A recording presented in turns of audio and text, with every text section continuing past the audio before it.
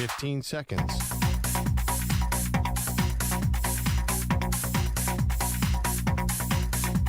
Break ends in 5 seconds.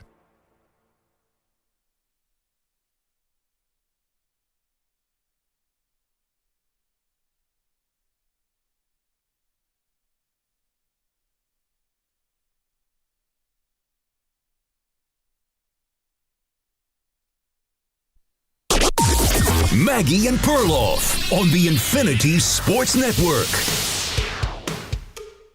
Not really looking for an apology this morning, although maybe I'll take one, but I'm asking Andrew Perloff, do you agree with me now that the decision to sign Kirk Cousins and then draft Michael Penix looks a little bit flawed now that the team has had to pull the ripcord and go to Penix because Kirk Cousins has been so bad? Welcome to the show, by the way, Maggie, Perloff. Get out of here. You loved it the day it happened. You backed up the Atlanta Falcons front office. No, I didn't say I didn't back up the whole notion of signing Cousins and drafting Penix, but I do like the Penix draft pick because I still like that. Like, I think they immediately realized they screwed up when they took Penix. When they signed Cousins, and they're like, oh man, we got to watch. Penix is going to go out there and ball out, and Atlanta fans are going to be like, well, this was a disaster of a season, but I'm excited about the future. That's what's happening next. Yes, they made a giant mistake signing Kirk Cousins, coming off an Achilles. It was the wrong move. That part, but drafting Penix I liked. Because I love Michael Penix. Who doesn't? I mean, we all love a lefty who can throw a bomb. But the thing is if the Atlanta Falcons, they just mess this up in so many different ways where if you think Penix is the future, you know, you made this decision after you'd already give Kirk Cousins $100 million and a no-trade clause, a guy who's coming off an Achilles tear at 36 years old, doesn't have the pedigree of Aaron Rodgers. You could have squinted and seen how this could have worked with the Jets. The Atlanta Falcons, this was always going to be a huge challenge for Raheem Morris. I don't trust the front office.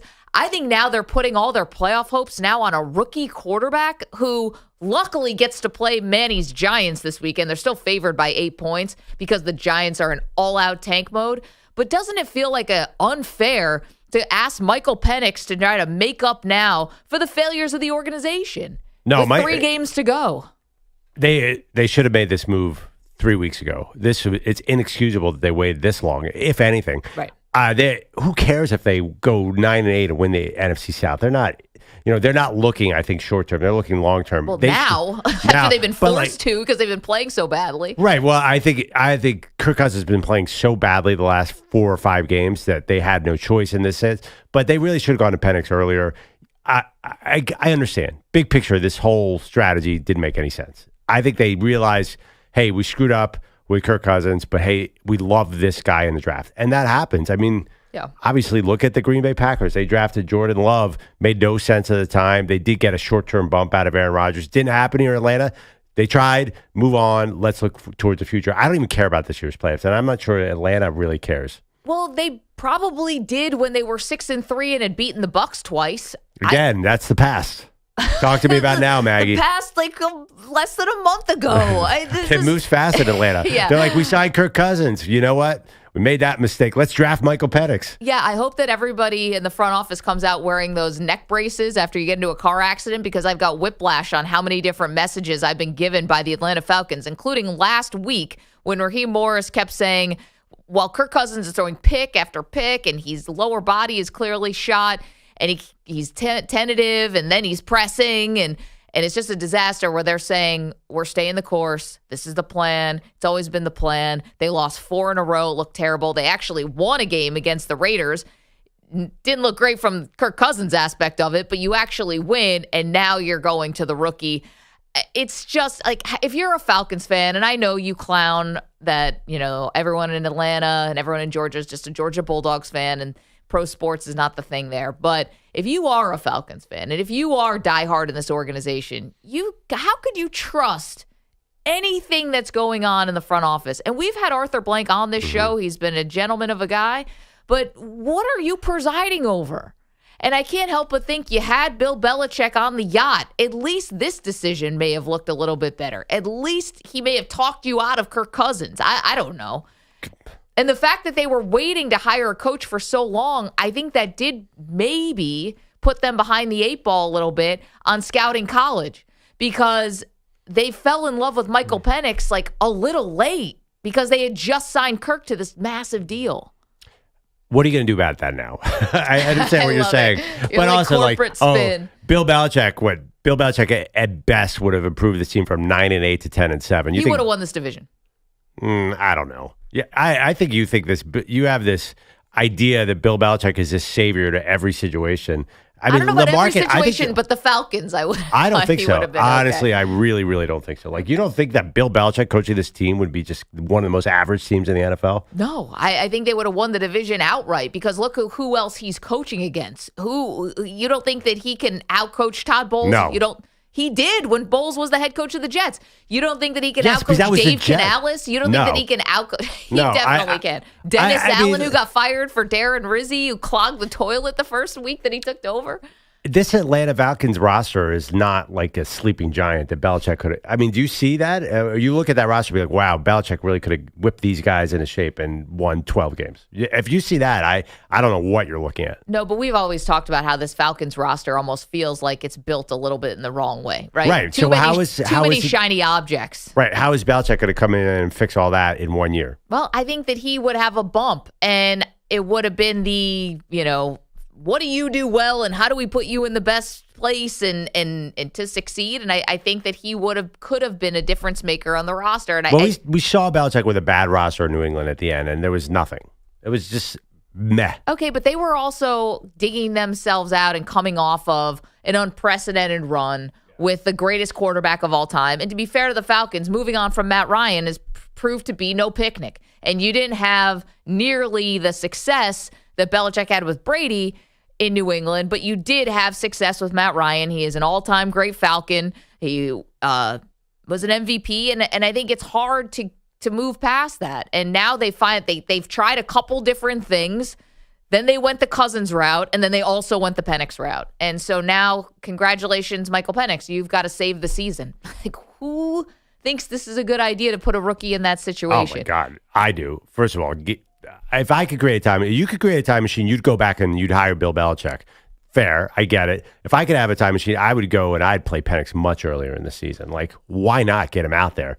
I think Belichick would have been a Band-Aid on this team, and Kirk Cousins was a Band-Aid on this team. Sure. Like, let's win short term. They got to start building from ground zero and build around Michael Penix and hope that he's the man. Definitely. But that could have also, if you're in the market for a quarterback, and I just assume, and maybe this is a bad job by me, I'm assuming that you have a scouting department who, when you need a quarterback, you do. Desmond Ridder was not going to be a thing there. Who else do they have? Heineke. You didn't have your guy. You need a quarterback. How are you falling in love at the last minute with Michael Penix, who's playing in the national title game? Washington Huskies were not going under the radar last year. This was not oh, wow, I can't believe SMU. I can't believe it's Boise State. Whoa. This was University of Washington playing these epic games against Oregon that I'm assuming you have all of your scouts at these games, Perloff. The fact they fell in love with him so late in the process, I think that's a flaw too. Again, it happened in the past. Do you think they should have taken Knicks? No. I threw you off with that one. Like, wait a minute, what? I mean, honestly, he's pretty nice there in Denver. I'm just surprised. It's like this is where teams are directionless, because at first the whole, if you sign Kirk Cousins, even coming off the Achilles, what are you messaging? We're a playoff team. You draft a quarterback in the top 10, you're messaging, hey, let's see how this goes. It's more about development than it will be about year one results, right? But I think they looked at it like this is the richest quarterback class of a decade, and we're not going to be in the top 10 that many more times. We have to strike while this iron is hot. And if you're going to overinvest in any position, make a quarterback. Right, and they're going to now understand, I guess, the potential upsides, but also the potential pitfalls of that. And you mentioned Denver and Bo Nix. And I guess this would be the great way it could work out. And I'm going to put that in air quotes because even though Denver looks like they're going to make the playoffs with Bo Nix and Sean Payton's doing a hell of a job this season, they still have the biggest dead cap hit. And I imagine for the casual fan and people like us, for what we do, maybe not as big of a deal. But I bet inside the building, That's a hard thing to explain to somebody. Why are we hamstrung and we can't make the moves we want to make? It's because you missed on Russell Wilson. And Sean Payton, I guess, he's like, listen, I didn't make the trade. I didn't give him that big contract, so my hands are clean with this. Nobody in Atlanta is going to be able to say the same thing. That dead cap hit, which is looking like $65 million if they cut him this year, and they gave him a no-trade clause. Oh, my gosh. Why did you do that? Well, no one's trading for him, but go ahead. I'm just saying he gets to funnel himself wherever he can say no. Say the Tennessee Titans did want to trade for him. Say somebody did. He can say no thank you. Well, I mean, yes, you mentioned Denver. Like, wasn't drafting Bo Nix the right thing this year, though? It was, but they weren't. But this regime wasn't tied to Russ. They can blame that all on Hackett, and believe me, they have. Well, I think the coaching staff, the GM was there, but the coach. Regardless, that I'm saying, like, it was the right move to draft Bo Nix. I mean, listen, you're playing the result because when Kansas City drafted Mahomes, you could have said the same thing about that draft pick. Like, it didn't make any sense. You got Alex Smith. Why are you investing in Mahomes? But look at what they did that year. They played Smith the whole year. They didn't ask about Patrick Mahomes to come in and save the season with 3 games to go. They gave him the irrelevant final week of the year, and everyone got a little taste. But we're talking about the team building strategy. Like, over-investing in quarterback has helped a lot for a lot of teams. Like, it's actually a formula that has worked more often than not. Like, passing on Michael Penix. Say they pass on Michael Penix, where would they be right now? No, I mean, now you're probably psyched that you have him because Cousins did not. Last month, he's been really bad. Terrible. He was pretty good at parts earlier in the season. Imagine if you don't have Michael Penix and you draft, I don't know, Dallas Turner with that pick. That probably would have been the pick. He was in all mock drafts, the pass rusher. Like, then you have no quarterback next year and you're in big trouble. Because you're not getting one of the top 2 picks. Like, what are you doing next year? Well, I know you're very bullish on Aaron Rodgers being better next year, 2 years off the Achilles. You would probably talk yourself into that, number one. And number two, the thing about Alex Smith and the Chiefs, and I'd have to go back and look, I don't think the year that they drafted Mahomes, they gave him $100 million guaranteed. Again, we're talking about, if you just are all about the results on the field, we'll see. We're all going to find out together how good Michael Penix is on the pro level, getting thrown into the fire. But if you're about, like, if you're invested in this team, you can look at these and they look like mistakes. It looks like definitely. Mistakes. Obviously. Okay, listen, nobody's going to say, like, oh, it was smart to sign Kirk Cousins for $100 million plus and then draft Michael Penix. I don't know that I ever said those exact words. I did like the Michael Penix draft pick, and I think they're like, thank God we made that pick. I really do. I assuming save their jobs, probably. Yeah, I mean, all of a sudden, like, if you're an Atlanta fan, you have something to look forward to. If the way they're playing right now, I mean, you saw that Raiders game. Like, they wouldn't even let Kirk Cousins throw. He threw 17 passes in the whole game. They just would not let him throw. They're like, we don't trust this guy at all. He's throwing. I mean, do you remember the interception against the Chargers in the end zone? Which one? Oh, that one. The one where he ran around and he lobbed the ball, and they were the Chargers basically were fair catching the ball because it was such an easy catch. Like, he has really kind of lost it with this team. So at least you have Penix to look forward to. Otherwise, I mean, it would be dire. Imagine finishing 8-9 and losing to the Bucs this division with Kirk Cousins and be like, what am I doing on this team? So you have something to look forward to. Can you imagine Kirk Cousins? EJ or Manny, do you mind looking up the career earnings of Kirk Cousins? Our pal Andrew Brandt, who is the former front office executive with the Packers, likes to say that he is a front office Hall of Famer because of how much money he's made off of the amount of, let's just say, playoff wins that you've gotten out of Kirk Cousins. Like, the results on the field, Cousins a fine quarterback, but how much money he's made? You got the number? I see $294 million. That's a lot. Damn. It's not really NBA money, but it's like, isn't that like backup shooting guard money in the NBA? Well, nothing's NBA money. There's only 12 guys on the team, so they splitting a pie a different way. But wait until you guys hear about baseball. I know. I know. $760 million. It's all deferred though until the year 20 whatever. The more we talk about this, the more convinced I am that Michael Penix is going to go down as one of the great draft picks of all time because, again, man, can you imagine seeing Cousins limp around there? I like Kirk Cousins personally, but this has been a disaster of a season. Like, he's looked really bad the last few weeks. I don't know what happened to him. So I think they should have pulled the ripcord before, and I'm excited for Penix. I think Penix is going to be good, and I think we're all going to forget this whole Kirk Cousins contract issue, kind of like I think Penix. most people have forgotten in Yeah. Denver. You're totally right. They are hamstrung by that dead cap money, but you can easily look past that because you have some excitement with a young quarterback. See, I'm excited about Penix too because we loved watching him at Washington, but I feel like the team has done him a disservice here. And listen, they're still an 8-point favorite against the Giants, so they're expecting he's going to come in and play well. Spread did come down when they switched, which is interesting. It was higher than that? I had heard it went from 9.5 to 8 to 8.5. I didn't know it was at 8 already. Jeez. Well, I mean, Penix at his first start, you never know. Yeah, he gets the Giants. That game's going to go under the radar. And then Sunday night, they just flexed their game against Washington into the Sunday night football window. So we get we get Chris Collinsworth and Tirico. Yeah, that'll somehow go under the wire, too. I don't see the Falcons Commanders of all the Sunday night ratings. I don't know if that one's going to jump to the forefront. 855-212-4227. Michael Penix now going to lead the Falcons to the postseason? How? I mean, anyone want to buy some Kirk Cousins stock? I think that's an interesting topic, too. Like, who would trade for Cousins? Because what young team would want Kirk Cousins? So here's the thing about Cousins, though. He might end up in a good spot just by virtue of the timing of this whole thing. Because we've acknowledged it looks like a two quarterback draft at the top. Right. With Shador and Cam Ward. Well, look at the teams that are at the top of the draft. You've Right. got a lot of teams Right, but who need QBs. If you're a team at the top of the draft, I think you're not a win now team, so you wouldn't want Cousins. That's what, like the Giants or the Raiders or the Titans, like. Yeah, but you need somebody literally to fill the position. Yeah, I guess so. I mean, so Vegas and the Giants are picking top 2, but if you are, what's Carolina doing? What's Tennessee doing? What's Cleveland doing? What are the Jets doing? What is New Orleans doing? Jets are doing Aaron Rodgers. What's Indianapolis? Are we Anthony sure Richardson. that he's going to be back? Okay. What's going on?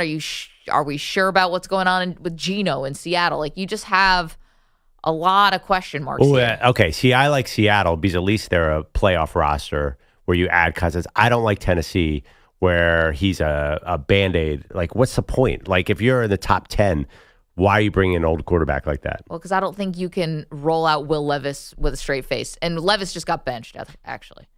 Yeah, no, I think Mason Rudolph again, maybe. I don't know. Yeah, that's not looking good. Or you're gonna be in the Sam Darnold is the big winner here because he's gonna have all these types of suitors. Right, because he's 27. Right, it makes Daniel perfect Jones. sense. Is someone gonna take another shot on him or something? No. I have no idea. I think Daniel Jones will be Sam Darnold in Minnesota next year as the bridge quarterback to McCarthy. But yeah, you do bring a good point. They do have to play somebody at quarterback. This is the whole thing why I think Brock Purdy is getting majorly paid also. Because Yeah. what's San Francisco going to do? Good luck. You want Kirk Cousins now? Well, they certainly like Darnold and Cousins. 855. And Rodgers. I would keep an eye if I'm San Francisco. Kyle Shanahan's saying, Cousins is going to be on the market. I could work with that guy. Can you? He's got one leg. Oh, my God. 855-212-4227. There's never been a quarterback and a coach who wanted to play together more than Kyle Shanahan and Kirk Cousins. I mean, you remember Kyle Shanahan, back in the day with Matt Schaub. He dreams of Kirk Cousins running his playbook. And you want to know what it would remind me of? Remember when Mayweather and Pacquiao finally fought each other and it was about 5 years too late? And that really could have been a great fight. Yeah. But it wasn't because they were not in their prime anymore. Yeah, and I think that's what it would be like. Same with Aaron Rodgers and Kyle Shanahan. Yeah. That would be, it'd be like, ooh, this could be good in 2019. But missed the window. 855-212-4227. We get it going with the news yesterday. Kirk Cousins has been benched. Michael Penix is now in. What do you think about it? We will also talk a lot of college football today. The college football playoff gets going on Friday. We've got our upset pick for you and our dark horse. Which of the non-top 4 seeds do we think is going to just grab this bracket and break it over its knee? Like a slugger with a baseball bat. We'll get to that next. Maggie and Perloff. You're in a 5-minute break.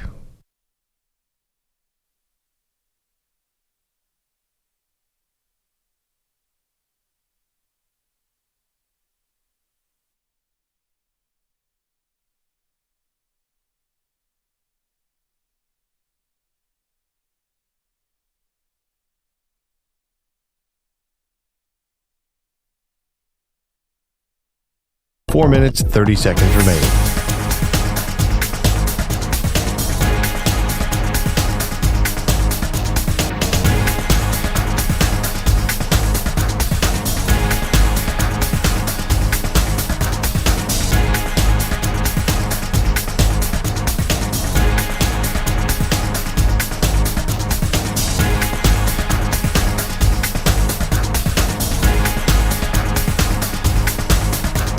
Four minutes remaining.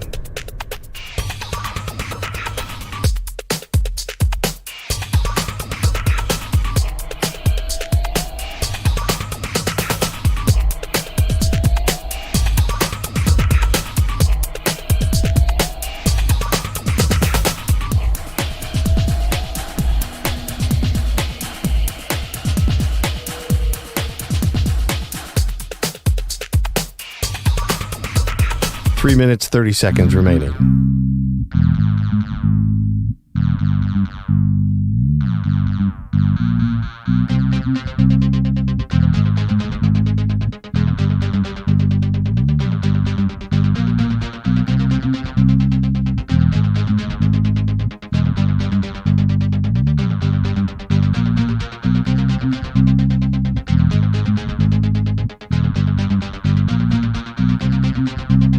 Three minutes remaining.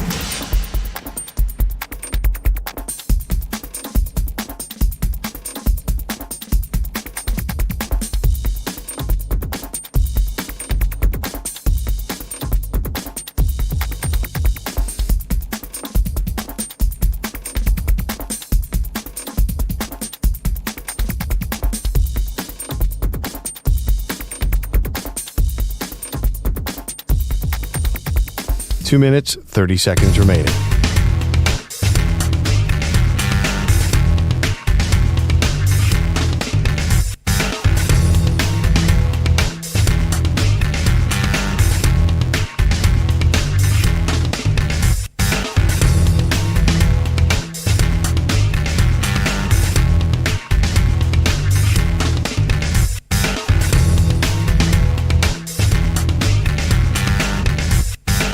Two minutes remaining.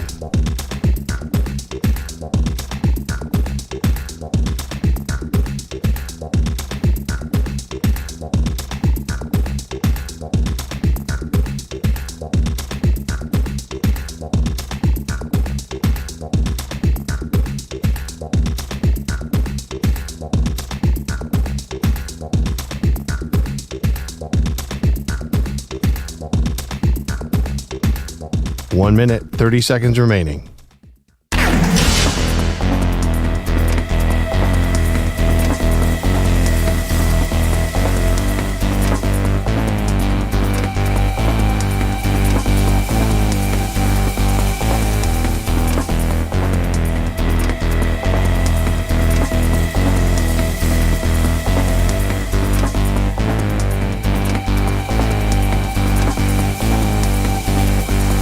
One minute remaining.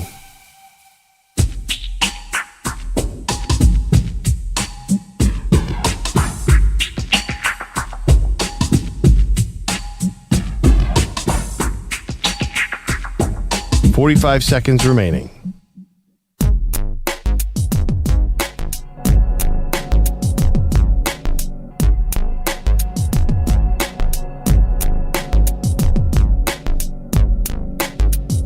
.30 seconds remaining.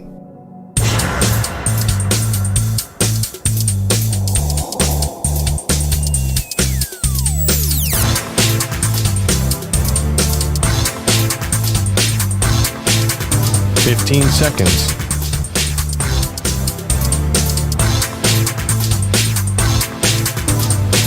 Break ends in 5 seconds.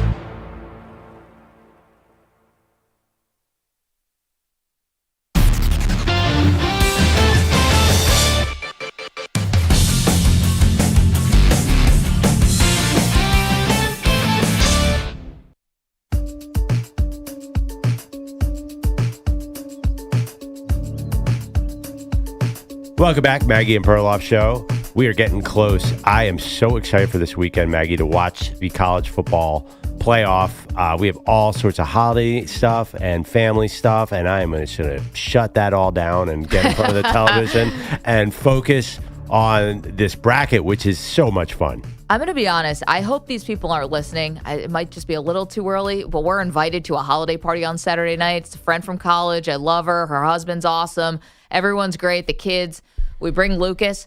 But I'm thinking about canceling because they're great and they're sports fans, but they're hosting a party. I don't think the games are going to be on. I'm a little concerned. We went to a Labor Day party at their house, and I thought, oh, this is great. They're doing a pool party. They got a whole setup outside with TVs. Like, they're great hosts. But they had the U.S. Open tennis on, not college football. And I was like, I just don't know if I trust you guys anymore. Well, what else are they going to put on a Saturday night? I think it's just going to be music and mingling. It's a holiday party with families? I guess about not going to have the TV on with the college football playoff? You are so offended, CeeLo, by this notion. They probably will. If you're a good host, you've have got to to appeal to everybody. Well, you know? There's only one night game. It's Tennessee, Ohio State. It's at 8 p.m. So unless you say it's partying until 1:45 a.m., you're going to catch half the game. That's a good point. Well, we also live an hour away. So then I've got to do watching in the car, which I've gotten clowned about before. I'm watching in the back of the Uber. My husband will drive. But I got to watch on my phone. You and I are different kinds of parents. You have a 5-year-old kid. I would be home by 9:30. I would catch the end of the second quarter. It's a Christmas party. Like, you desperately try to get out of there, right? Well, it's a good Am I the only antisocial person in this room? It Possibly. appears. Yeah. What time is this party starting? It starts at 6. But you guys are also forgetting, we have NFL games going on Saturday this weekend as well. Oh, yeah. Allegedly. Are they going to cancel them? No. Just like the Chiefs, if Mahomes doesn't play, who cares? Right. Who has to watch it? Oh, Sure. no, that is... I care. I care also. I'm Happy tongue-in-cheek, Wentzmas. obviously. Yeah. Happy Wentzmas. Get out of here. Oh, yeah. Actually, the Saturday schedule is loaded. Oh, boy, Maggie, you are in a tough spot. I'm thinking about just canceling, but this is my thing about canceling. You guys can tell me about. It's hard sometimes to come up with excuses that don't feel like you're testing the karmic waters. You know, I don't love to say anyone's sick. I feel like that is really bad juju. I don't want to even put it out in the world. Oh, I've got my kid's sick, my husband's sick, I'm sick. I don't want to do that because I'm afraid it's going to boomerang back onto me, and boom, I'm going to get sick. Yes, because you are a terrible liar and you add way too much. I know some of the lies you've told in your life, and you add way too much extraneous information. I don't know why you do that. Lies are all about the details, guys. This is lying 101. You've got to have specific details that make it sound more real. You have it exactly wrong. You have to go as vague as possible. Like, you're 180 degrees off on this, and I've seen it in action. You're you make me out like I'm this massive liar. You're a Curb Your Enthusiasm episode. No, your white lies are so bizarre. You're like, well, then a water buffalo hit my car. Like, you add details that are totally unnecessary. They add nothing to the story. Water buffalo. That happened that one time. Stop. That was crazy. That's why I couldn't go to the office party. Just the idea that you said lies are all about the details shows that you don't understand how to lie. Like, you have to keep the details as vague as possible. The more detail you enter into the lie, the more likely you are to get caught. Okay, so put yourself in my shoes. I would like to get out of this holiday party. It is a good friend, and I hope they're not listening right now so they know that I'm workshopping this with you. What's the lie you're telling? Without saying someone's sick, because I don't like to do that. We have a family commitment. We can't make it. Can't do that. That was 6 words. Dude, this is a friend from college. I've known her for 20 years. I can't all of a sudden say family commitment. I already RSVP'd yes. I had no idea there was a family commitment. You were abducted by aliens. Makes sense. You're in Jersey, right? Yeah. I do have a lot of drone activity going on in my house. By the way, the family commitment, take back, that worked, right? Is anyone not buying that? Oh, yeah. I'm not asking you a follow-up. Yeah, why would you ask a follow-up on a family commitment? Yeah, but like she said, she RSVP'd yes. In theory, wouldn't she already know what the family commitment was? Could have forgot about it. Well, the other part, too, is this woman who I've known for 20 years also knows my family. Oh, yeah. She's met my mom many times. This is like people, I'm intertwined. We're intertwined with each other's lives. Like, it's a friend. Just tell your mom, hey, I don't want to go to this thing, so if you get asked about it, just tell them that I'm at your house. No, I'm just saying, like, I think she would assume something. Anyway, by the way, this I just don't have a good lie to go to. It's a 6 o'clock party. Yeah. Can't you be out of there by 8? What is Do you what's not want to happening go there? at all? I just don't feel like going. Oh. How about a non-lie? Just say, listen, Can't do it. work. It's for work. I got to be paying attention. It's too big a day. Too much going on. Yeah. It's not the same watching on DVR. Sunday's loaded. I won't have time Yeah. to get through it all. Plus, there's more football games on Sunday. They can. The problem is her husband also works in sports, so he Yeah, but it's his home. had to navigate Okay, these but things even before. more reason then. Of course, the games this are going to sport. be on. Not this sport. Oh. Again, I went to their house for a Labor Day party, and I ended up watching U.S. Open tennis, not college football, and it threw off my entire night. Was it Carlos Alcaraz at least? I don't remember. Oh.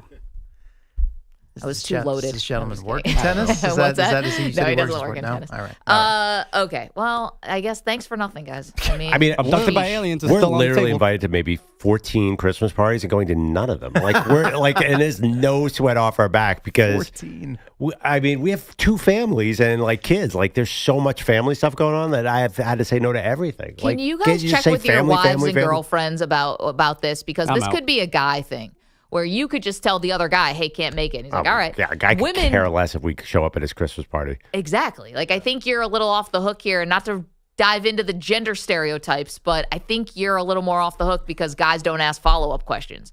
Women may. Yeah. It's the kind of What? thing. that would Really? keep- So- this That would keep part my might be wife true. up at night. Wait, worrying that about is this. crazy. Yeah. Like, so someone says, I can't come to your party because of family commitment. They're going to be like, tell me what this family commitment is and hold you to that? No, but That's the next time I crazy. see her, she'd be like, so what was going on with the family? Is everything all right? Right, And I yeah. still need the lie, guys. Like, I'm not But no, off but the hook. You have a big family too. Nothing's ever all right in a family. There's always 10 crises to pick from, right? I suppose. Again, Yeah, I don't like, want to CeeLo, bring back I know the, you have the a big karma. family, right? I do. Is it, like, could you pick A, B, or C? Like, Yeah, someone's got a problem. Yeah. Somewhere, if you go down the list, you're bound to hit one eventually. yeah. And then you just make it your problem and pass it off as the reason why. I just, I had to help whoever. Yeah, my couldn't do it. arthritis is acting up. You're too young for arthritis. Like, Also, oh, right. Also, if you don't want to go to the sick thing, you could say, "Hey, I'm just a little rundown the show, early mornings. I need a No, night. I need EJ, myself." oh God, you're even worse than she Aliens. is. That's the worst. I'm run That's down a- because of the show, and I can't. Man, I'm not feeling up to it. Yeah. It's a That's great terrible line to lie. talk about. But Terrible lie. I don't Why? sleep well. It's the weather. It's Because been that's weird. honest. The Like, that's temperatures the were all truth. over the place Right, this exactly. week. That's the I came point. down with How the could cold. anybody defend that? How Yeah. can anybody argue against that? You're kidding me. You're going to call your friend and say, I'm a little run down. I'm a little tired from the show, and I'm not going to make it. That Not will just the work. show, just life, just the show, family. I got a young kid. Like, just a little rundown. I know. I need a night. I'm a little run. Oh, The only boy. problem with that is that these are 2 working professionals. They've got high stress jobs and they have 3 kids. No, I dude, only have 1. That's not the only problem with that. That everything is wrong with that. Like you have to be you have to be vague and specific. Like at the same time, I have a family I have family stuff. I have a commitment to my mom wants us to come over. I'm going. Like just, You think I'm a bad liar when you just said you have to be vague and specific at the same time. Yeah. But you have to be vague. Like you can't like. But you say I'm run down from the show. I'm too tired to come. You can't say that Why? because it's terrible. Like would that work, Maggie? It would not. Why would that not work? Because I think they might be offended by that. It's like, hey, also buck up. We're doing our annual party here. This is our thing. Like Rub make some dirt make on it it. happen. Yeah, rub some dirt on it. Get out there. Get a cocktail in your hand. Put some lipstick on and get out there. Mingle. Oh, that's lame. I'm sorry. That's lame. I feel like the rundown, life is hard, thing should always work. Mental health, like all that stuff should mental work. health. Generic. See, Yeah, I don't want to right. do a health thing. Right. mental health. My mental. Maggie, just remember. It's a party. They're not asking me to go to jury duty. you Marshawn know? Lynch said it best: protect your chicken. Maggie be like, I'll write that down. Maggie be overly specific. She's like, yeah, I do. It's just diagnosed as bipolar. I'm not going to show up for this party. I'm not gonna do mental that. health, lying about mental health, that seems totally wrong too. Yeah, that's why I don't want to do it. If I lie about mental health, then this is going to be the thing we talk about for the next 20 years because she's a friend who cares about me. She's like, how's that bipolar thing going? I'd be like, what? Just say you run down. Are you bringing your kid? Yes. Oh my God. What was are we your even talking excuse to about? leave That early? you have kids for one specific reason, as an excuse to get out of everything. That's yeah, the but she only already reason told they you exist. they have 3 kids, and she doesn't want the bad karma bet blowing back on her if she uses the kid as an No, excuse. but you have to leave because he's going to melt down. Exactly. We could do Yeah, that. yeah, It's that- also an hour I away. was going Did to say, I you're going to mention drive that? an hour, hang for 90 minutes, and then say, hey, we got to go? Well, I mean, like you do have to 2-hour get your kid to drive. bed. Also, Honestly, they have really cool toys there, so sometimes Lucas doesn't want to leave. Yeah. Oh, I can see that, but we could have a service, rent a kid so you can get out of this party. Like I don't want to kids do are that. the get out of jail free. Like You they got are one to spare, perfect. Perloff? What's that? Got one to spare for Maggie for the night? Can I borrow Emma? You need a second. You're saying if you had a second kid, if you had a baby, Rent a you'd kid. be on easy street. Well, that I don't think it really works like that, but sure. To get out of this specific thing, What but if the you other ran it- 23 and a half hours of your life are You complete ran, murder. like Maggie shows up at the party with a baby Bjorn and a newborn. I'm like one of those people. I forgot to mention. I totally forgot to mention. This By whole the time, way, when this you and is I were our- drinking all those Cosmos, I forgot to mention Yeah. I was 6 months pregnant. Yeah. Isn't that weird? This I is totally Amanda. slipped my Like, mind. here's a little baby. Have you ever we have to been- leave. Have you ever been to, sorry about that, a tourist attraction? Sometimes this happens in other countries where people pretend to have babies, but they're actually pickpockets. Have you ever seen that? No. Beak bucket. What? There's a whole trend on the internet where people get exposed for pickpocketing, and people with a video camera they just start yelling pickpocket. It sounds like they're Italian Oh, I because see it's these. pickpocket. Some of it it's known to happen in some cities in Italy and other places, just the very touristy spots. And so it's like they're pretending to hold a baby, but it's actually a pickpocket. And maybe I could take a line from one of these people. I don't know. The baby is just a little person who happens to be a pickpocket? Well, I don't understand. Like, does the A baby woman, reach in? Yes, the baby reaches out with her little baby hands You and can takes some train of your- a child to do that? Takes some Instead of of a your child euros. being stuffed in there, that's all the stuff they're taking from people. They Yeah. just wedge Oh, it so right there's in no there. baby. Like There's it's no baby. Yeah. It's not Abu the monkey from Aladdin or something You're that right, goes and right. steals the jewels. Yeah. No, this is not a movie. I have heard of, and I think it might have been in a TV episode where single men can rent a dog to walk around. I've seen that before. Yes, like, and I think rent a baby would be a good thing too. Rent a baby to get out of the Christmas party early so you can watch college football. This is $1 million idea. You know, it'd have to be something like Uber, though, where you're giving each other a rating or a review. You need mutually assured destruction here to make sure the kid gets back in one piece. Because to be honest, the parents of the newborn might need a break too. So it yes. could work, Yeah. but Yeah, I don't think they care. Take Kevin. He's fine. Yeah, Kevin, my home. where are you going? The bar? Whatever you come up with, just remember, the great George Costanza once said, "It's not a lie if you believe it." Yeah, you know what's going to happen, CeeLo. My behind is going to be at that party with a sparkly top on, smiling at everybody, wishing I was watching the game. I'll tell you what's going to happen in the game. It's going to be 9:30. You're going to be like, why hasn't Ohio State with 17 pros on offense scored more than 6 points? You're gonna be, I'm telling you, I'll give you a preview of exactly what's going to I happen just on like Saturday. raving like a lunatic in Yeah. front of my phone. It's like Emeka Egbuka is right there. Throw him the ball. This game sucks. Get me another cocktail. yeah, and all the other dance moms are going to be like, what is this loser talking about? Oh, okay. Chip Kelly's calling another run play. Huzzah. All right, well, we solved nothing. You guys have done absolutely nothing we to all help see me. how to lie totally differently. Can we put that on the poll? How do you lie? Vaguely or with more detail? Because I'm curious here. I know we had a former boss who sometimes comes on the show, Spike Eskin. We've talked about this before. He always says you need more details. We've talked about lying. Yeah. Interesting. I mean, You better commit to those details. I do. though. I believe I don't know if I was supposed to say that out Yeah. loud. the Sorry, Spike. easiest thing to remember is the truth. That's one That's thing. true. So if you actually tell the truth, it just makes your life less stressful. That you might consider that. And you have to go to this party, obviously. It's a big deal. Apparently, you're intertwined with 20 years or whatever. We are.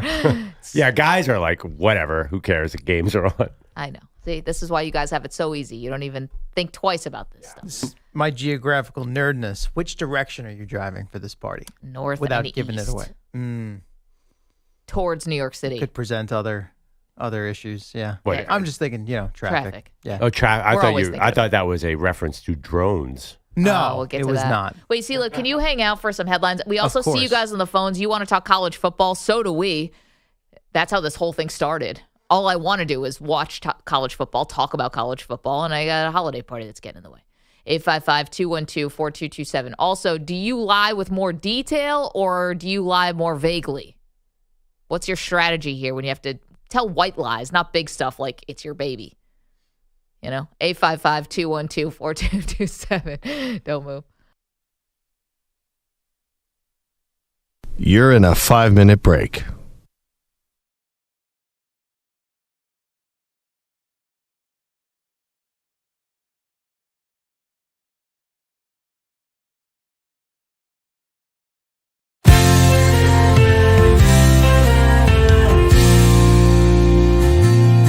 Manny's desk is a circus, it's a sight to see. Got a coffee tower teetering dangerously. Strange brews from who knows where, with labels all in code. One smells like gasoline, another like a toad. And in the corner, what's that shimmer? Oh, it's Manny's trusty nose hair trimmer. Polished chrome, it's his pride and joy, clearing paths like a landscaping toy. Oh, Manny's desk, it's a wild display, a mix of chaos and a fine cafe. From coffee cases to gadgets galore, you never know what's walking through that door.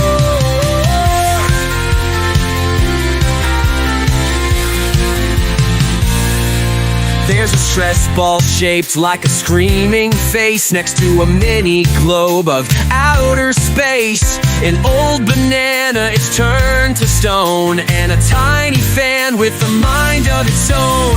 What's that rattling? Could it be a mouse? Nope, it's Manny's coffee carrying house. Compartments and straps like a tactical vest, carrying caffeine like a man possessed. Oh, Manny's desk, it's a wild display, a mix of chaos and a fine cafe. From coffee cases to gadgets galore, you never know what's walking through that door. What's that rattling? Could it be a mouse? Nope, it's Manny's coffee carrying house. Compartments and straps like a tactical vest, carrying caffeine like a man possessed.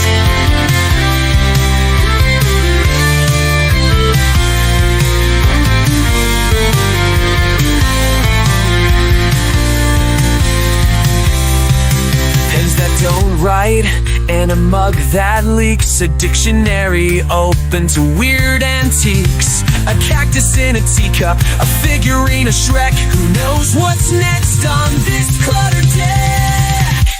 Oh, Manny's desk, it's a wild display, a mix of chaos and a fine cafe. From coffee cases to gadgets galore, you never know what's walking through that door. So raise a mug to Manny's domain, where the odd and the quirky forever reign. His desk's a legend, a true conversation starter, a monument to Manny, the desk hoarder charter.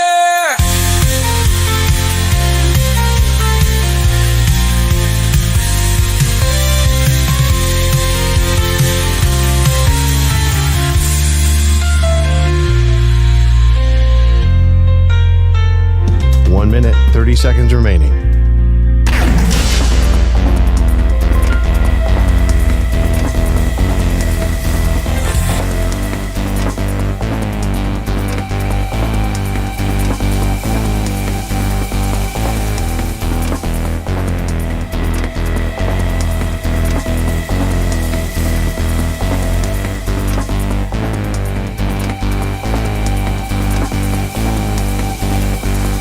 One minute remaining.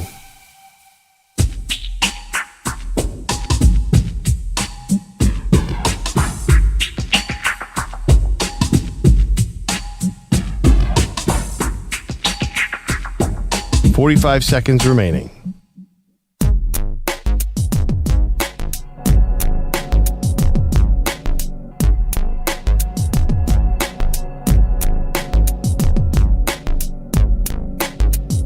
Thirty seconds remaining.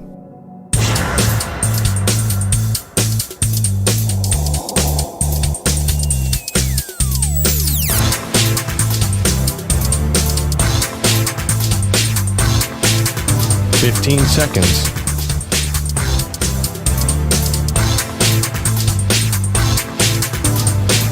Break ends in 5 seconds.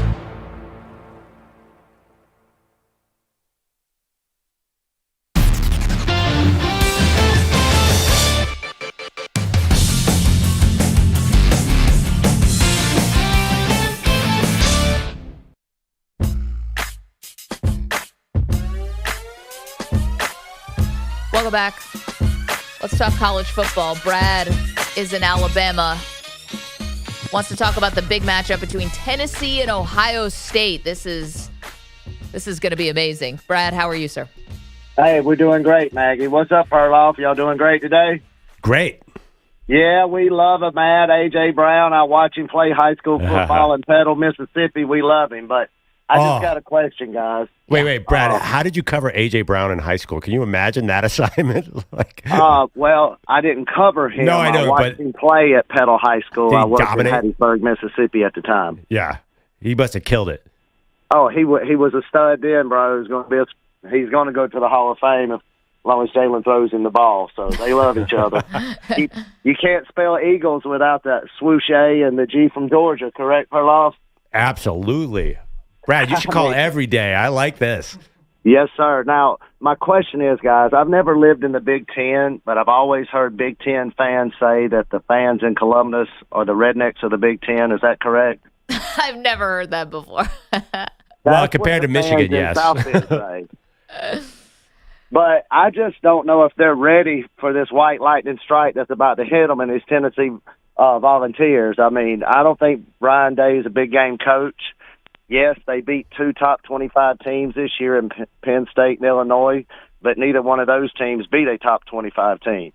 Real competition against Michigan and Oregon with a defensive line that Tennessee's going to hit them with. I think Ryan Day loses his game Saturday, guys. What do y'all think? Man, and Brad, if he does, I mean, he's got to be out, right? I mean, you get a home night game in the Horseshoe. Good call all around, Brad. And you lose that game where you're a 7.5-point favorite, you would definitely think that his time at Ohio State would be over, which is crazy because you're in the playoff. Actually, I don't know. I'm not so sure. I'm not 100% convinced. I was, but I'm not sure. It's getting kind of late. I'm not sure what their alternatives would be. Say they lose on Saturday. Right. You're saying Monday they fire him? I'm not convinced that's going to happen. I always think Urban Meyer is lurking. But here's the thing. I know. Here's the thing that just made CeeLo, like, what did you just do there? Up Chuck? If the mic was on, this was what it was. Oh. Well done. I think that the other part of this, too, this is what I'm curious about with Tennessee. It's not the defense. The defense I have full faith in. It's what offense is going to show up. Is it going? Sometimes we've seen the Tennessee offense be amazing, and sometimes we've seen it be less than that. So, well, I mean, I think the Alabama game is the model. Like, they're going to win. You know, I know Josh Heupel's a coach and he runs tempo and stuff, but they're going to win a low-scoring game. They want to win this game 19-17, right? Which I think Ohio State would also. Even though they have all these dudes on offense, it feels like they want to win these games low-scoring too. Well, that's the funny thing. Like, why does Ohio State want to win these games low-scoring? Why are they playing so conservatively? I think that's the head-scratching thing about Ohio State. I played right into Michigan's hands, that's for sure. I feel like this game, of course, because college football defies expectations, will probably be 42-37, but it does set up to be a really low-scoring, game control kind of game. And we love Nico, but he's definitely not like a high-flying quarterback right now. Like, he's not going to put 400 yards on that Ohio State defense at all. Ohio State favored by 7.5. The total in the game, 46.5. So very low scoring by college football standards. Right. Kevin is in Oregon. Good morning, Kev. Good morning. Good morning. Hey, as far as excuses go, I think my mom must have died 6 or 7 times over the years. Kevin, see, I can't do that. I don't want to make up an excuse that one of my family members is sick or God, heaven forbid. But worse. My fallback, if I had to use that excuse with somebody before, was I've got a beginning of a cold or a slight case of Ebola. And then Ebola. My third one was, over the years, things have changed, and I don't really like you anymore. You'll never get invited again. So those are your choices. But what I called about was Dylan Gabriel. Yeah. You were talking about Shedeur Sanders and Cam Ward. Where do you think Dylan Gabriel is going to go? He's kind of small, but he's got skills, and he's 6 years of college experience. I mean, he's probably got a PhD in something, but I think he's pretty talented, but I don't think he's a first rounder. But, there are so many teams that need quarterbacks. I was wondering what you guys thought about him as a potential first or second rounder. I don't see it. I mean, he turns 24 this month, and generally NFL has been afraid of the older guys and the short guys. And Have they? I feel like I'm watching short guys get drafted. I just watched Bryce Young 2 years ago go number 1 overall. I watched Kyler Murray go number 1 overall. Yeah, but also I think that people are looking around and looking at Josh Allen and Justin Herbert right now. What is it? Carson Beck has been a draft prospect since he got to Georgia, and why? Because he's 6'4". Yep. You don't think that Dylan Gabriel's height is a concern for NFL teams? I can't tell anymore. I watched Bryce Young, and I don't think Bryce Young, unfortunately, is now good. That's not a good thing, right? It's like that looks like it was a mistake, and I don't know if he's going to be able to play in this game. Can I in this league? You and I actually did have a bet at one point that we thought he might go. I thought that Oregon would turn him into a first rounder. I'm going to concede defeat on that one. Well, how do you know? You're done on the first round for him. Can I give you a second option? Yeah. Top 100? Maybe, yeah, like a Will Grier kind of draft pick. Does he go top 100? I think if he gets in the top 100, that would be considered like solid success. You probably come in, you have a chance to be the backup. Solid chance. You probably expected maybe to win the backup job. So like a Desmond Ridder path. Something like that. Maybe. But better. But Ridder made the college football playoff when it was only 4 teams. Right, but it's funny, that second or third round quarterback, those guys usually end up being backups. So everyone has these success stories like Jalen Hurts, but most often it doesn't really go anywhere, right? I think so. And we're watching a lot of those guys play now, and it's painful. Yeah, by like weeks they show up at week 17. I always think 2 guys are Will Grier and Desmond Ridder is the classic, like really Spencer good college. Rattler. Can I give you a little? Yeah. A little Sam Howell. Sure. Like Gabriel's got some Sam Howell in him, Sam Howell was definitely undersized. Sam Hartman, all these guys. I don't think these are compliments. No. No, Sam Howell take over for Geno Smith the other night? Didn't go very well. Sam Howell, though, is never quarterbacking the number 1 team in the country. Let's be fair. Gabriel's a Heisman finalist. That's why I think he gets into the top 100. Sam Howell was a much, much bigger prospect than Dylan Gabriel. Like Sam Hartman was the man. He was number 1 overall. Howell or Hartman? Hartman. I'm confusing the No, wait. Sam Howell. Yeah, I was going to say Hartman. Guy in North Carolina. Yeah, Howell was a big deal. Hartman has got a lot of gifts. Hartman, by the way. Most of them physical. Well, yeah, lifestyle starter Hartman. But Hartman was also a big deal. Like in college, at least he was a big star. He was not quite Dylan Gabriel. I guess he was almost as big a star as Dylan Gabriel, wasn't he? Anytime you're the quarterback in Notre Dame, you're going to get some attention. Let's get to CeeLo. We didn't leave you a ton of time for headlines, but what's happening? All right, well, football season's heating up, and Prize Picks is the best place to get real money sports action. Download Prize Picks and use code PRIMETIME. Get $50 credit instantly when you play $5. Must be present in certain states where it's lawful to wager. Visit prizepicks.com for restrictions and details. I'm going to hug him. I'm getting a hug? From Dion. That's very nice. Use the code PRIMETIME. I could go for a hug from Dion right about now. But he gives a good hug. I'm sure he does. He daps everyone up nicely, right? All right, we're going to start basketball here, though. NBA Cup final last night in Las Vegas ended up no contest in half number 2. He got a kick out of that. He said, absolutely. Here's a three-pointer from Lopez. And Lopez sinks another. It's a 20-point lead for the Bucks as Brook Lopez drains back-to-back threes. The Bucks out in front by 20. Bucks radio in the third quarter that capped a 17-2 run to open the second half. Milwaukee went on to beat the Thunder 97-81. Giannis had a triple-double, 26 points, 19 boards, 10 assists, while Dame Lillard finished with 23 points. And he was asked if this in-season championship, and I am saying that in air quotes for those of you, of course, listening on the radio, if that helps wash away their 2-8 start. That's why it's important to not take games for granted, because, you look back at the schedule and you look at 4 or 5 games that we feel like we should have won. So I don't think you can flush it, but I think we've shown that the team that we started the season as is not the team that we are now, and it was never who we truly were. See where they go from here. This particular game was decided beyond the arc. Bucks were 17 of 40 from three-point range. OKC 5 for 32. Obviously not a great shooting night for them. NBA regular season resumes tomorrow evening. Yeah, we'll Is that hear my from, cue to get out of here? No, we'll hear from the Spin Doctor later on. That's our nickname for Doc Rivers. Okay, very good. One of my favorite songs from my childhood. It's the second CD I ever purchased. Was that Spin Doctor's album? That's why we vetted that segment, just so we could play that song, because we all love it. Yeah, it's tremendous. A 90s classic, absolutely. The league also announced a new All-Star game or All-Star format for this year. It's going to be a 4-team 3-game, one-night tournament between 3 8-player all-star teams, and then the winner of the Rising Stars Challenge. Kevin Durant hates it, which I know you guys are going to probably get into at some point later on this morning. Quickly from the NFL, which you covered in the open, Kirk Cousins to the bench for the Falcons. He'll be replaced by rookie Michael Penix Jr. when the 7-7 Falcons host the Giants on Sunday. Here was head coach Raheem Morris with the media before the team released the official statement announcing the change last night. He was asked if there are any potential negatives of turning to Penix at this stage of the year. You could never say it is a downfall to turning it over to somebody that you put a lot of investment into, somebody that you brought in here, somebody you've done some things with, somebody that's done nothing but the right things since they've been here. So I never want to pit this thing versus Penix and why you don't want to do something like that. There you go. Writing was on the wall with his comments post-game the other night after they beat Las Vegas. I love that we're making the change off a win here with Cousins, but he hasn't been very good. Well, when you win a game 15-9, does it really count as a win? That's a fair point. Okay. Coming up, we've got lots more to do, including an update on one quarterback. Says he might play this weekend. That was a surprise. Get to that next.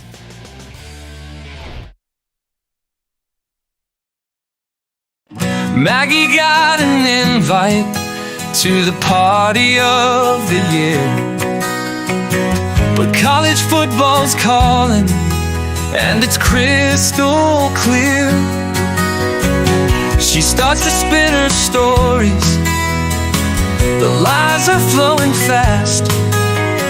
Perloff shaking his head, these excuses won't outlast. Oh, the dog ate my car keys, I've lost my left shoe. There's a blizzard in my kitchen, and the Wi-Fi's down too. Maggie's lies are piling, Perloff rolls his eyes. How bad are you at lying? These are horrible tries. She says her uncle's flying in, but his plane's stuck in Spain. They mention she's allergic to the sound of candy canes. Perloff interrupts her, this one takes the cake. You're telling me your neighbor's llama's got a belly ache. Oh, the power's out in Jersey, my sleigh's out of gas. I'm locked inside my bathroom with a reindeer that won't pass. Maggie's lies are piling, Perloff can't believe that's the worst excuse I've heard, even on Christmas Eve. She's glancing at her phone now, checking the big game, while claiming that her Christmas tree spontaneously bursted in flames. Perloff sighs and mutters, just tell the truth, come on. We all know you just wanna watch the College Bowl marathon. All my turkeys in the oven and my chimney collapsed. I promised Santa's elves I'd help them tighten up their wraps. Maggie's lies are piling, but she doesn't care. She's home in her pajamas with a football oven stare. So if you see Maggie Gray avoiding all the cheer, just know she's on her couch with a bowl of chips and beer. Perloff tells this story, shaking his head still. She's the worst at lying, but at least she's got her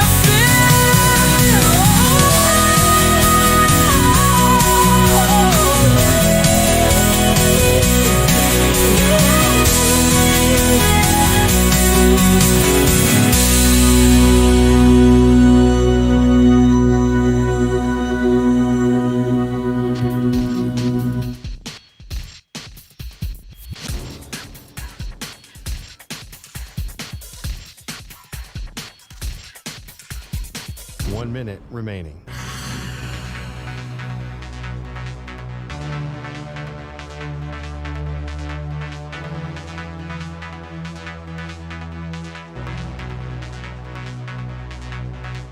Forty-five seconds remaining.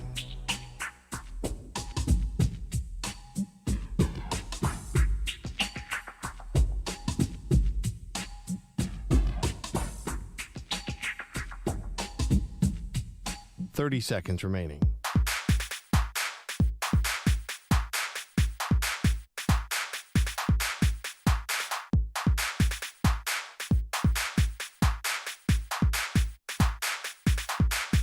Fifteen seconds.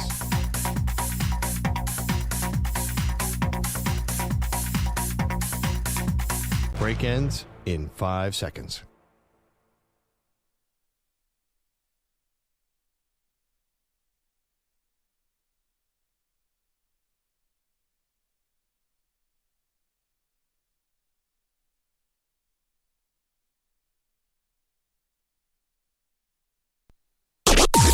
Maggie and Perloff on the Infinity Sports Network.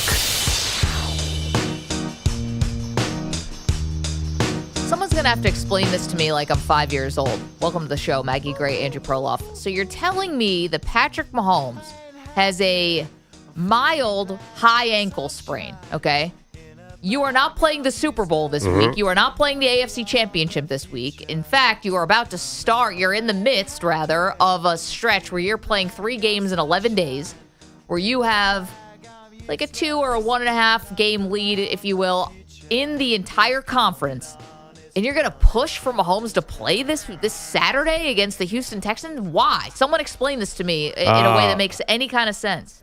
We know what you're doing, Maggie. What? We all know this. You know, the Chiefs have 1 loss and the Bills have 3 losses, and all of a sudden you want Mahomes to sit down. Okay, you're getting it out there on the airwaves. This is not a Buffalo Bills propaganda show. This is a objective sports show, and you're just saying that because you want the Chiefs to not play Mahomes so you could get back to the number 1 seed. This is how much I put my personal biases aside for this show.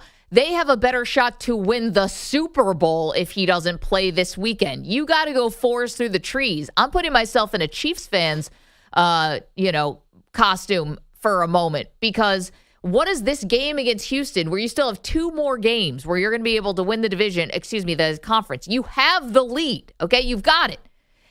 You don't have the tiebreaker, but you've got the lead. And is this really about getting, your playoff seeding, or is this about having Patrick Mahomes as healthy as possible? If I really wanted this to just be a Buffalo Bills, segment, or from their point of view, I'd say, yeah, roll him out there.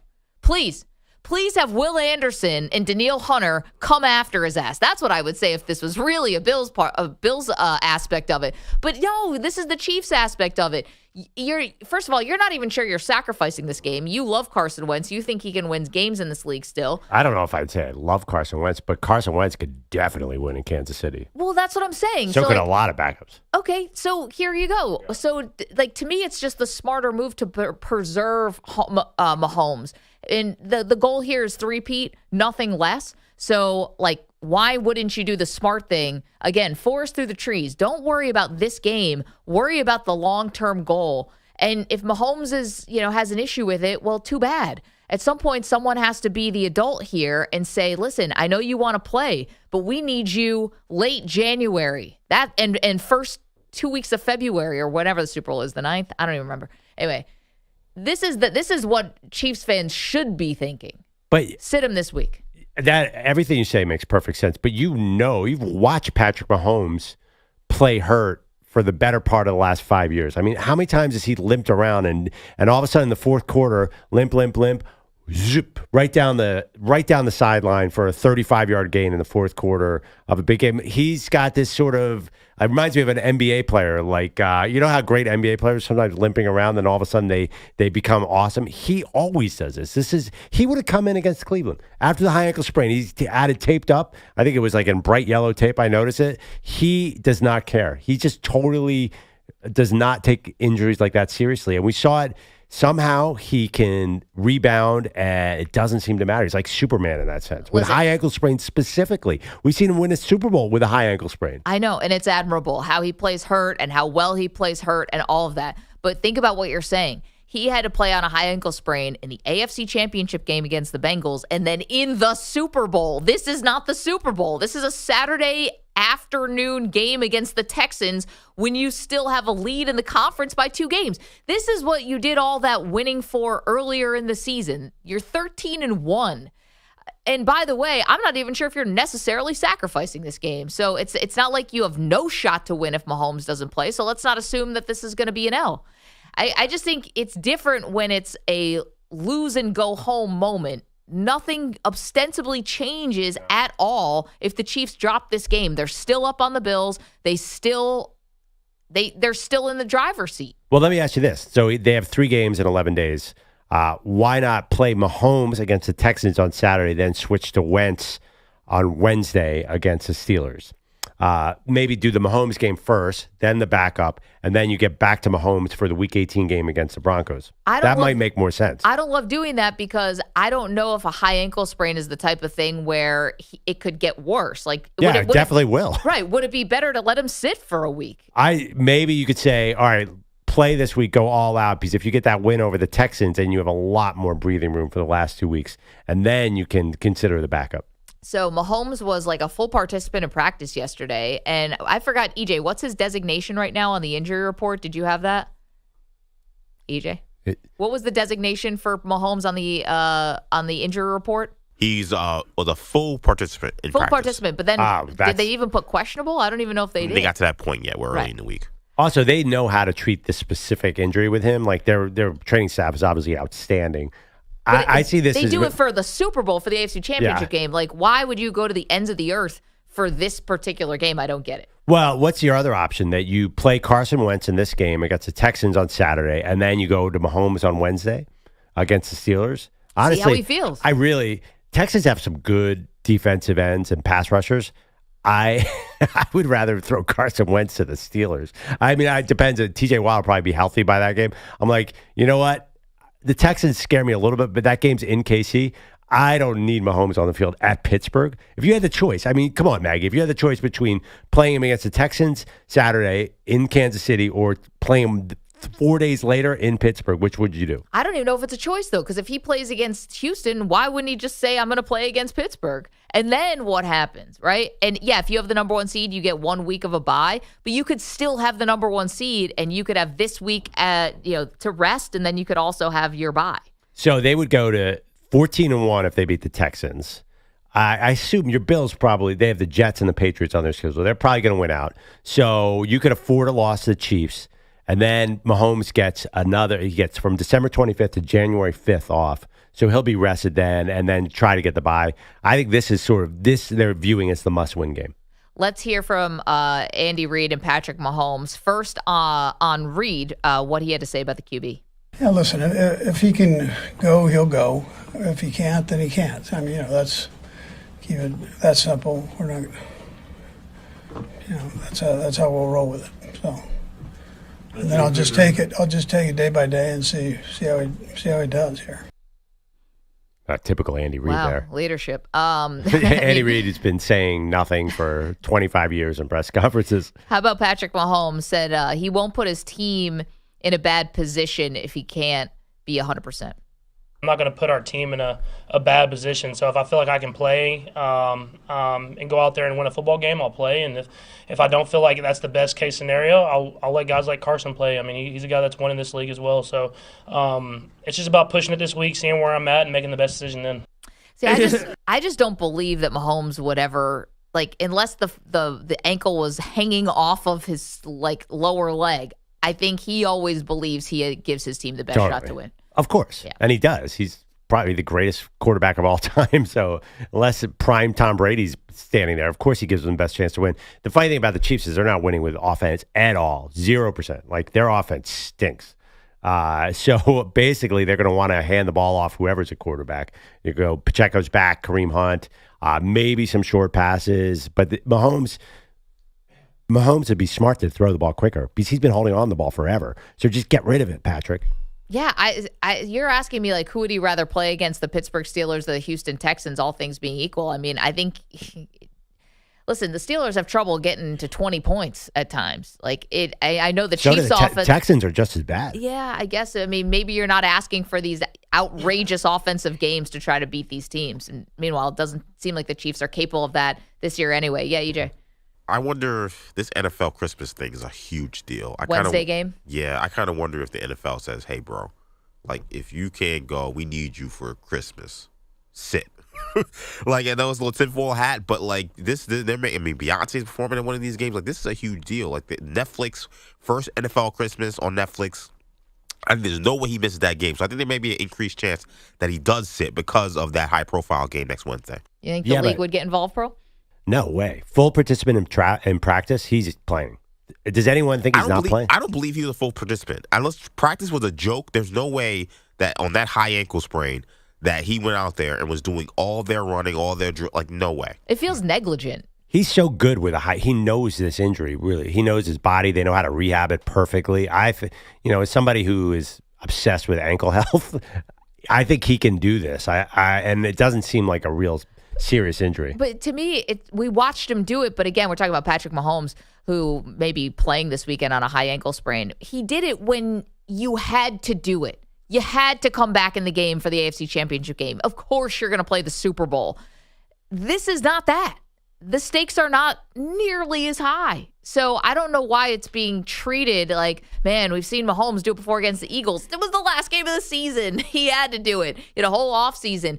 The playoffs haven't even started yet. We still have 3 games to go. But as far as regular season, though, these are super high stakes games. You don't get any more high stakes than what's going on right now. I mean, they're trying to get the number 1 seed. But they don't need it to win also. I know you guys are going to accuse me of being a Bills, I want the Bills to take over the number 1 seed. Listen, if I really was looking at this through Bills lenses, I would want Mahomes out there every game so he gets as banged up as humanly possible, so that maybe he's a little weakened for a potential rematch against my team. I'm saying this as a Chiefs fan, I'd be pulling my hair out because I would just watch my team go on the road and take on everybody. That was not an easy path.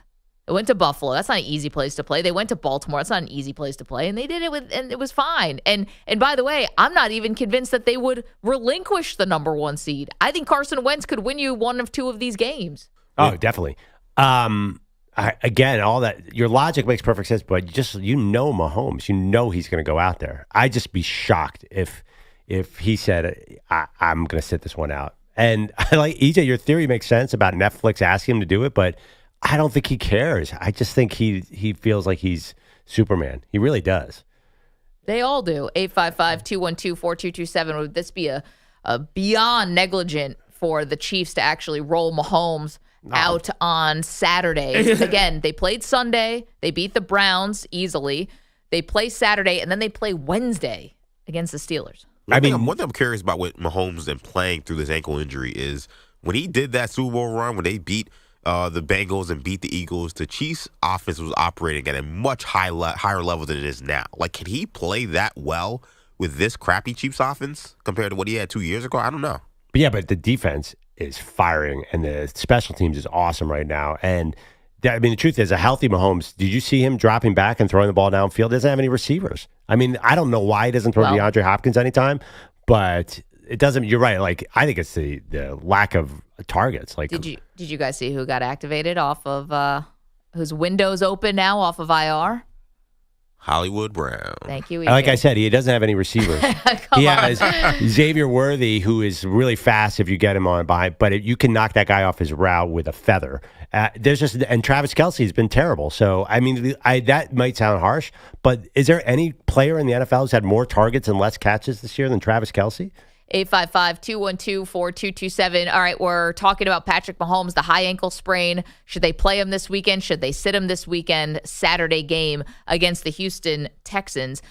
We also have tons of college football for you. College football playoff gets going on Friday. Perloff and I are picking our upsets today. Be a part of it. 855-212-4227. You're in a 5-minute break.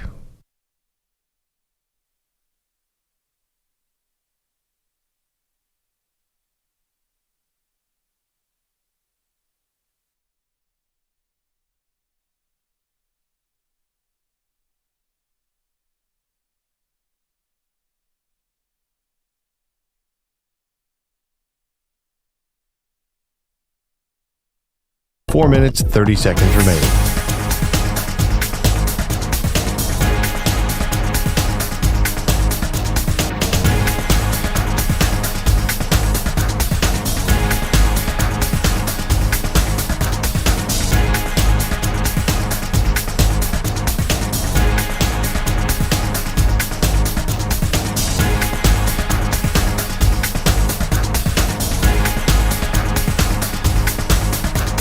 Four minutes remaining.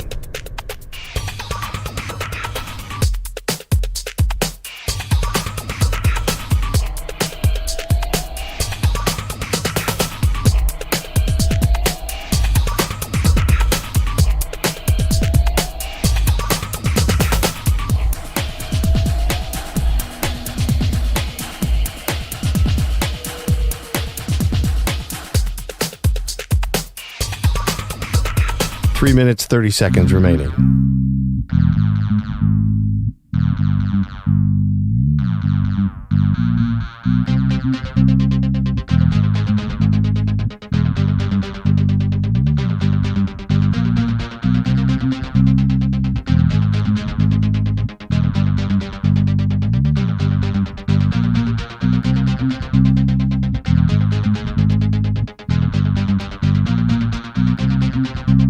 Three minutes remaining.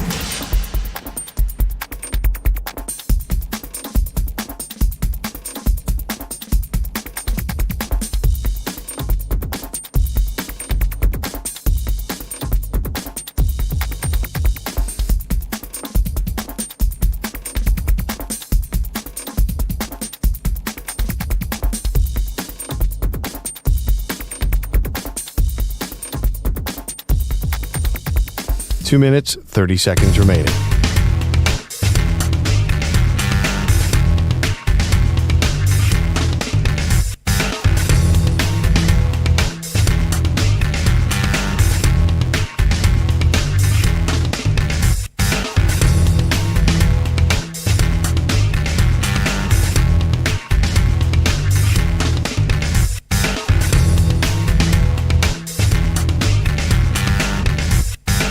Two minutes remaining.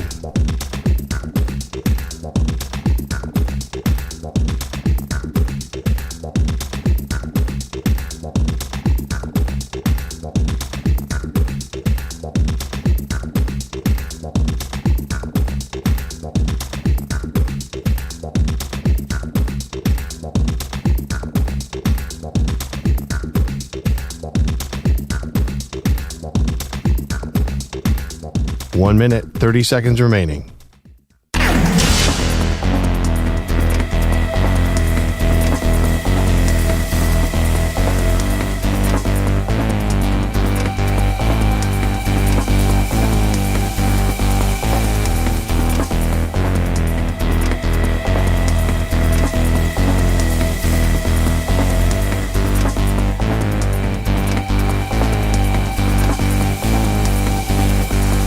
One minute remaining.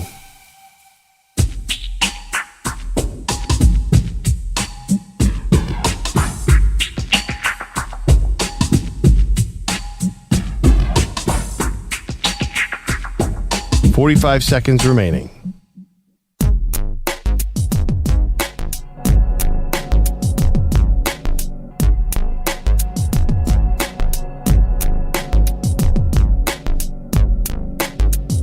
.30 seconds remaining.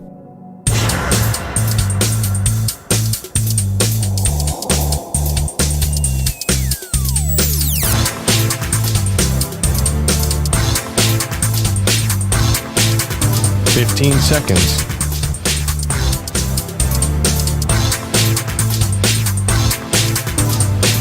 Break ends in 5 seconds.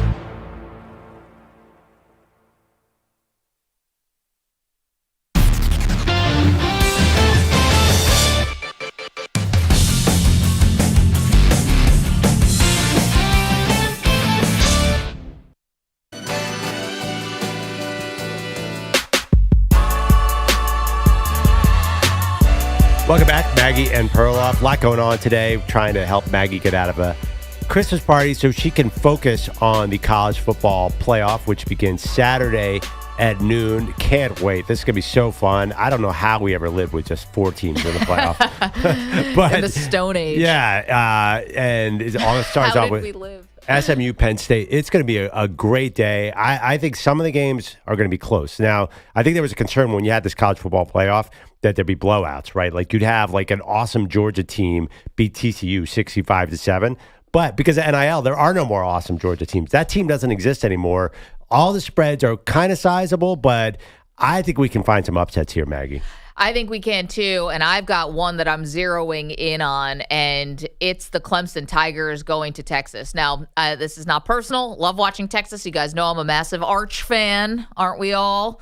And love watching Arch Manning.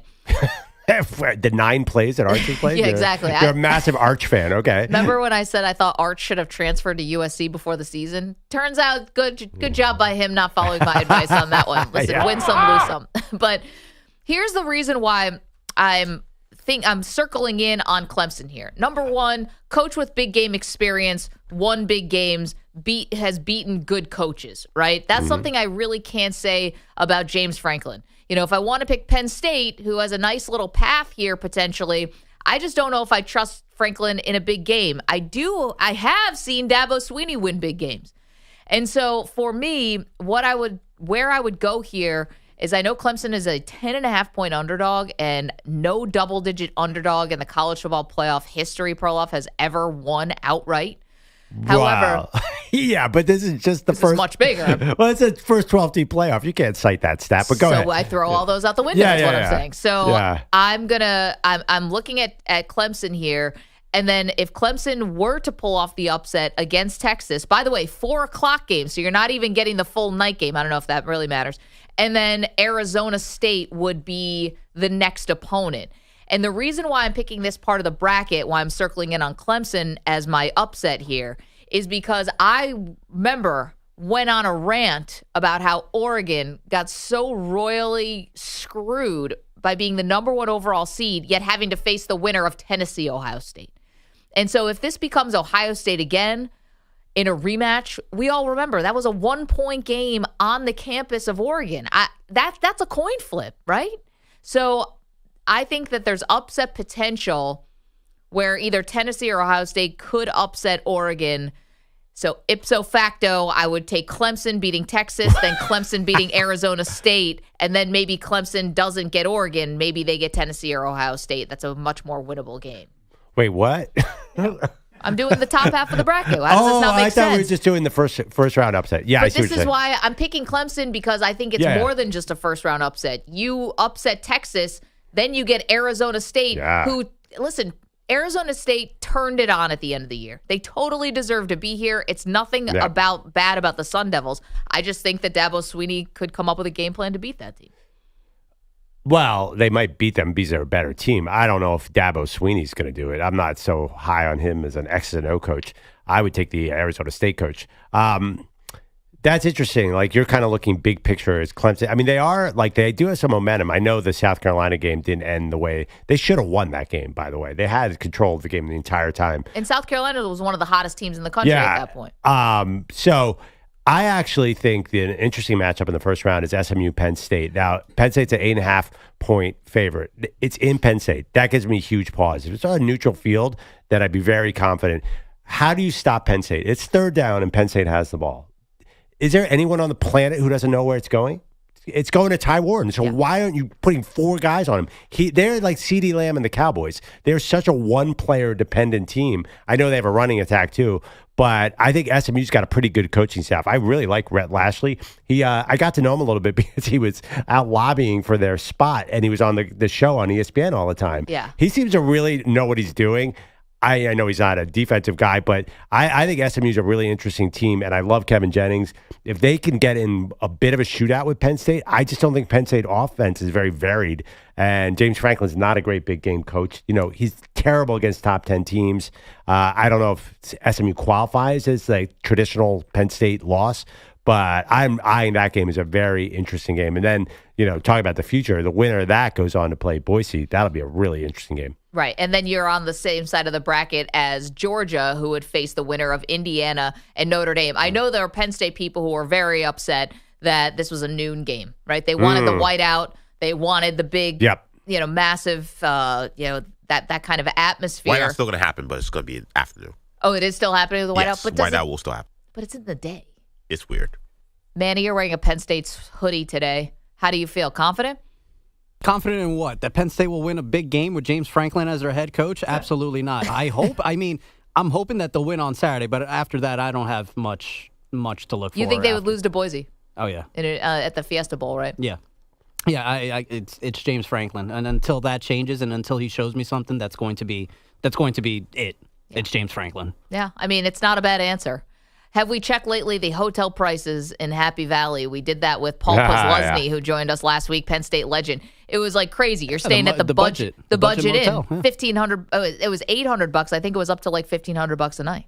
Because you got fall commencement that same weekend. I know. So it's just a bad house. Imagine staying anywhere with the name budget in the title and you're shelling out $1,000 a night.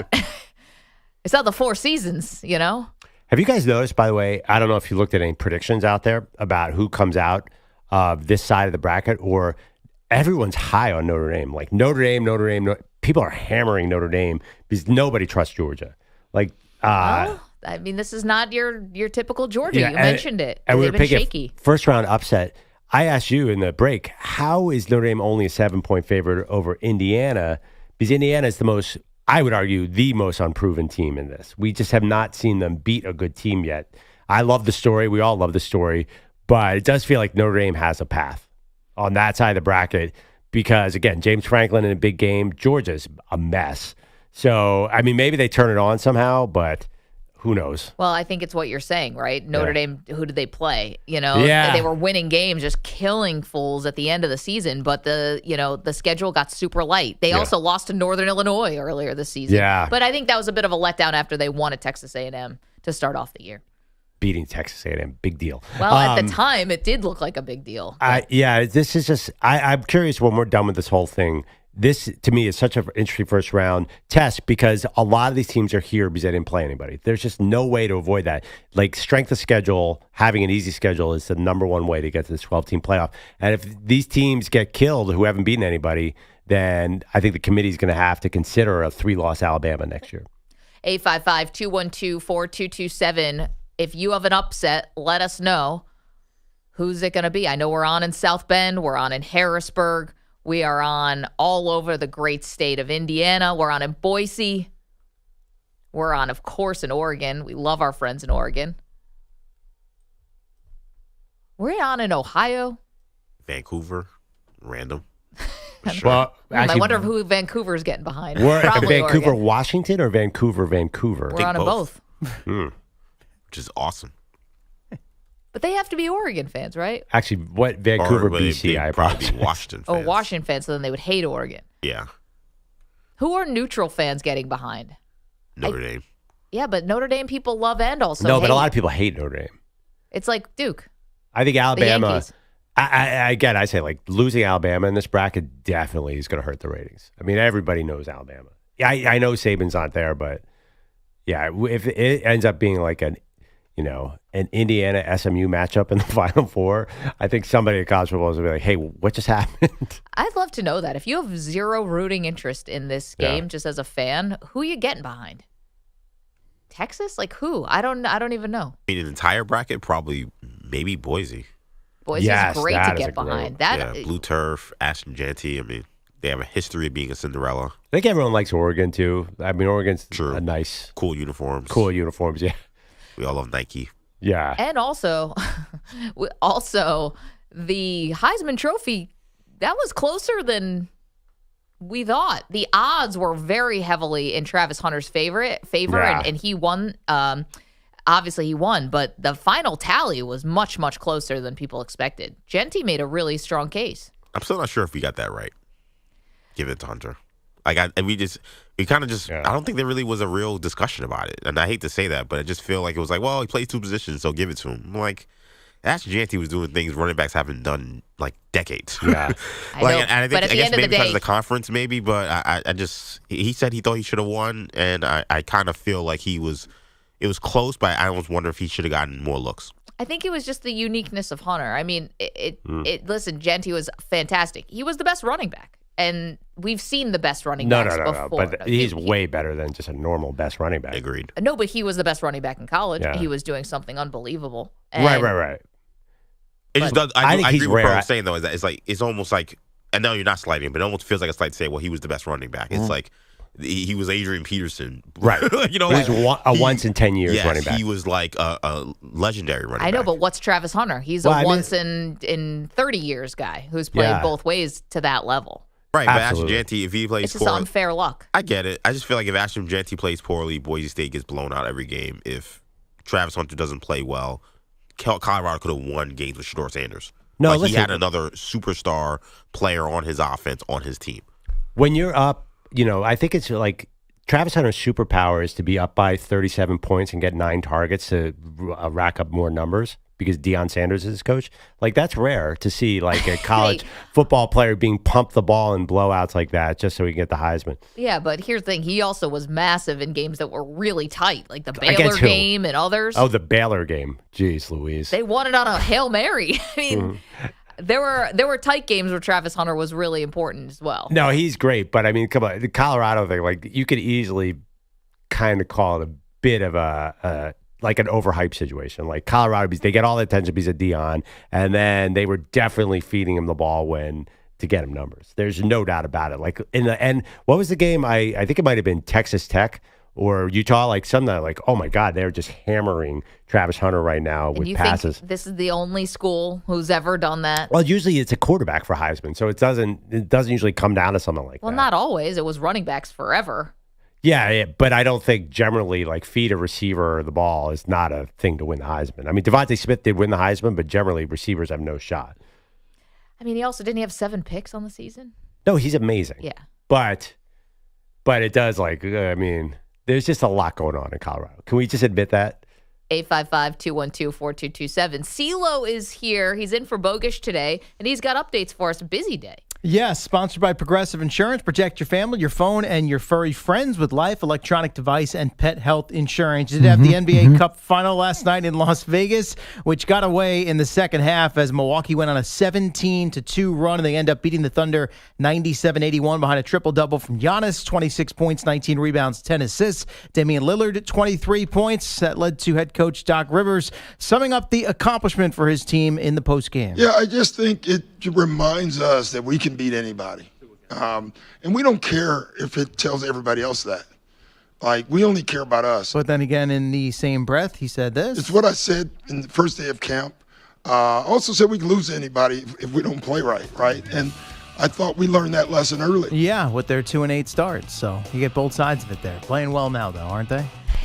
Yeah, listen, Doc did the ultimate spin doctor move last night. I thought he was down. I thought the spin doctor maybe was taking a little sabbatical. Turns out he's right there, right when we needed him.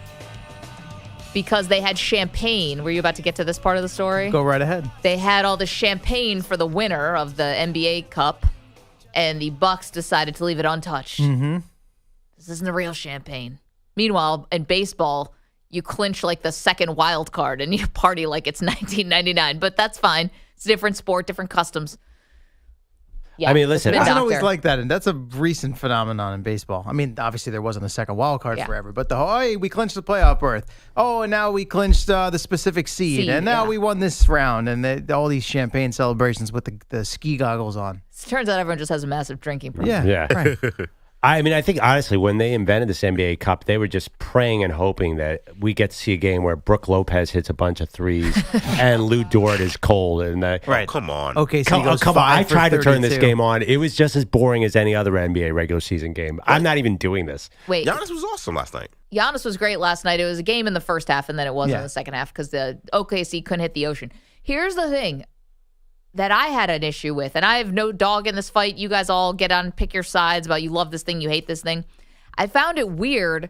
The crowd was like blacked out.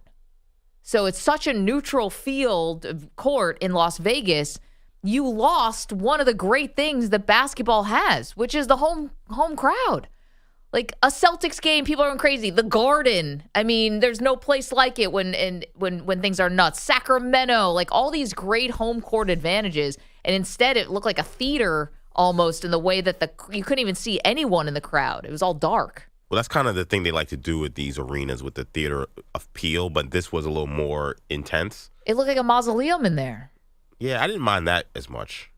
There was no crowd. The crowd was there. No, they were there, but I couldn't see them. Yeah, I mean, they they do this with All-Star Game. They do this, again, the Staples Center is actually pretty aggressive with the lighting in terms of making it feel like a theater. That's kind of that's a basketball thing. I mean, that's either you love it or you hate it thing. I thought this was... Barclays Center does it, too. You can barely see the crowd in Barclays. And Barclays Center is one of the worst places to see a game. Yeah, I mean, Miami's partly because of that. I think Miami started doing it this year. It's a thing where they think this looks good on TV. I don't know. Obviously, we love the Nets as corporate partners. I want all that back. I love going to Barclays. I've been there. I used to live next to Barclays Center. It was delightful. So if you could see the crowd, that would have made that game more important to you, Maggie? I just thought it would have felt like it had a little more atmosphere. Who cares? This whole thing is idiotic. The NBA is taking all these wild swings because ratings are down, I guess. It's just all stupid. Like, focus on the title. Like, that's what should matter. It should be a desperate scrape and claw to win the NBA title, not to win this ridiculous midseason title. Doc Rivers didn't pop any champagne, so you'll be happy to know about that. He didn't. I don't know even know if they're going to raise the banner. But the thing is like the also ultimate irony of not having any crowd, no crowd noise, nothing, is you're in Las Vegas. This is party capital of the country or the world. I've walked by penny slot machines that had more action, it felt like, than what was going on in the crowd. At McCarran That Airport. arena, I think, is also not. Right when you get off the plane. That arena also needs some more character. terminal. That's a problem, too. Like, Allegiant Stadium is way more fun than wherever they were playing yesterday. Yeah, who knows? T-Mobile? I don't know where they were playing yesterday. Was it at But T-Mobile? it's great for boxing matches. It's awesome. Like that part of it bothered me. But anyway, CeeLo. Do you guys think it got more? I know it was on ABC. You think it got more than 2 million viewers? Like, I'll bet you, like, an average Caitlin Clark game triples this rating. I'll bet you it did regular season numbers. It was also the Bucks and OKC, so you got two smaller market teams. Does that matter? Yeah, I think it definitely does. If it had been the Celtics Lakers, if it had been a traditional rivalry, would Well, that I mean, have helped? if it got 1.5 million viewers, can we just call this a failure? I mean, I think by all, Why? the Thunder, Bucks, whatever, like, it didn't work. I mean, last year's Pacers-Lakers game got 4.5. Yeah, LeBron was in that. I'm saying this game. Right, but I mean, why would the tournament be a failure? Because 1 year it didn't do as well. Yeah, you need more data. You Yeah. can't write it off yet. Last year you were saying, 4 million is not a big deal. Now you're saying, well, if they do 1 million, then it's a failure. It's like you can't move the goalpost. I don't know. I mean, are you really trying to, like, there's no, I know this becomes an issue, but, like, obviously the NBA product is not as popular during the regular season now. It's like it's become college basketball where it's just to get this endless campaign of garbage through so we get to the playoffs. Like, that is what the NBA is right now. Right, but I don't think this is an effort to try to make it more enticing. Yeah.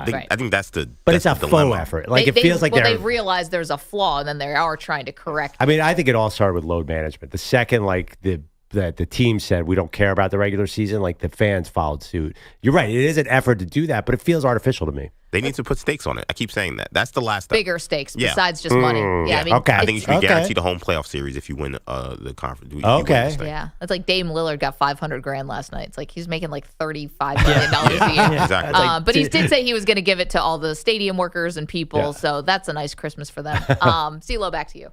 All right, NFL-wise, quarterback changes. We already discussed the Kirk Cousins benching for Michael Penix Jr. with the Falcons. Will Levis is reportedly headed to the bench for the Titans, so you're looking at Mason Rudolph as the likely starter Sunday against the Colts. And the Browns are set to start Dorian Thompson-Robinson Sunday against the Bengals, so the Lord may have delivered Jameis Winston from the pick sixes this past weekend, but not from the interceptions, as he did have 3 more. His third 3-interception performance since November 3rd. He threw 12 of them in a span of 6 games. So we love Jameis. Prepare for battle.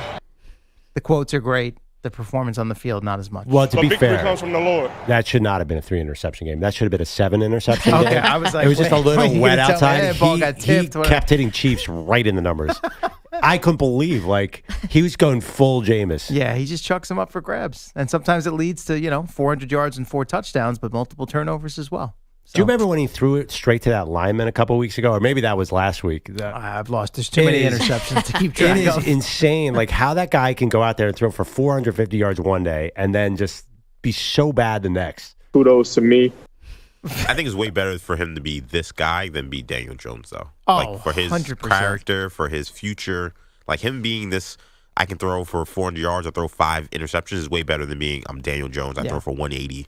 My team loses 13-10. Maybe not if you're the coach or the coordinator, but for the viewer, absolutely. For the viewer, I think for his future career. Like I think like just being this like folk weirdo like kind of guy. There's like no I one think like him. this works for him. Remember we did a whole great debate on the biggest sports enigmas off of him. Exactly. And we had trouble coming up with other ones because he's so one of one. Yeah, Daniel Jones is Mitchell Trubisky. They're the same exact person, right? Exactly. Like he's going to float around as a backup. Yeah, and nobody's going to care about him. Like we're always going to care about Jameis. I know him being a Heisman kind of also has something to do with that, but yeah, he was #1 pick, a little different, but yeah. Trubisky was 2. Yeah, Trubisky was a high pick. The amount of coverage there was about where Daniel Jones was going to end up. Has anyone thought about him for a second since he signed with the Vikings practice squad? No, to be honest, we weren't thinking about him much when we were talking about where he was going to go. We didn't really care. Well, yeah, that's true. I'm thinking more from the local. Yeah. But I mean, when he decided it was a national, like maybe it wasn't talked about a lot, but there were notifications, there were stories, there were headlines. Oh, his agents did a great job. Yeah, I suppose that's one way to look at it. Give those guys a raise. Yeah. Chiefs coming up this weekend, the Saturday game. Patrick Mahomes, somehow a full participant in practice on Tuesday, so he might play. If not, they're obviously confident that Carson Wentz can step in and do the job as the Chiefs are in good shape AFC standings-wise. College football last night, Memphis capped an 11-2 season with a 42-37 win over West Virginia in the Frisco Bowl. You've got Mike Vick confirming on social media that he is taking the head coaching job at Norfolk State, which is just about 20 miles from his hometown of Newport News in Virginia. So he's excited. He's, quote, looking forward to coming back home. So spurned Sacramento State, which was the other team that was in talks with him. So by the way, it'll be Norfolk State. that's an incredible life journey that Michael Vick is coaching a college team. If I told you that in 2008 or whatever year the dogfighting scandal was, you would have looked at me like I was crazy. I'd be like, molding young men and like being a mentor and being like raised up to be coach and a pillar. I credit to Michael Vick. He's lived his apology more than any person. Yeah. If I told you in 2008 that there's a chance that Michael Vick could be coaching against Bill Belichick in a non-conference matchup, that is pretty wild. And lastly, baseball-wise, did have a rather notable trade with the Yankees acquiring Cody Bellinger from the Cubs. I'm amazed by the lack of package they had to send back to Chicago. 30-year-old journeyman Cody Poteet, and the Cubs are kicking in $5 million to cover some of his salary. So, I mean, I know last year wasn't as good as 2023 was for him, and he's got decent chunk of money left for a couple of years and an option at some point, but. That's a nice move for the Yankees as he can play center field. They kick Judge back over to right field. Definitely something you don't want to hear as a man. Amazed by the lack of package. That's not good. I will admit, Perloff, as those words came out of my mouth, I was like, there's probably a better way to phrase this, but this is what I'm going with. Yeah, it's usually more of a conversation that women would have. Yeah. Amazed. Yeah. Speaking of women and packages, you see the whole ex-wife issue going on with the Yankees? Yeah. No, I didn't see this. Cody Bellinger's wife is Giancarlo Stanton's ex. Yeah. No. She's a former swimsuit model. I've interviewed this woman before. Yes. Yeah. Her name is she's got a weird Instagram handle that I remember. What was her name? She was God, if I had a body part anyone wanted to see. So is this a bad thing for the team chemistry? Chase Carter. Is this going to blow up the locker room? Here's, if I may. Yeah. Having watched Stanton operate as a Yankee, I don't think he'll give a damn. So if Cody Bellinger they're married with kids now, I can't imagine that it's going to be an issue. I can't wait to see Cody Bellinger strike out, home run. Yeah. It's going to be amazing. I mean, nothing seems to bother Giancarlo Stanton. I also think that, and I'm not just leaning into the stereotype here, I do remember when they were dating because she was showing up to the Yankee games. I do think it might have been a situation where maybe Stanton moved on. Non si può stopparlo. Yeah. So, to be fair, she kind of rebounded with another MVP. So I think everyone's kind of doing okay. Yeah, and he's still living the single life in New York. He's dated various women. So I mean, hey, he's living his life. Cody's married with 2 kids to this Chase Carter Bellinger now, and now they're playing for the same team. I don't think this is going to be like a Fritz Peterson, Mike Kekich situation in the 70s when they switched families. Right. I don't think so. Stanton would have to have a wife in order to do that. Yeah, I'm sure he could grab somebody. Right. They'd be lining up. Pick one out. We'll work out a deal. He's dated multiple, not this is a shock, Stanton's dated multiple SI swimsuit models. Yeah. So he's... I mean, the dude is built like a Greek god. Right. I know. He was in the swimsuit issue. He's shocker. Going the Jeter route minus the on-field success. Championships. Yeah. Then again, he's actually Winning. played pretty well in the postseason. The rest of his teammates, not as much. Being able to run from second to home. Yeah, those things. That part is different. It's a challenge. I would agree. Everyone says that. CeeLo, thank you so much. Coming up, Dan Campbell said this loss was a good thing for the Lions. Do we believe him? We'll do that next. You're in a 5-minute break.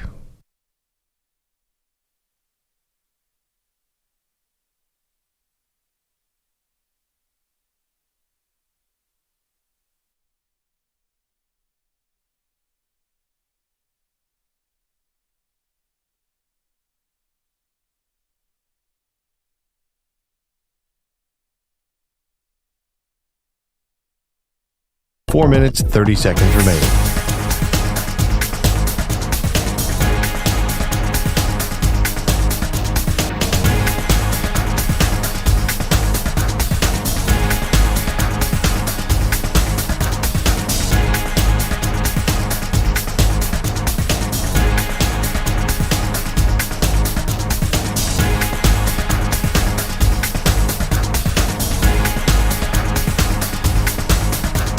Four minutes remaining.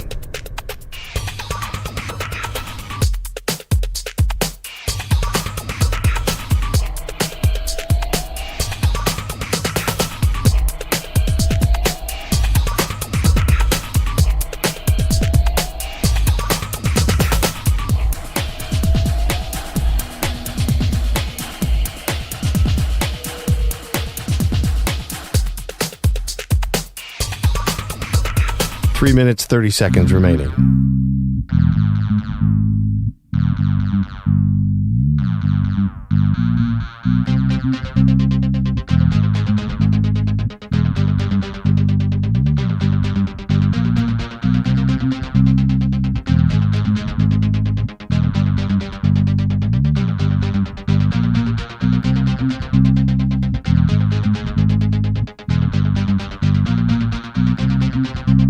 Three minutes remaining.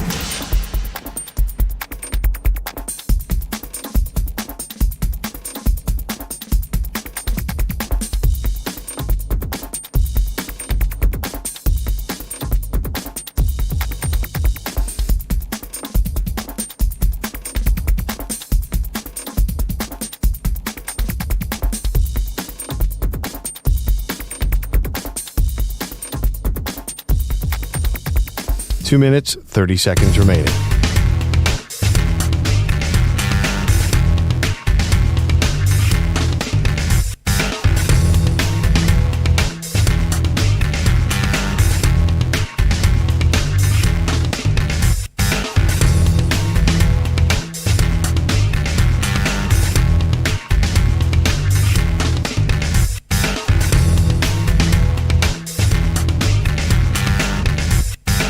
Two minutes remaining.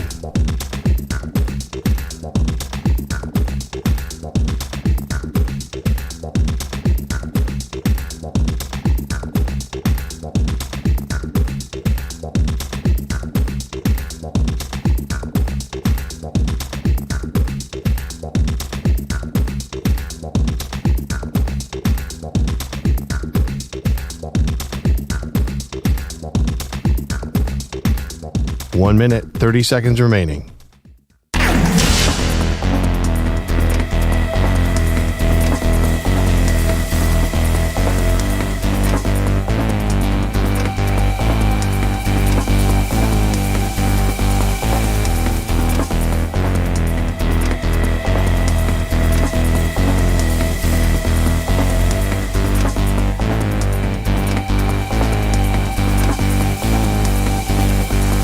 One minute remaining.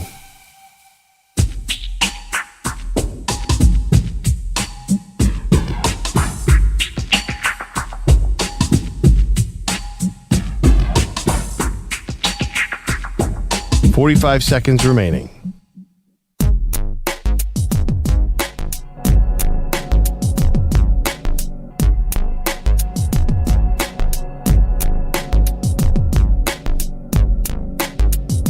.30 seconds remaining.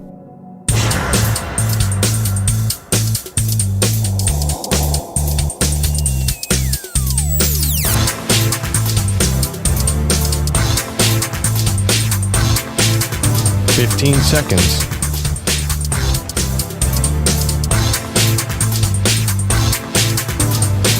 Break ends in 5 seconds.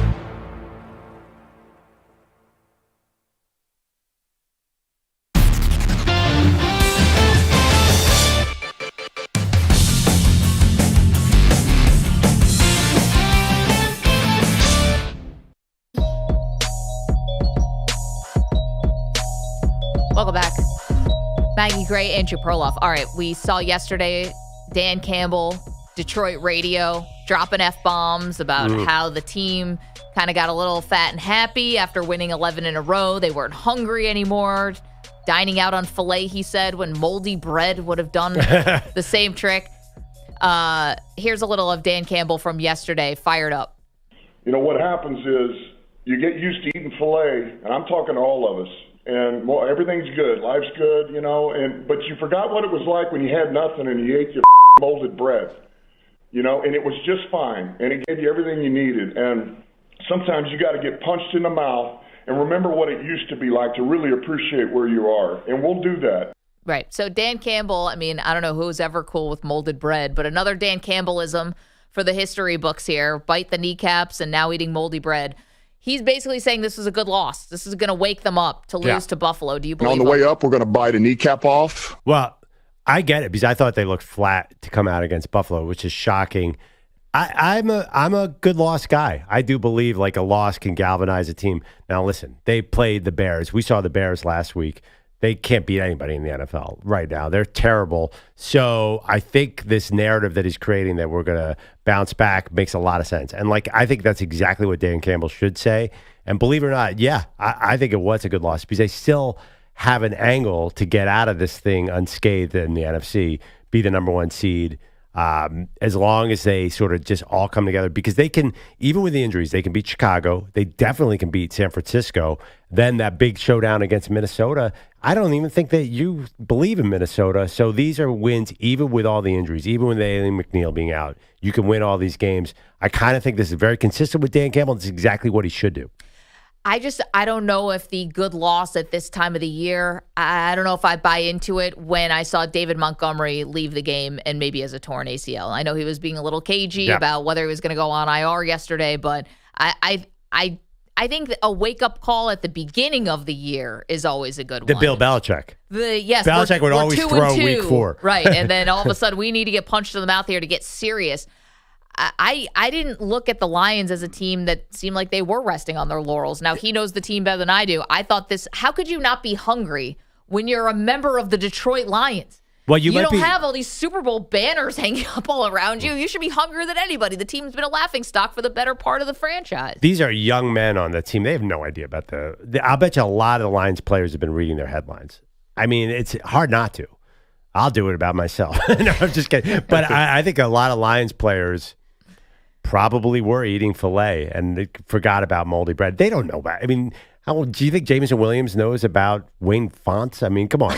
They have know nothing about the history of the Lions. I'm just saying, I'll bet you a lot of them were in there, feeling pretty big-headed. I think Jameson Williams was probably betting on Wayne Fonts and probably lost a lot of money on Wayne Fonts. No, I'm just kidding. He's definitely not alive when Wayne Fonts was the coach of the Lions. So listen, this is Campbell's thing, right? Grit. Yep. And maybe they lost their way for a minute and this will spurn them on to greater heights. But I just think that the injuries are the thing here. They looked a little flat against Buffalo. To be honest, though, Buffalo also came out like a house on fire. And Buffalo's a really good team. So I think this has more to do with the injuries than the want to, than the want it. This is a nice excuse, I think, that Dan Campbell's trying to make for his team to point to something. Hey, you got fat and happy. Does Amon-Ra St. Brown, the guy who remembers every single wide receiver who was taken before him in the draft, this looks like somebody who is getting fat and happy? Yeah, but did you see a different Lions team after the first quarter? That was a scrappy, hungry, like the desperation you saw for the last part of that game. Give me that. They were going fast, Maggie. I thought that was fascinating. Like, they can make up for all these defensive injuries if they score 45 points a game. It's analytics. I don't know. I don't, because, you probably should have had these, the momentum should have tilted back in your favor if you're the Lions. Yeah. If Aleem McNeil doesn't get hurt. because I think if you could have stopped the run, if you could have, at least put up a little bit more resistance against Buffalo, maybe you actually wrestle the momentum back away from them. And they couldn't because they didn't have the bodies, not because they didn't have the game plan, not because they didn't have the want to. They didn't have the dudes. I don't know. I'm not so sure that they're that shorthanded and that desperate. I mean, there was a play at the end of the half where Amon-Ra St. Brown got his hands on a ball that they didn't score at the end of the first half. They could have gone into halftime tied, and then they could have established a run and taken control of the game. They just never quite got there. 855-212-4227. Will this be an air quotes good loss for the Detroit Lions? Let us know what you think. We have so much more to do, including it's Wednesday, which means the great debate. M&P, don't move. I swear to God, I'm not a lunatic.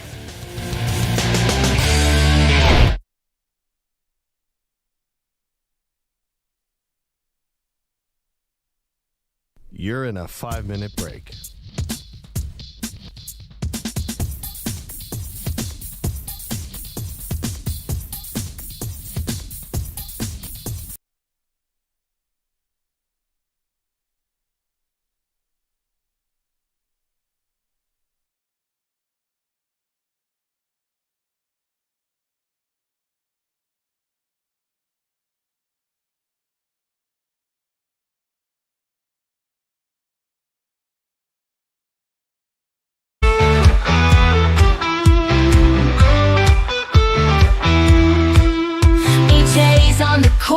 His knees in pain, but he's still hustling, bringing the game.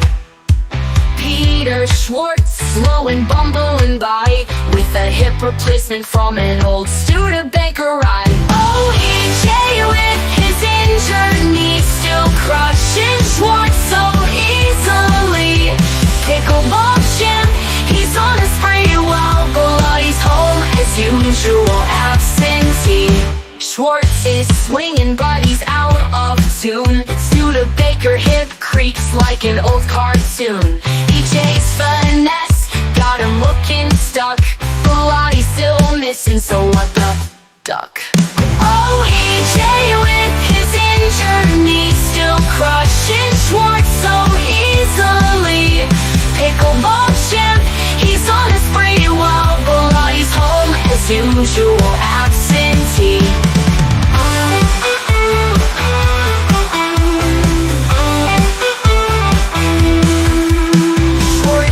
Grinding needs an oil change, but EJ's quick moves are out of range. Bulletti's nowhere, like a ghost in the air, skipping work again, he doesn't care. After the match, Schwartz hobbles around, off to the doctor for another round. Haggling hard for that discount deal, for his hip that's more rusted than steel. Oh, EJ with his injured knee, still crushing Schwartz so easily. Pickleball champ, he's on a spree while Bulletti's home as usual absentee.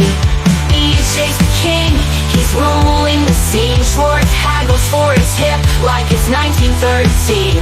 Bulletti is gone, what else is new? EJ wins again, Bulletti missed it.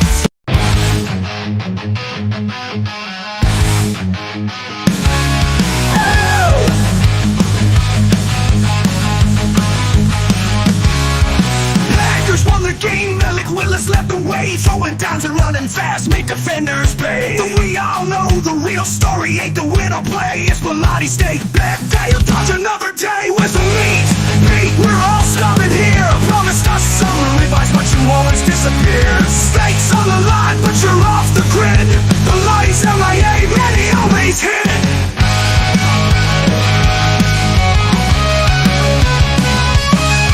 So, where's the repeat? We're all stopping here. It's got some ribeyes, but you always disappear. Stakes on the line, but you're off the grid. The lights MIA, many always hit.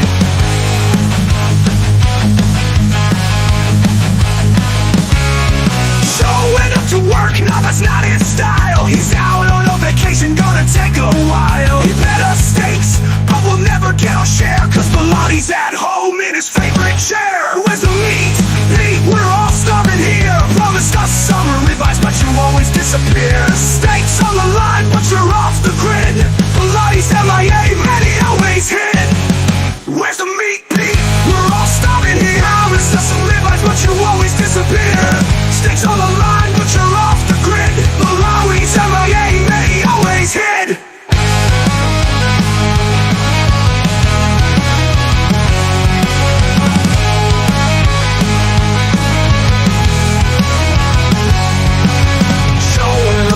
not a style. He's out on a vacation, gonna take a while. He bet us steaks, but we'll never get our share, cause Pilotti's at home in his favorite chair. Where's the meat?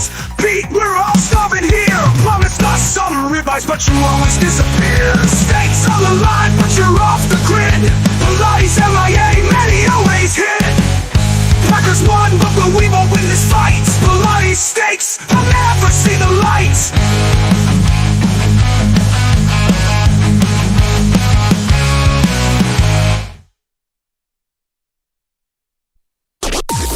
Maggie and Perloff on the Infinity Sports Network.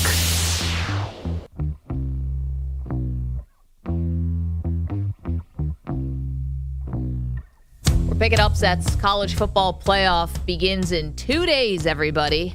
Sound the alarms. Friday is when we get our first matchup, Pearl. And you and I are looking at this bracket. First time there's ever been 12 teams in the college football playoff, and we are circling some massive upsets.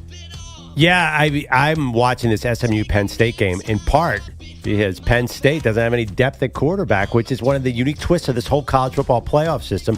Follow the money, Maggie. Who's leaving for the transfer portal, and will this affect any of the teams? Bo Perbula, the Penn State backup, gone. And a backup who we saw a little bit this year, right? Had to come in relief of Drew Aller, had to win a game for them in Wisconsin. He had played a massive role in Penn State's. He's part of the story. You can't tell the story of the season without their backup quarterback. And because of the way that the just idiotic college football schedule works in terms of transfer portal opening, and it's going to close on Sunday. So if you want to transfer, but your team is playing this weekend, you're basically SOL. So when Drew Aller, the starting quarterback for Penn State, decides, I want to come back and play another season, of course the backup quarterback's going to want to transfer, and no one would blame him for that. Yeah, it makes perfect sense. I mean, I think the real risk is that a starting quarterback at one of these schools down the road says, you know what, I'm good, I'm going to leave. Because, again, 12 teams, like, if you're, say, SMU or Indiana, like, you might not think you're going to win this whole thing. Everybody in college football now wants to get paid. Like, if you have a good season, you're going to want a whole new collective deal, NIL deal. But here's my question about that. I get where you're coming from, and we will pick our upsets for you in just a moment. But if you are playing in the 12-team college football playoff, doesn't this mean your school's got money for you? Not always. Really? No, I mean, I think that there's a free agency aspect, a market aspect to it. Like, if you get into the open market, I think that you could make more money by flirting with other teams. Like, that's like one thing for people out there who want to get more money in their job. Like, the best way to make more money is to jump around to different companies. I totally get it, but there's also a way that you become more valuable to your company now if you're in the college football playoff than you ever were before.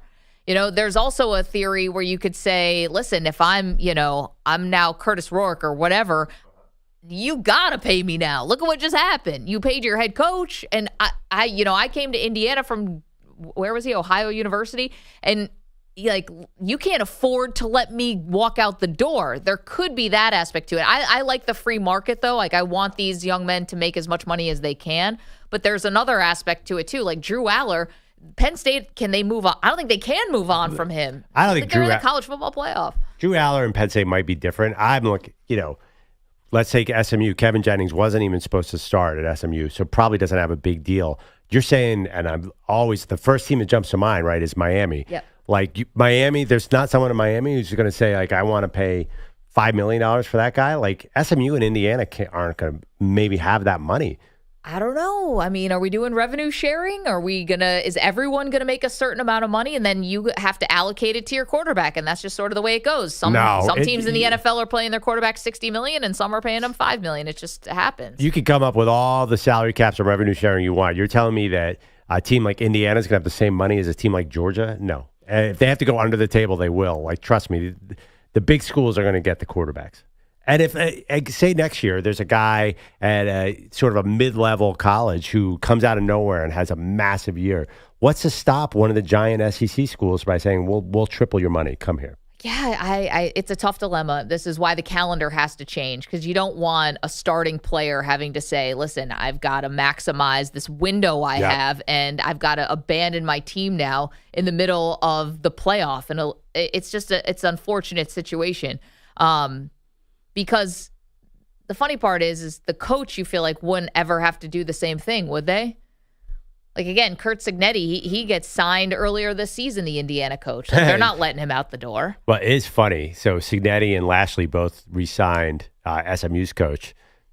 I'm just curious, like, yeah, you better re-sign that guy because you know that everybody's sniffing around them. Yeah, right. So it could work both ways. Yeah. There could be a little, like, hey, we're going to sign you and keep you off the market, too. Yeah, maybe they bought one more year because I think both those guys, well, maybe not Cignetti because he's older, but definitely like Rhett Lashley, I'm sure that the SEC is looking at him very intensely right now. I also, we don't have a lot of these NIL contracts. I know you're friends with some people who do this for a living, Perloff, so maybe you have the answer here. But, you know, do they not include the bowl game? Hey, here's your marketing deal. But it means you have to play the postseason game as well to get the full freight. That's a great question. Like one of the ways that they keep you from transferring on your current NIL deal, say it's only valid if you do these deals in Texas or Georgia, like they add geography into it.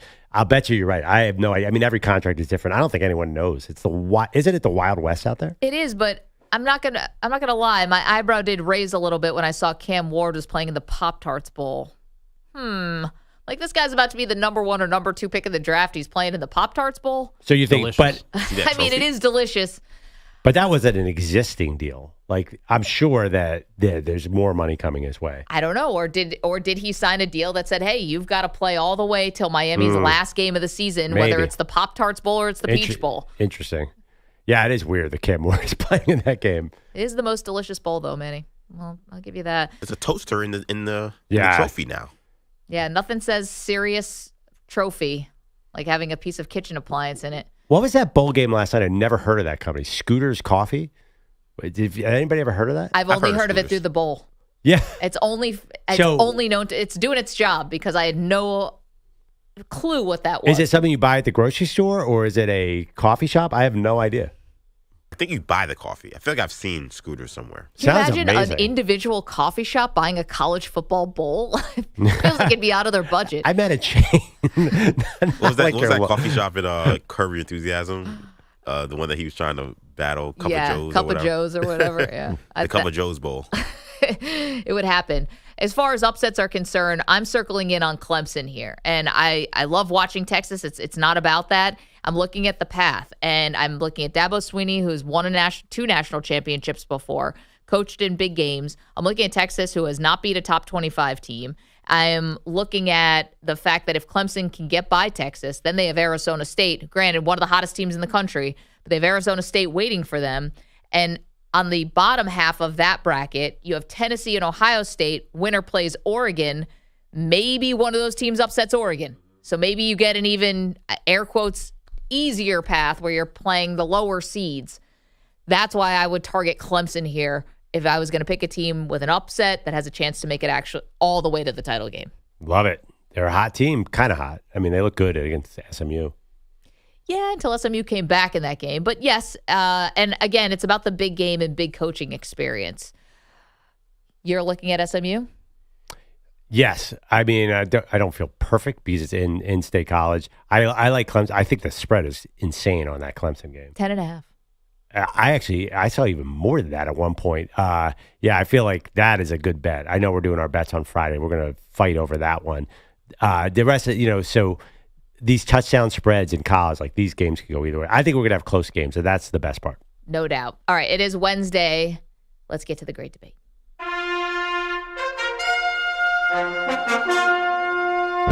The Great Debate Series.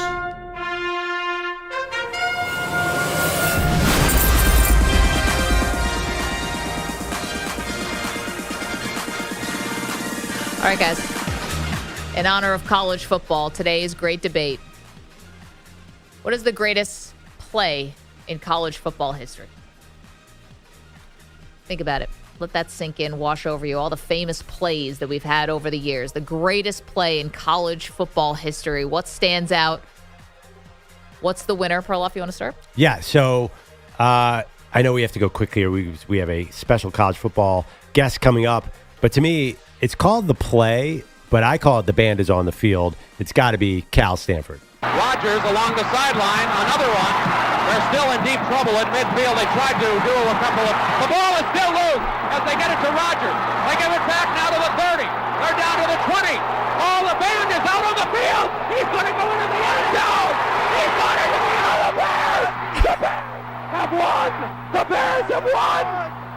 Oh, my God.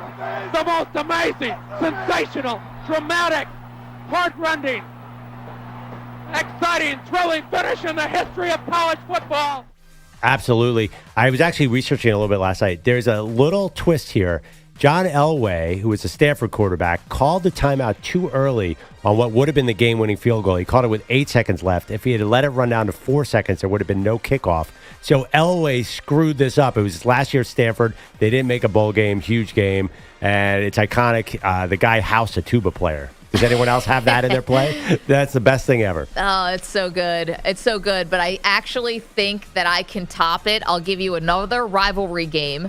I'll give you the Iron Bowl, where Alabama's ranked number 1. Auburn was ranked number 4. The BCS was still a thing here, so top 5 team. You had a spot of the SEC championship game on the line. You had a potential spot of the BCS championship on the line. Auburn climbs back into the game to tie it 28-28. 32 seconds left, and there was a point when Nick Saban actually had to challenge the timekeeping call, so a little bit like yours, to put a second back on the clock. That's when the Crimson Tide lined up for a potential game-winning 57-yard field goal, and then this happened. All right, here we go. 56-yarder. Does not have the leg. And Chris Davis takes it in the back of the end zone. He'll run it out to the 10, 15, 20, 25, 30, 35, 40, 45, 50, 45. There goes Davis. Oh, my God. Davis is going to run it all the way back. Auburn's going to win the football game. Auburn's going to win the football game. He ran the missed field goal back. He ran it back 109 yards. They're not going to keep him off the field tonight. Holy cow. In my mind, they're hugging and jumping around as they're making this call. That's always what I think in my mind. And obviously Auburn goes on to win the SEC championship. They go on to play Florida State. They lost to them in the BCS national championship game. So that play, your jaw is on the floor forever. The kick six, that is the greatest play in college football history. EJ, you're up. All right, so when we think about great plays, you want to think about iconic moments. In fact, Heisman moments. Maybe this is the first one ever. Things that came into our lexicon forever, like Hail Mary. These are the things that were established when my beloved Miami Hurricanes, I was not born when this happened, but they lost to Boston College on Doug Flutie's famous Hail Mary toss to the end zone. Flutie flushed, throws it down, caught by Boston College. I don't believe it. It's a touchdown. The Eagles win it. Unbelievable. I don't believe it. Phelan is at the bottom of that pile. Here comes the Boston College team. He threw it into the end zone. There was no time left. I mean, when you think of the definition of Heisman moment, that is what you think about. Doug Flutie. Again, now Hail Mary is something that we talk about all the time. This was kind of the first one, I feel like. So to me, Doug Flutie, without question, greatest play in college football history. First college one. What's another pro? Wasn't the famous one Drew Pearson and the Cowboys? Yeah.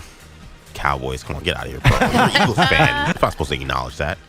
Boston College Eagles. There we go. So we're doing our great debate as we do every Wednesday at this time, and we're asking you today the greatest college football play of all time.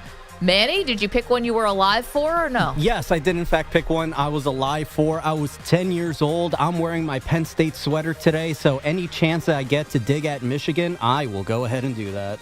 So ready. The snap's good. The whole the kick's good. The kick is good. The Mountaineers are going to try to take it back to the big house. 30, 20, 15, 10. The Mountaineers have just beaten the Michigan Wolverines. The Mountaineers of Appalachian State have just beaten the Michigan Wolverines in the big house. September 1st, 2007, 10 years old, yours truly was. And, that was one of my first memories of college football. FCS school, App State, going to the big house and upsetting 5th-ranked Michigan, knocking them out of the top 25. And little did I know that would be some good times. Manny, I love it. You know, it's funny. For the two that I was alive for what year was yours been on the field? 81, maybe? I think it might have been. Yeah, it was 81 or 80. No, because Elway was in the 83 draft, and it was his last year, so it was January 83 or December 82. I was alive for 3 out of 4 of these. And the ones that I remember, the kick six and then Appalachian State beating Michigan, you remember exactly where you were. I remember everything about watching it, where I was, who I was with, everything that was going on. And that's why these are some of the greatest plays in college football history. That's our great debate today. That sounded like AI on your call, Manny. Like that was the fact that you had the best, craziest announcers gives you an upper. I mean, we all had crazy calls. That was ridiculous. Nothing better than FCS school radio guys going crazy when they I'd beat never us. heard that. I'd never heard that. I'd heard all the other calls. I'd never heard that. That was crazy. Man, all right. So there you go. There's the options. The greatest college football plays of all time. Cal Stanford, November 20th, 1982. Not alive for that one. Tell us what you think. There's a lot left out there. Oh, yeah. There's a particular market that we left out that I feel bad about. And I think they're probably shaking their fist at us right now. And it rhymes with schmoisy schmate. Collecting blue turf to our way. You think they're over Ashton Genty losing the Heisman? Probably not. 855-212-4227. A great debate. The greatest college football play of all time. Let us hear it. You're in a 5-minute break.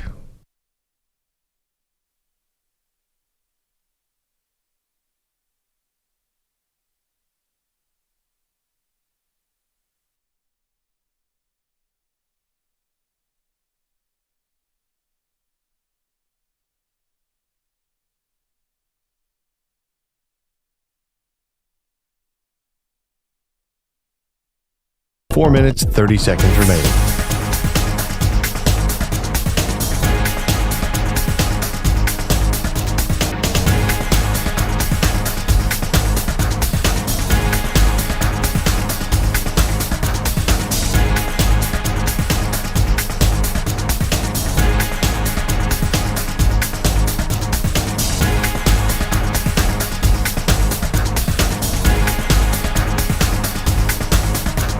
Four minutes remaining.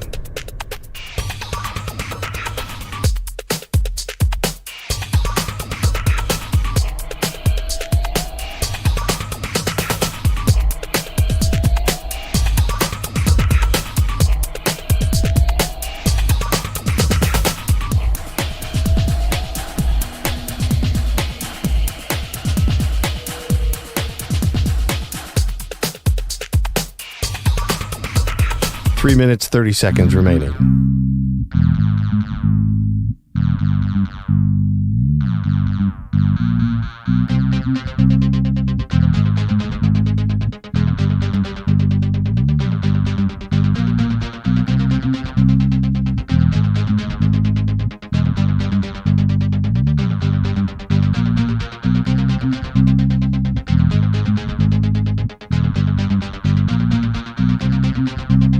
Three minutes remaining.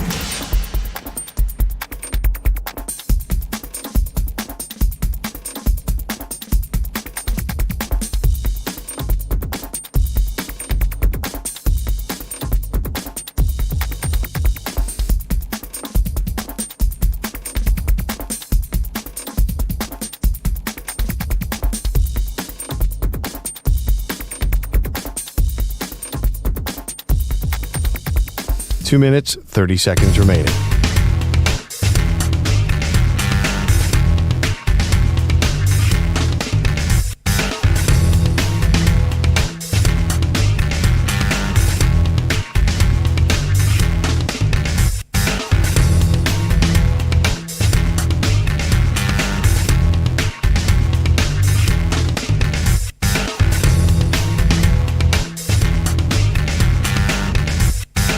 Two minutes remaining.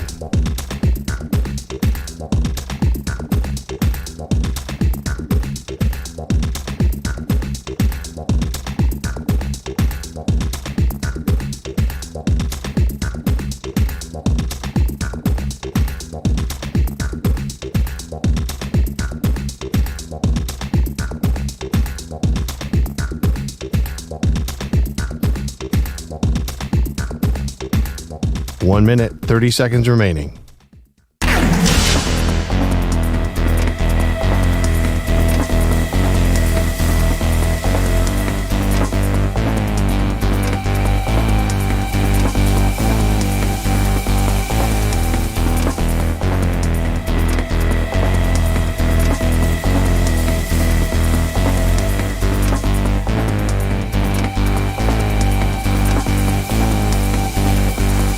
One minute remaining.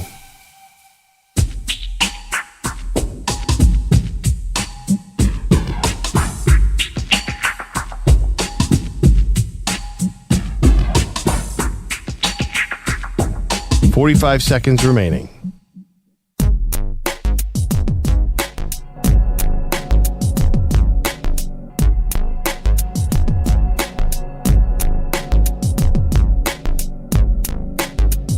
"30 seconds remaining.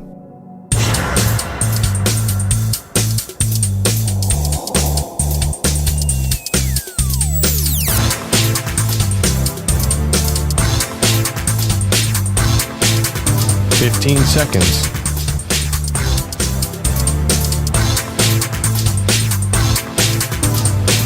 Break ends in 5 seconds.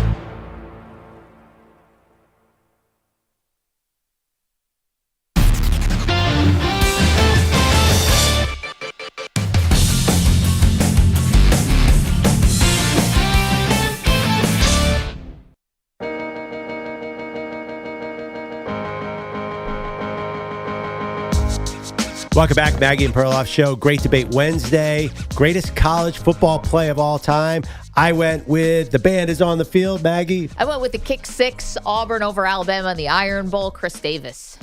I went with Doug Flutie's Hail Mary versus my beloved Miami Hurricanes. And I went with App State beating Michigan on that block field goal. Okay, let's get the thoughts of our next guest, Bud Elliott. We love him on the Cover 3 podcast, 24/7 Sports, CBS Sports, CBS Sports HQ. He does it all. Bud, thanks so much for the time. How you doing? Doing well, y'all. College football playoff starting, so exciting. Maggie, I'm with you on the play, by the way. I think it's got to be kick six. Right. I mean, everything that happened after, too, the fact that you would beat Alabama, Auburn goes on to win the SEC, play in the national championship game. They lost to Florida State. It's an all-time great call, great gaffe by a legendary coach, in Nick Saban. The play's got everything. I mean, but I think we're hoping we're going to get an all-time play once this college football playoff kicks off. Do you see an upset in these first 4 games? To be honest, y'all, I think all 4 games are upsettable, if that's a word I can invent here on this Wednesday morning. I mean, if you look at some of these like power ratings, right, there are 14 teams from the last 5 years that are rated higher than anybody this season. Like, this is a sport now. The talent is so spread out because of the transfer portal, because guys aren't going to wait 3 or 4 years to play. I mean, now everybody has players. Now, I mean, they may not all have like Oregon or Ohio State or Georgia level players, but everybody's got guys who will probably play pro ball of some sort. Like in Indiana, you'll see on Friday night, they got some guys who could give Notre Dame's offensive line some trouble. I mean, are we sure that Texas should be a 10-point favorite over Clemson? Like, has Texas shown us this year against anybody with a pulse that they can blow them out and win by margin? I think all 4 of these games actually could, in theory, have an upset. But it's funny, when this whole 12-team playoff team started, people were worried about blowouts, like some Georgia TCU situation. Do you think will it always be narrow like this because of the transfer portal and NIL? I don't know if it will always be, but I thought that concern at the time was apt. But just the fact that the talent is so much more spread out, 2 years basically after we implemented this, I think we're going to see a lot more close games now than we did in the 4-team playoff, especially because like the best teams for the most part are getting those buys. So you're not like having like a 12 play a 1 in the opening round where you'd see a point spread of 17 or 20. But like think about that TCU Georgia team, like where Georgia won by 1 million, everybody went to bed by halftime. That TCU team still earned their way into the national title by upsetting Michigan. So even back then it was like, oh, blowouts, but we did have upsets from time to time. Bud Elliott is joining us to talk about college football. The college football playoff kicks off on Friday, everybody. I mean, this thing is happening. It's right here in our faces. Meanwhile, though, Bud, there's been some players who've had to make some tough decisions, including 2 prominent backup quarterbacks, and Bo Prabula from Penn State and Malachi Nelson from Boise State, 2 backups who have decided to go into the transfer portal, even though their seasons aren't over. I think everyone believes this has to be fixed. How is it going to be fixed? Is it just as simple as moving the transfer portal and not opening it up until after the season's over? It's a great question, and I think it's implicit with the issues of the sport in that we are continuing to tie the system to the academic calendar, which if you want to say, hey, these guys are part of the school system, which they go to class and stuff, it's hard to kind of get away from the academic calendar. And thus, if you want to make it so you can't transfer until the spring, good luck surviving a court challenge there, where it's hey, you student have to stay, and non-employee, right? Because the schools and the programs don't want these guys to be employees for financial reasons. You have to stay at this school until the end of April, right? I don't know what courts would be like. Yeah, that seems right. You guys want to say they're not employees, but yet you want to have this kind of dominion and control over their movement. So I don't know what a great solution is for this unless you put them on contracts. And then, just like we all are, I can't just jump to another network mid-season, right? But they kind of want to have their cake and eat it too by maintaining that they're not employees. So I don't think there is a great solution to this under the current construct of the sport. But I'm curious how these negotiations are going. Yesterday, the headline, the Alabama quarterback Jalen Mbakwe goes in the portal, then comes right back to Alabama. Is this just like NFL free agency where everyone's playing the market and money offers are flying left and right?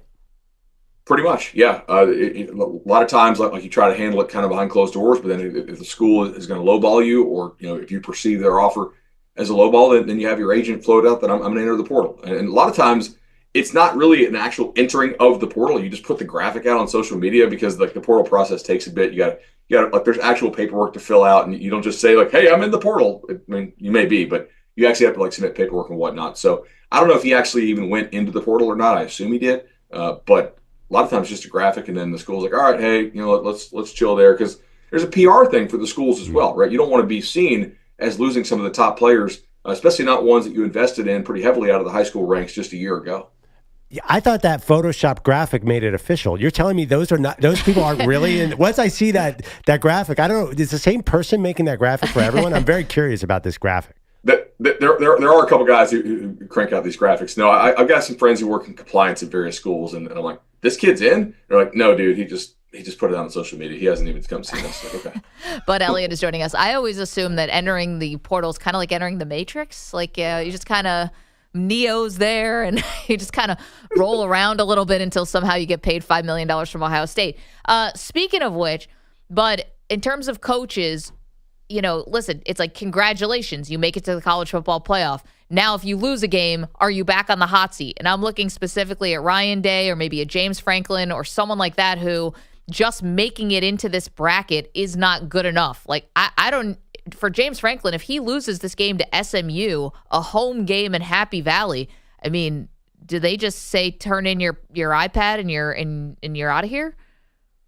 I think fans would be pretty annoyed with James Franklin if they did lose a home playoff game. He's got a huge buyout and has done a pretty good job. If I was Penn State, I'd be real careful on that one. Wait a second, how much better do we really think we're going to be? The main gripes are that you don't beat Ohio State very often, and you kind of rarely beat Michigan. But everybody else, you handle your business. Handling your business sounds easy. It's not, right? We see upsets across this sport. And Penn State almost never loses as a favorite. I mean, he's cranking out, 9-10 wins a season. To me, that's pretty good for Penn State. Of course, fans always want more. Of course, you're going to fundraise off the idea of hope and wanting more. But ultimately, I think the potential downside risk for Penn State for making a move there would really outweigh the potential upside risk. Ryan Day, that's a little different. I don't think he's on the hot seat. I don't think folks in Columbus have any interest in making a move there.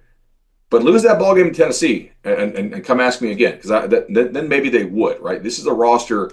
We know that they had one of the most expensive rosters in the country. This was kind of one of their all-in seasons. They got a lot of important guys to come back, especially on the defensive side of the football, who decided not to go to the NFL draft because Ohio State paid up to keep them. And if you're losing Oregon, Michigan, Tennessee, and you beat Penn State, you're kind of 1-3 against the teams that are seriously in as far as spending for talent this year. That's not going to be good enough for them. If, say, Ryan Day was let go, would that mean that somebody I'll say Rhett Lashley or somebody who just signed an extension would be in play? What would happen to the coaching carousel? I think that would be one that could turn it like totally on its head. With the one exception, there was some chatter yesterday on social media. I have no idea how like legit this is, of like a Mike Vrabel. So obviously, if Vrabel was to go there, if for some reason they did make a move on Ryan Day hypothetically, then that wouldn't really do much to the coaching carousel because it's not going to create that domino effect. You know, if you had a major coach like leave a big time school to go there, that's how we really get these crazy carousels, because then it's just domino effect. You start one and the rest fall. It's now called the Belichick effect. Yeah. Any Urban Meyer chance there? Any way Urban gets back into coaching? I'd be surprised if they went back to the Urban Meyer well. I don't really see that happening at this point. We also don't know how Urban would handle guys who have, like, they're making big time money now. Like, some of these guys were really good in an era where they had like total control over the players. Now they only have like partial. So I don't know how well Urban would translate nowadays. Like, we know in the NFL, he was terrible. And college is closer to the NFL now than it is to what it used to be under Urban. Bud Elliott's joining us for just another minute. You got college football playoff games that are kicking off this Friday and Saturday. Now, Bud, we know you dabble into the betting world. A little more than that, you guys have a thing called Sicko Mode. You are betting on schools I've barely heard of. I wouldn't be surprised if you guys were betting on that high school game that was so crazy last night that was on TV. I believe that was in Texas. Do you have any locks for us? I know that's the name of your pod you guys do during the week, but if you were to give our audience one of your locks, what is it? I think I'm going to take a piece of Clemson here. I just really haven't seen Texas beat somebody soundly with a pulse. Like, they blew out UF. That was UF on quarterback number 3 after the backup got hurt. They beat a Kentucky team pretty badly, and Kentucky was in disarray. You know, they smoked Mississippi State, but Mississippi State was on QB2, and that was the first week that they had their new quarterback in. So I think some of the metrics are not necessarily picking up on the quarterback play that Texas has faced. And Cade Klubnik has been good this year, and I think they can score a little bit on Texas, and we'll see if Texas can score enough to actually win by margin. So I'll take Clemson. But have you made a championship pick yet? Who's coming out of this thing? I think Oregon, just because they have the guys who can change the numbers on the scoreboard out at receiver, especially if they're all healthy. And I think their D-line is really damn good. Like, they spent big time in the portal this offseason, and they got the returns they wanted. Both the guys they went out and got, they can play, and they've played well, and they've stayed healthy.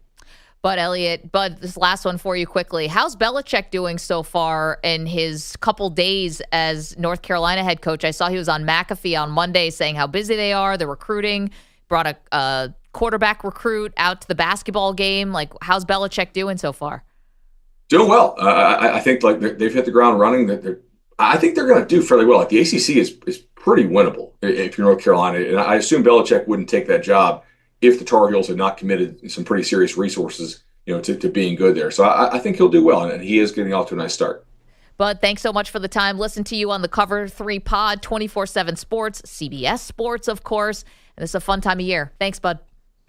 See y'all. Appreciate that. Bud Elliott. Let's turn to Chris Lopresti, who's with us.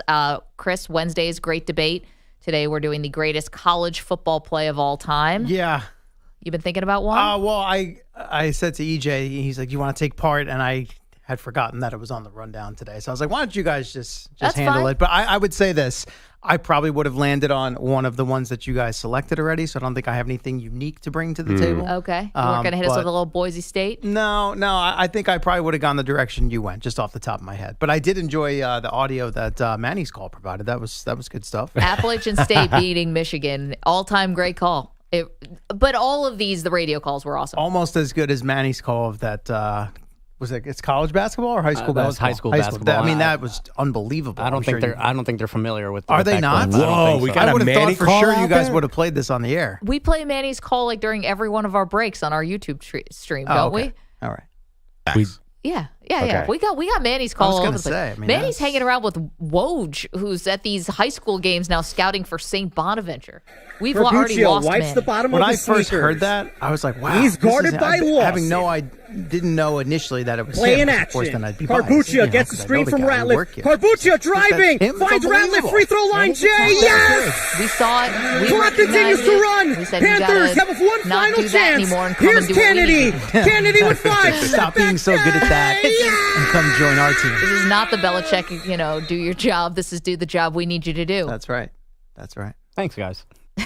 Like reminding Perloff that Boogie Flan is a person every 2 months. Yeah, there it is. Boogie Flan, Arkansas, freshman. Oh, There you right. Local kid. I was looking at you too, like wait, That what? blank stare can only mean one thing. That means Perloff loved this guy a week ago and has no idea who he is today. No, I love think this that I'm just curious now. Is Manny's call and include this Boogie guy? Because I have no idea what Manny's call is. Went to that school. That's how this all began. He went to the school that Manny made the call for. Nope. None of this Not ringing any bells. Nope. Not ringing a bell. It's EJ, you said I love this bit. Not a bit. Yeah, I know Real it's life. not. Honestly, it's true. So is it bit for the rest of you. Boogie Flan's Yeah. going to walk across the NBA draft stage, shake Adam Silver commissioner's hand, Commissioner Adam Silver's hand, and Perloff's going to be like, I like that guy. Boogie Flan. Name rings a bell, Nope, maybe? won't even say rings a bell. He'll just say, huh. Yeah, who I like. Curious name, that Boogie. So what's happening here? What are you guys talking about? I honestly, I'm not really sure myself because I By the way, parachute in and out. We around. will You know what's play a Manny's polarizing dessert? Flan.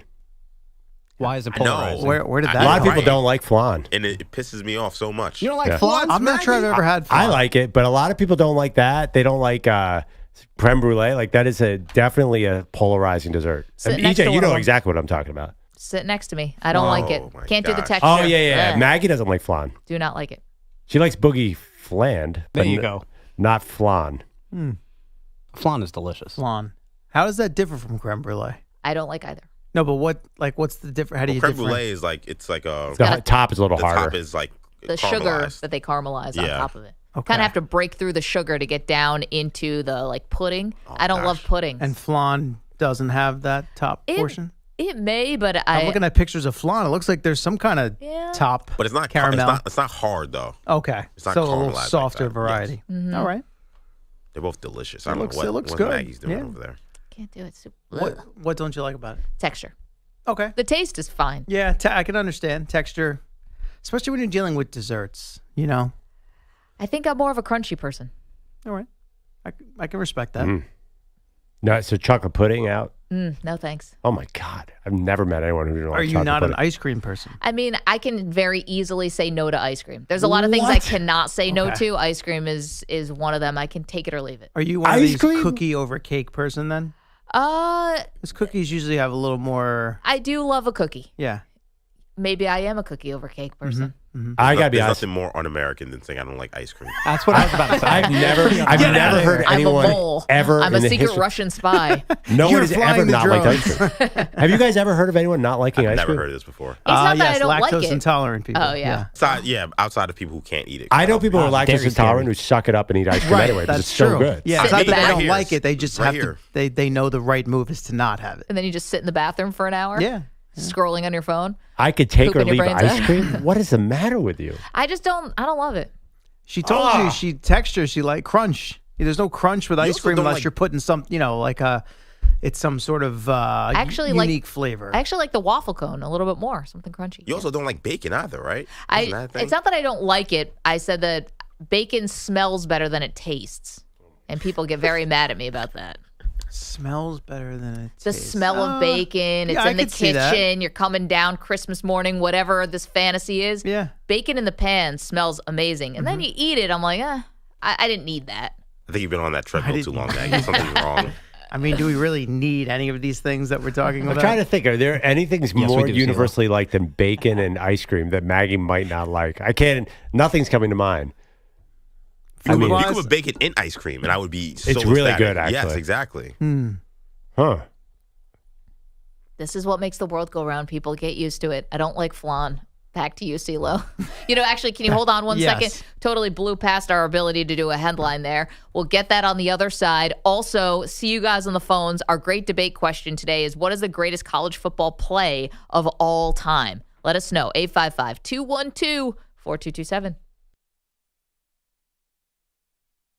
You're in a 5-minute break. Oh, Josiah Kennedy! Ice! Play in action. Carbuccia gets the screen from Ratliff. Carbuccia driving, finds Ratliff, free throw line, Jay, yes!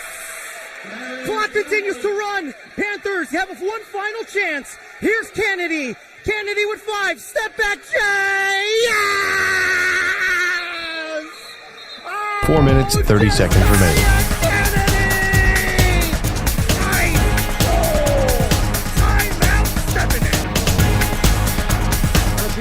Wipes the bottom of his sneaker.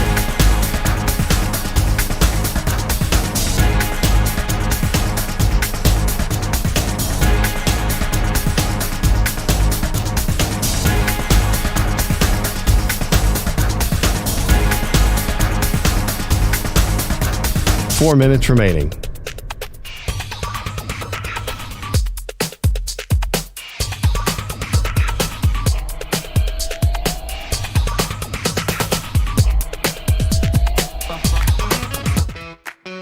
Oh, yo. L.O. Man, he's got a whip full bat swinging with flair. Behind the glass, he's waving it in the air. That bat's bright yellow, could do some harm. If he's not careful, it'll raise the alarm. EJ sitting close, looking a bit tense. He knows one wrong move could be at his expense. Man, he swings wild like he's aiming to score. EJ's ducking low, getting ready to hit the floor. Oh man, he put that bat away. Someone's bound to get hurt today. Peter Bellatti's missing again. So much for counting on our old friends. Man, he's in the zone like he's up in the plate. But one wrong swing and it could seal EJ's fate. The yellow bat's twirling, it's like a storm. EJ's leaning back, trying to keep warm. Where's Peter Bellotti? Not a soul knows. He's skipping work as the legend goes, leaving Manny in his bat to take the stage. While Peter's off the grid, who knows what age.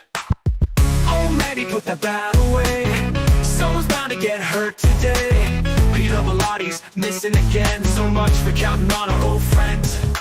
Man, he's in the zone like he's up at the plate. But one wrong swing and it could seal EJ's fate. The yellow bat's twirling, it's like a storm. EJ's leaning back, trying to keep warm. Where's Peter Bellotti? Not a soul knows.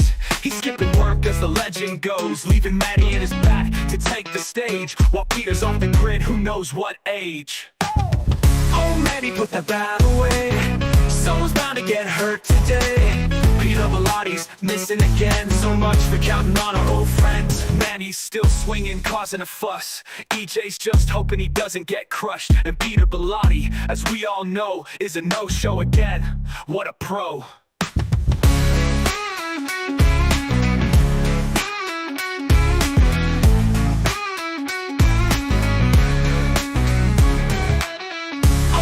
Put that bat away. Someone's bound to get hurt today. Peter Bellatti's missing again. So much for counting on our old friends. Man, he's still swinging, causing a fuss. EJ's just hoping he doesn't get crushed. And Peter Bellotti, as we all know, is a no-show again. What a pro.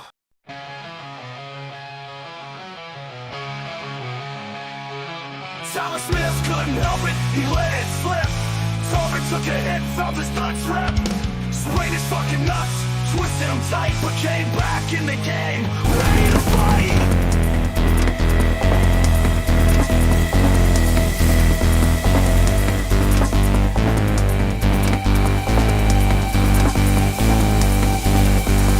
One minute remaining.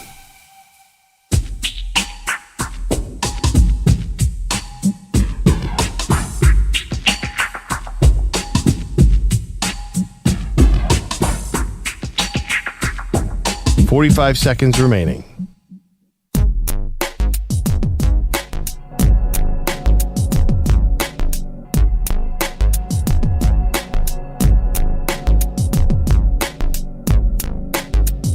.30 seconds remaining.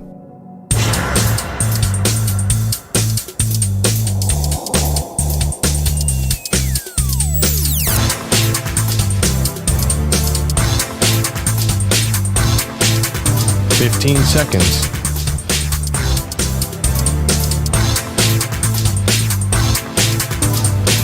Break ends in 5 seconds.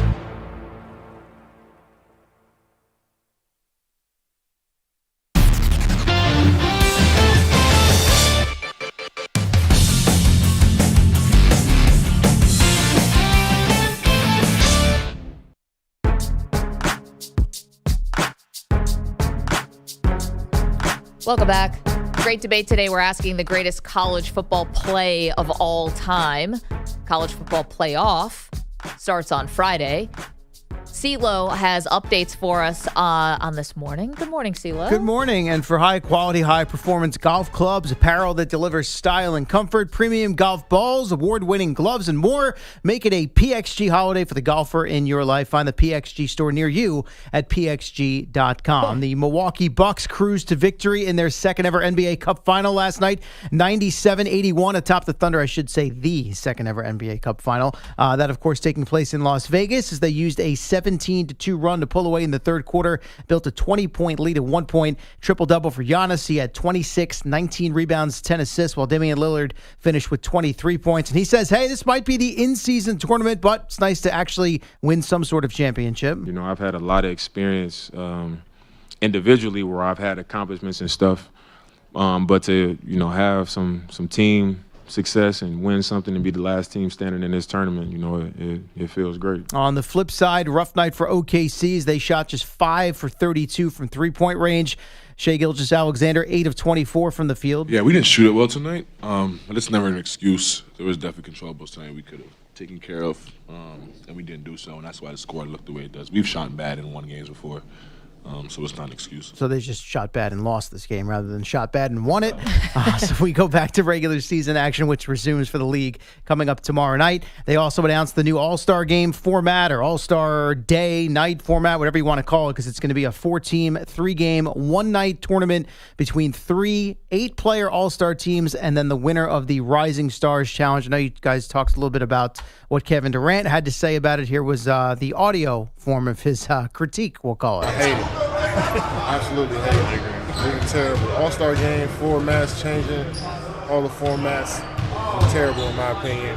And we should just go back to East-West. He wants East-West, though he did at the end admit, hey, you know what? Maybe this will be great, and I'll end up being wrong. I've been wrong before. I mean, are we like setting the record for tone-deaf athletes right now? I mean, I thought Aaron Rodgers is definitely on the Mount Rushmore of, you know, calling out ESPN people always on ESPN. Like, this is all time. Don't be a freaking weirdo. But now Kevin Durant's like, you know, we should make it the East-West. It's like, guys, when it was East-West, when they did every part of this, no one wanted to play any defense. The game became an absolute joke. You're on the court for that, KD. Yeah. You weren't playing any defense. Scored almost 400 points in a game, which is why they feel like they have to try something new. Come on, bro. I feel like everybody agrees with KD, though. It sounds so stupid. But listen, if he wants to call it out, but he also is not an innocent bystander in this. He's been in every one of these All-Star games as it's gotten less and less and less relevant. Maybe he wants it to stay less relevant. They can just show up, do whatever the heck they want. They don't care. Which is terrible for the fans. Oh, of course. I'm not saying he's defending the fans here. But, you know, like if they get a little lazy. It's just let's just keep, chucking up threes. Because there's got to be somebody who actually does want to play. And I mean, think about it. The Rising Stars. Right, the Rising Stars, the guys who haven't gotten paid yet. Think about it. The winner of the All-Star game, the All-Star game MVP, whatever, is named after Kobe Bryant. Like, it obviously used to mean something because that now seems like a joke because Kobe would never not care in a way that these guys don't care. Right? Definitely. Yeah, but I don't think there's anything you can do. I just think, like, it feels like this new format is like the NBA is just flailing, trying something, like throwing everything at the wall, hoping something they're trying sticks. to put stakes on it, like pride, something. Let's be honest. The All-Star festivities in all 4 sports are not what they once were. Who cares? I mean, the NFL is doing flag football at the end of the season. Yeah. I mean, the baseball All-Star games had its struggles. The NHL has done similar to this with the 4-team tournament. So I feel like all the leagues are grasping at straws with this stuff. I applaud them for trying something. I liked the Elam ending where they did, it was like a first 1 to 15 or whatever, 21. I don't even remember. You had to hit a certain, and that actually made it a little competitive, and then they went away from it. I don't. I think the whole thing is an entire waste of time. Like, I care less what they... I agree with CeeLo. Like, it's like, I didn't even know that the NFL was doing flag football. Like, that is just like... Yeah. It is a non-thing. They call it the Pro Bowl games. There's a bunch of, like, skills dodgeball, competitions and stuff like that. I'm it's just also for kids, you realize. Yeah. Like, it's not really for us. I'm just a little sad that there aren't more stars in the slam dunk contest. That's my jam. No pun intended. Yeah, that's been watered down significantly over the years. This is at least from a star appeal standpoint. I want to see Zion Williams to get out there and get win it a couple years ago. Yeah, Mac McClung. Yeah. I want to see Zion go out there and get injured in the actual slam dunk contest. We'd have to be healthy before it for that to actually happen. All right, Mr. Grinch. I mean, honestly, I forget the All-Star game. LeBron not doing the dunk contest is like the biggest slight to this whole thing. Like, come on, dude. Don't put it all on LeBron. He's not the only one. No, I'm just saying I don't He's care the about one, though. There's nothing they could do to the All-Star game to make me care at 1%. But the dunk contest, like if LeBron had done that might still be a thing. What's your active player dunk contest then? Like, what do you want to see? Like, which active players do you want to see in the dunk contest? Get 40-year-old LeBron going Bronny number 2. Bronny would probably be really good. Bronny can hold the ball as LeBron like jumps over him. At the low of the basket. Wouldn't be too difficult. Bronny's like 5'8". I mean, Ja Morant. Oh, yeah, he'd be cool. Zion, if he's healthy. Jeez. Never healthy. And Rudy Gobert. I have a sneaky and that I feel Anthony. like people, yeah. if we no. really just put the best players in the dunk contest, I think people would be very unhappy. Number 1, Anthony Edwards. Jaylen Brown was in it last year, and they basically tried to rig the contest for him. He was terrible. But he's not like a dunker. Like Anthony Edwards, if Anthony Edwards was in the dunk contest, has he been in one? He probably has, actually. No. Like, that's a big deal. Like Jordan established the Jordan brand via the dunk contest, not the All-Star game. He got crossed over in the All-Star game, right? That was a little later. No, that was a regular season game. Oh, that was a regular season game? Okay. Yeah. Anyway, All-Star game, nothing. Dunk contest, important. Sure. There you go. This is the rules according to Perloff. Yes. And everybody else. Nobody, like, Katie's right in this one. This is idiotic. He's definitely not right. Oh, my God. 4 teams. He's the reason why this is happening. Yeah, Him and all the players. That's the point. He's gaslighting. This guy is so like I'm so tired of this guy. He's getting a little bit annoying. Again, the Mount Rushmore of delusional, not self-aware athletes. Katie, Aaron Rodgers. We'll pick a couple more. 855-212-4227. CeeLo, thank you very much. I want to quickly sneak in some of our great debate answers because you guys have some great ones on the board here. The question is, what's the greatest college football play of all time? Sam is in Erie, Pennsylvania, and he has one for us. Hey, Sam. Hey, how's it going? I'm going to give you the greatest play from the greatest college game, and that would be the national championship game, Miami versus Ohio State. Craig Krenzel threw an interception, and Maurice Clarett.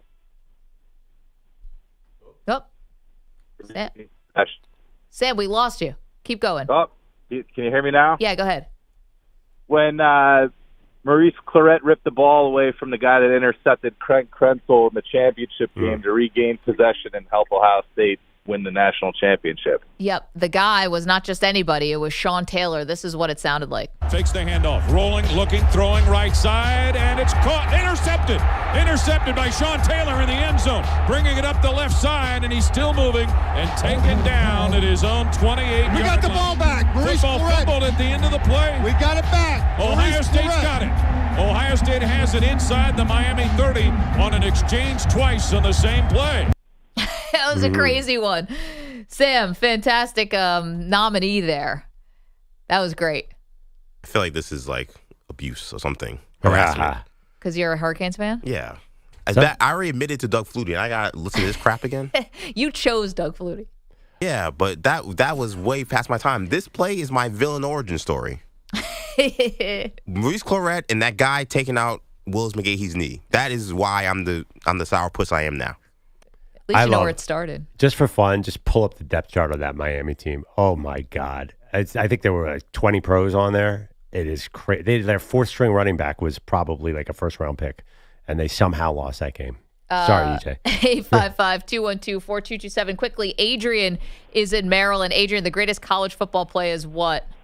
Hey, I got one thing real quick. Hey, Perloff, and it's killing me here, and I got to apologize to you 100%. I apologize. In April or May, you said Penix was going to play this year. I said there was no way and chance he would play unless Kirk Cousins got hurt, and I bow down to you. I will drive for you to San Antonio. Psych. But you were right, and I think it's a good move. Nobody's talking about it. I think the Washington-Atlanta game is basically a playoff in or out game. Nobody's talking about that, and we'll see from there. But my debate today is, unfortunately, EJ, Miami Hurricanes again. We got the Cornhuskers of Nebraska, Bumblewski on them, touchdown in the national championship game, 1984. Adrian, this is what it sounded like. 3rd and a long 5. Heading to the end zone and very close to it was Dean Steinkuhler. He's in for a touchdown. I was totally fooled. The best technicians in the world goes into the end zone for a Nebraska touchdown. Now we're going to see how it happens, because I don't know. It was the fumble Rooski. Adrian, thank you so much for the call. Tom Osborne, wow, genius play. Okay, keep them coming, guys. The greatest college football plays of all time. Got lots more for you, including, big change at QB. Get to that next. M&P.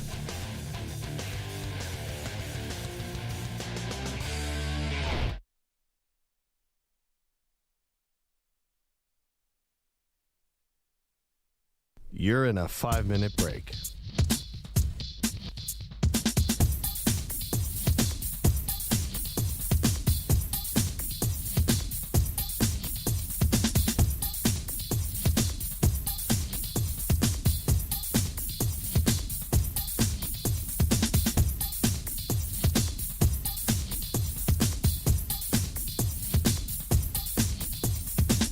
Four minutes, 30 seconds remaining.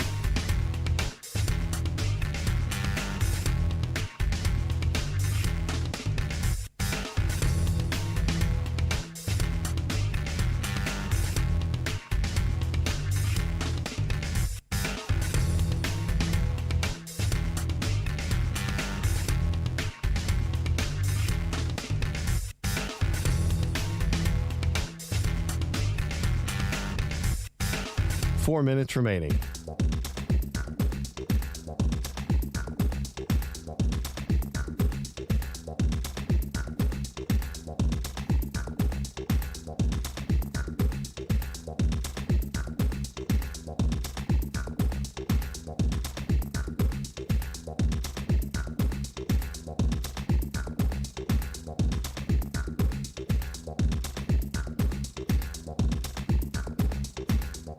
Three minutes, 30 seconds remaining.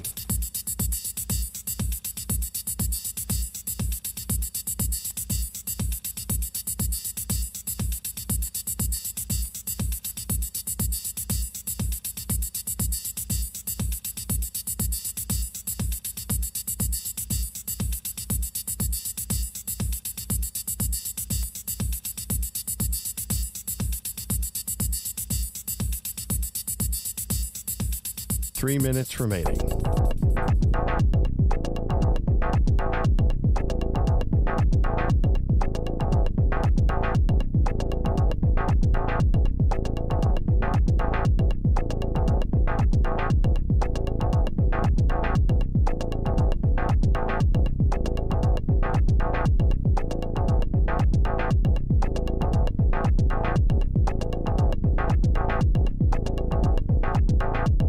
Two minutes, 30 seconds remaining.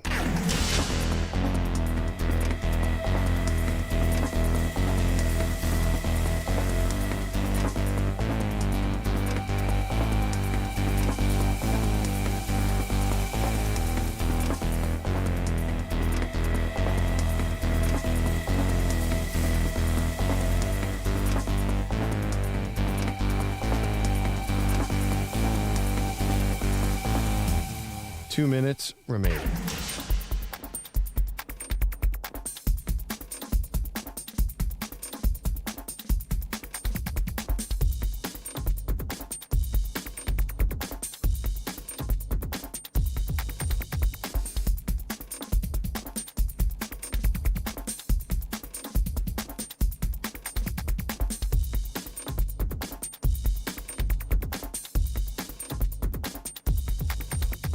1 minute, 30 seconds remaining.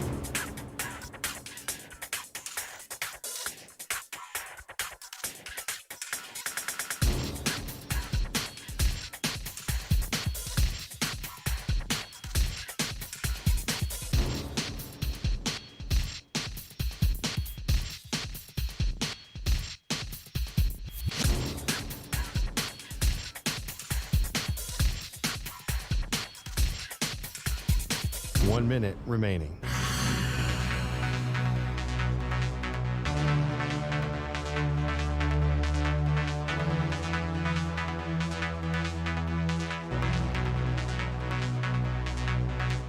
Forty-five seconds remaining. He's got the road trip blues. left behind, feeling like he's bound to lose. 30 seconds remaining. Perloff off to San Antonio, can't believe his eyes. The Bogle stuck at home, his heartache amplified. 15 seconds.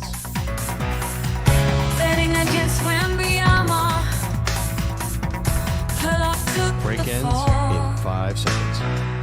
But it's Bogus left behind, feeling 10 feet tall.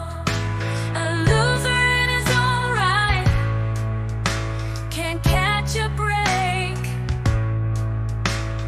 Road trip dream shattered. Maggie and Perloff on the Infinity Sports Network. Kirk Cousins, take a seat. Michael Penix Jr., you're up. Welcome to the show, Maggie Gray, Andrew Perloff. And Perloff, listen, football-wise, totally defensible move by the Atlanta Falcons. Obviously, Cousins is not playing well at all. They clearly don't trust him. Maybe his lower body is just shot because the Achilles is, still recovering. But this move just shines a light back onto when the Falcons first did this, which was sign Kirk Cousins to this bloated contract where he has a no-trade clause, a massive dead cap hit, and then a month later decide to draft Michael Penix Jr. with a top 10 pick. Okay, and I have no idea what your answer is. Do you remember when they signed Kirk Cousins, did you know it was a mistake then? We talked about it. I didn't think that Kirk Cousins coming off an Achilles was a smart move because Kirk Cousins wasn't a very mobile quarterback when has two healthy Achilles. Aaron Rodgers at least was able to move around a lot in his career. This was like one of the brilliant things that Rodgers was able to do. Kirk Cousins was never a physical, mobile, anything close to that QB. So to have an Achilles at 36 was particularly devastating, and we're seeing the effects now. Well, I think everyone thought Kirk Cousins was a right quarterback for this team because they've been drafting all those wide receivers and tight ends and running backs. They needed a point guard. They don't want their running back running like Lamar Jackson because if you draft that much, you want to take advantage of those guys. And who's a better distributor than Kirk Cousins? That's what he does. He throws an incredibly catchable ball. And I think they thought okay, he's the guy to get the most out of Drake London, Kyle Pitts, and Bijan Robinson. And there's logic to it. I guess we didn't understand how bad the Achilles was actually going to be. But that being said, too, there's also this whole Atlanta Falcons thing about it. They just feel a little doomed. Well, maybe. The other part about that, okay, you want to go with the logic of Kirk Cousins was the right guy to be the point guard for this team. Well, then a month later, you totally reverse course and decided, no, in fact, we are actually going to fall in love with a quarterback, and this is actually going to be more of a rebuild, and this is going to be a young team, and they're all going to grow together. It's like it didn't even take 5 weeks until you completely pivoted on your strategy. They didn't pivot because they looked at the Chiefs taking Patrick Mahomes, saying we're a playoff team, but we think after a year or two, Alex Smith will step aside for Mahomes. They looked at Jordan Love in Green Bay, and those were not rebuilds. Those were just investing in the future of quarterback. Right, but they really gave Kirk Cousins, they did not give themselves a lot of wiggle room here with the type of contract that they gave him. Because now if they cut him after this year, and Kirk Cousins is not going to play again unless something happens to Penix, this is it. They're pivoting totally towards Penix. Then you have a $63 million dead cap hit. I don't think the Chiefs had that with Alex Smith.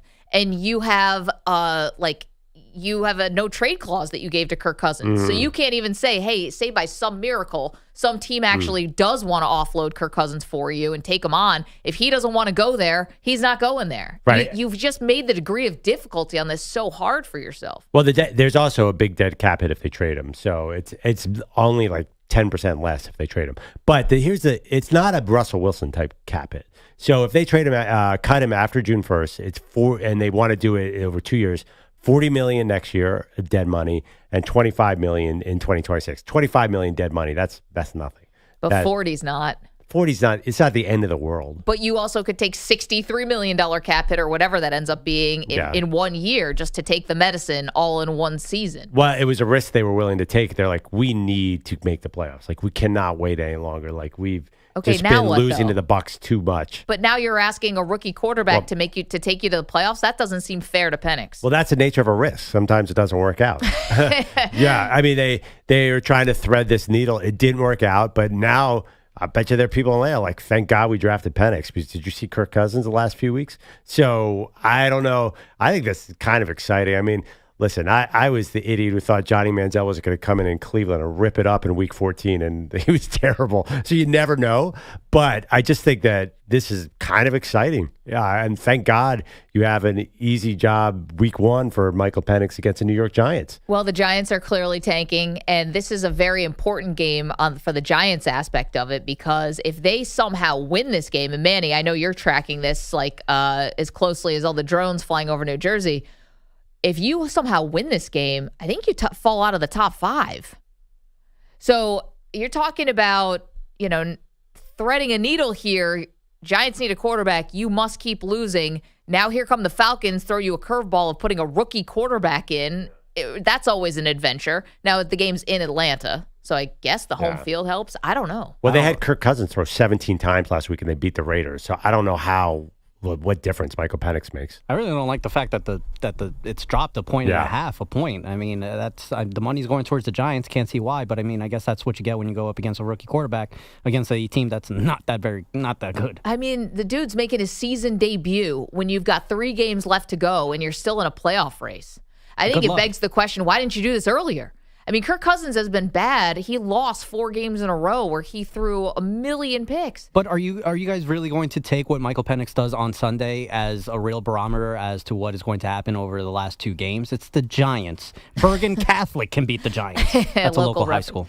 The local reference of Brian Cushing went there, if you remember him. Well, I think it might be a moot point because the Bucs have 3 games left, and if they win out, then they win the division anyway, so it might not even matter. But right? then it's like, what was all this? We got to make the playoffs this year. It's so urgent. And by the way, you beat the Bucs twice. They actually have the tiebreakers over them. Right, but I'm just saying, like, it might not matter if it's Penix or Cousins. Like, it might be too late. And again, like, you're looking back at past decisions. There's nothing you can do about that now. Yeah, mistakes were made. But in 3 years, if Michael Penix is a Pro Bowler, it'll all work out just fine. Honestly, like, we'll never even remember all this. We'll be like, oh, yeah, remember they had Cousins? Like, what? He'll be playing flag football, Michael Penix, in the Pro Bowl All-Star game. Yeah, that's right. That Perloff won't watch. 855-212-4227. So that's the big news. I'll agree with Perloff on one point. This game did get more watchable.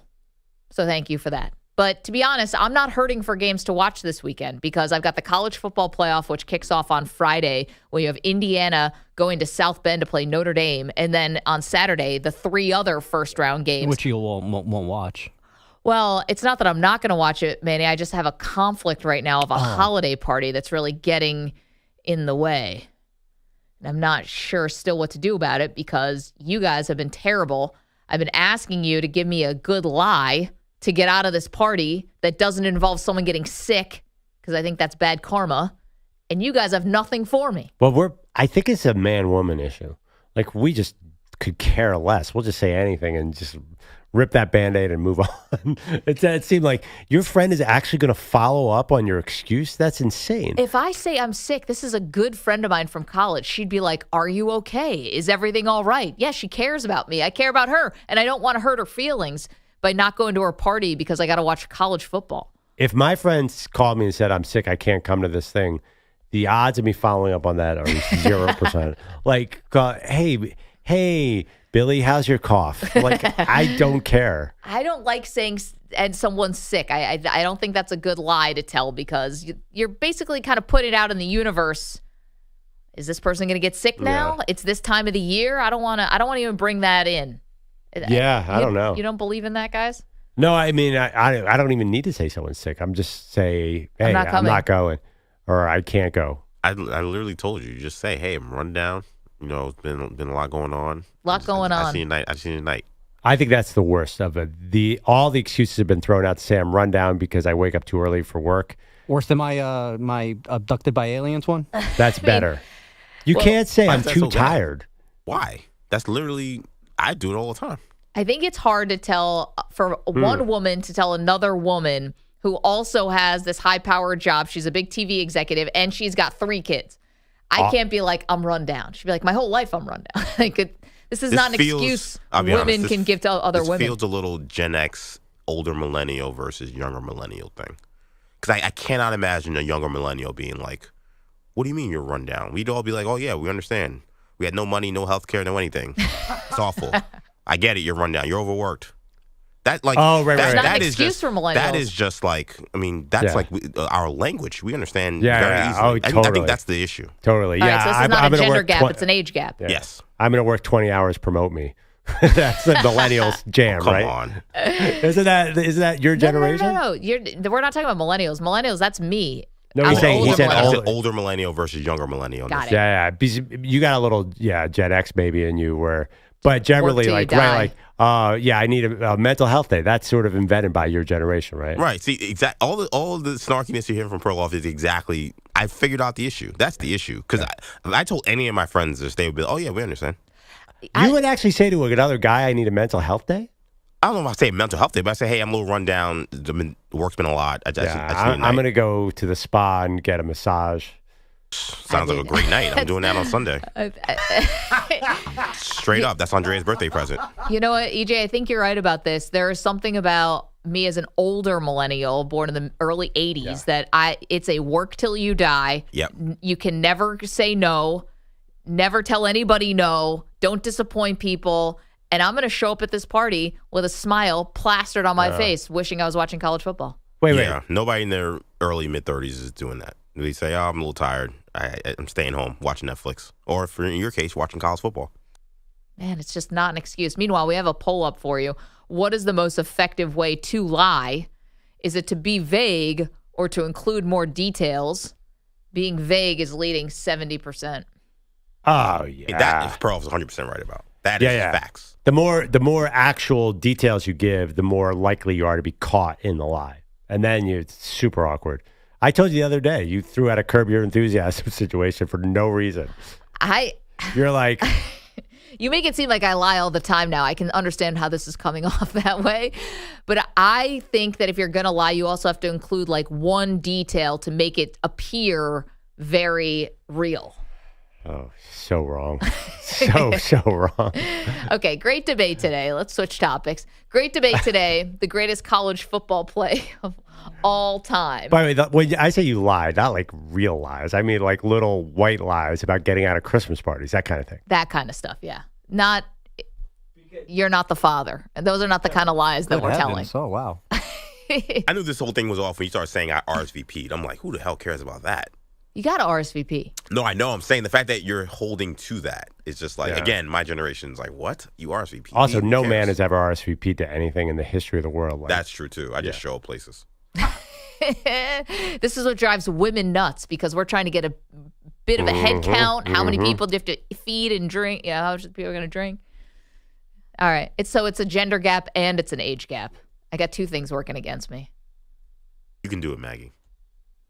What? Honestly, at this point, lie or show up? No, you can get out of this. No, at this point, just go to the damn party. That's like, please. That's what I'm saying. I'm going to be at the party. Charles is in Maine. He's got a nominee for the greatest college football play of all time. Hey, Charles. Good morning. Thank you. Please indulge me for 1 second here. This discussion of getting out of events that you don't want to attend, let me offer some advice here. Never lie about anyone's health unless it's actually true, which would make it not a lie, I guess. And never use the vague family matter or family issues come up. I have 3 20-something children, and every time I've tried that one, something has come up afterwards. It's bad karma. Charles, I'm with you. See, I won't do it's a personal matter or somebody's not feeling well. Yeah. I think that's bad juju. On the other hand, if you're Perloff and you say, I need a mental health day, you should be immediately ejected from every fantasy football league. Aww. We're getting better about that. Yeah, I called on the greatest college play. You guys took all the good ones already. But I was inspired, I was inspired by Maggie saying that she wasn't alive or hadn't been born yet when the band on the field play happened. So I came up with Billy Cannon in 1959. I wasn't alive then. But Billy Cannon for LSU returning a punt against Ole Miss on Halloween night in 1959. and apparently the roar of the crowd was so loud that the geology department at LSU recorded it as an earthquake over the weekend. Okay, well, Charles, the intrepid producers of this show have found this audio. Ole Miss. He stands on his own 28. He gets a pass from center. He boots it and gets another nice kick away going way downfield. Billy Cannon watches it bounce. He takes it on his own 11. He comes back upfield to the 15, stumbles momentarily. He's at the 20, running hard at the 25, gets away from one man to 30, still runs at 25, at the 35 to 25. He's down to 50, he's in the 45, 40. In the 10 to 5, he scores! Billy Cannon raced some 89 yards for a touchdown. Listen to the cheer for Billy Cannon as he comes off the field. Great All-American. Wow. Listen to the cheer for Billy Cannon as he comes off the field. Oh, he's running down the field, I tell you. Yeah, you can't even hear the announcer at the end of that. I think they made that movie with Dennis Quaid. Yeah, Everybody's All-American. I love that movie. All-American, yeah. Yeah. He had some problems later in his life, but yeah, great movie. Timothy Anyway, Hutton thanks is for his taking my friend. call. Charles, thank you so much for making it. It's funny, I didn't know that there was another earthquake, like Beastquake. That's always the famous one, the Marshawn Lynch, when he scored and it like registered on the Richter scale. I don't want to be wrong, but I feel like this is something to do with the beginnings of Death Valley being because of this play or the noise. Because it's also some places spelled Death Valley, as in you can't hear anything. And when he said that, I was like, oh, maybe that's where that started. Because it's LSU, obviously, versus Ole Miss. He's right. I mean, when I was cutting this, I'm like, you can't even hear the announcer. This is crazy. Unreal call. Keep them coming, guys. The greatest college football play of all time coming up. We've got to get to, I'm telling you, I never thought I would be able to be shocked by anything Jerry Jones says anymore. I thought I was in a post-Jerry world. And then he said something yesterday, Perloff. I mean, I can't believe he admitted this on radio. We'll get to that next. All right, Maggie, it's time to go to work. There is so much sports going on, and the best way to enjoy it is with Prize Picks. Best place to get real money action while watching your favorite sports. Over 10 million members, billions of dollars in award winnings. It's made daily fantasy sports accessible to all. It's so simple to use. You pick 2 or more players across any sport, pick more or less on their projection, and you could win up to 1,000 times your money. Did you know that Prize Picks now available in California and Texas? You got to download the app. It's so easy to use, and all throughout December, aka Picksmas season, Prize Picks is giving away $30+ million and 2 free picks for you in this month of December. Perloff, did you know that today is the Boca Raton Bowl and also the Art of Sport LA Bowl? Actually, I did know that because I was on Prize Picks first thing this morning, and I'm going all in on the UNLV quarterback. Hajj Malik Williams, more than 178.5 passing yards. You can put that together with George Pettaway from James Madison. No.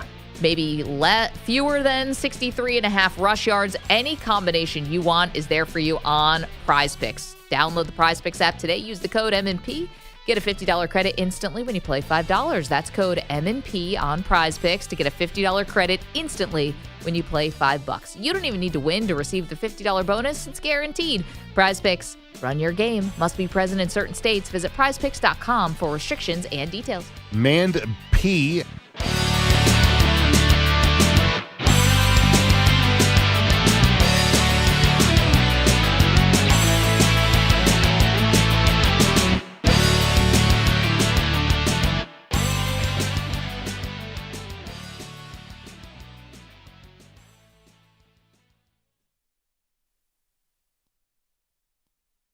You're in a 4-minute break.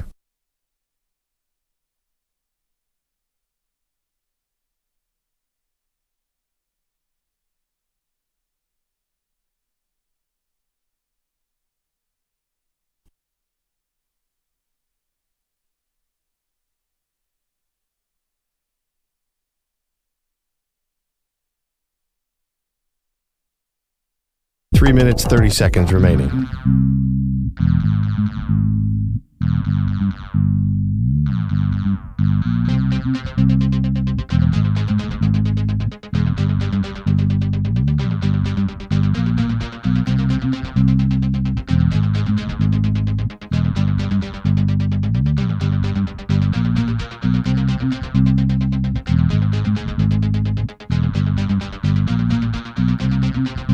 3 minutes remaining.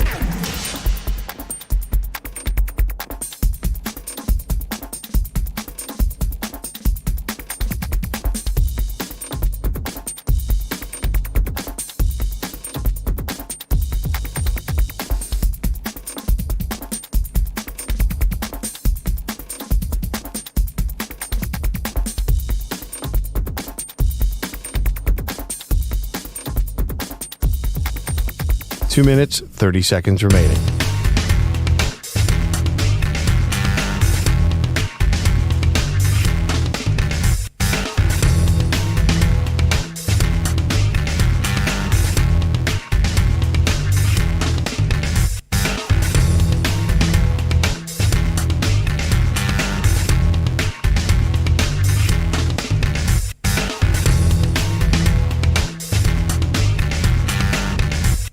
Two minutes remaining.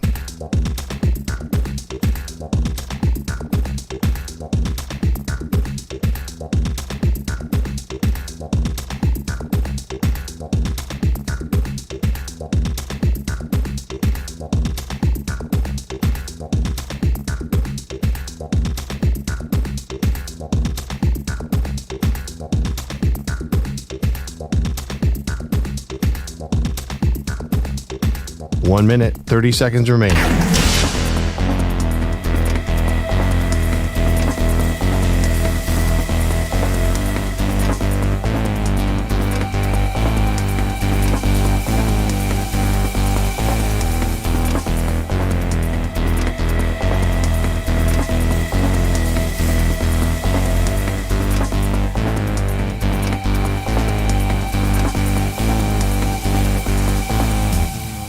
One minute remaining.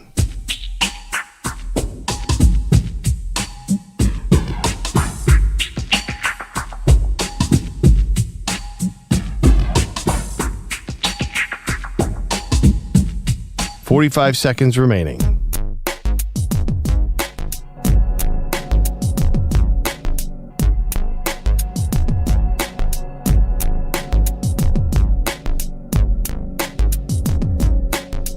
$30 seconds remaining.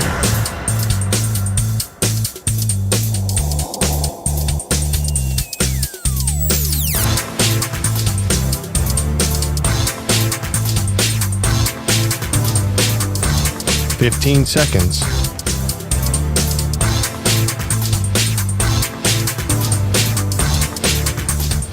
Break ends in 5 seconds.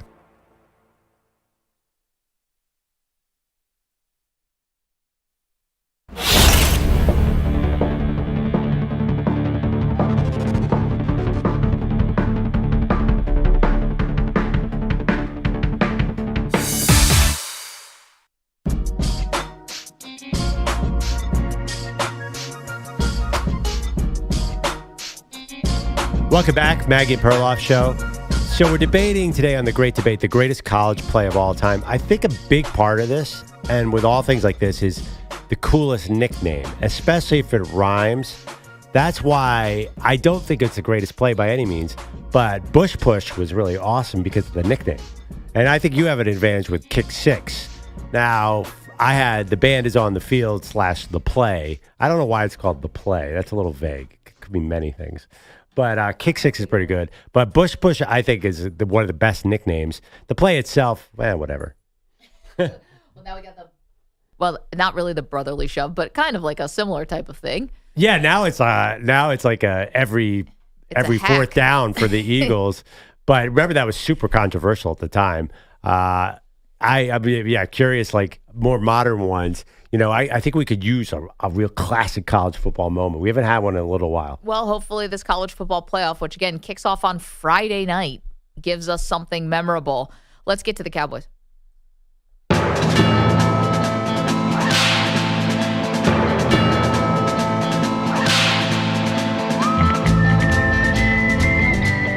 Unmistakable Cowboy Quickie music here on the Maggie and Perloff Show. I didn't even think we were going to be doing Cowboy Quickies or anything from Jerry Jones's radio appearances anymore because, you know, the Cowboy season is whatever. But then yesterday, Jerry came through. He's on the Fan in Dallas, and I don't know how they got into this conversation, but they started talking about delicacies that Jerry used to eat as a young boy. I've eaten a lot of raccoon. Yes. The answer is yes. And I've eaten it hunting. I've actually had it served by my mom at the table away from hunting. And I have eaten raccoon. And yes, it's not uncommon at all. Not uncommon at all to eat raccoon. That doesn't shock me.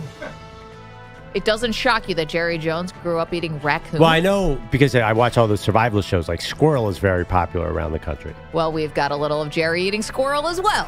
One of my favorites is squirrel. And it's wonderful, and my mother could do a great job of it. And we all had our favorite pieces, and my dad and sister, I have one sibling, a sister, and they would fight over, not fight, but my mom and I, they were just my sister and I as far as siblings. My mom and I wouldn't even ask for the brain in a squirrel. Oh, man. Oh. And delicious, seriously.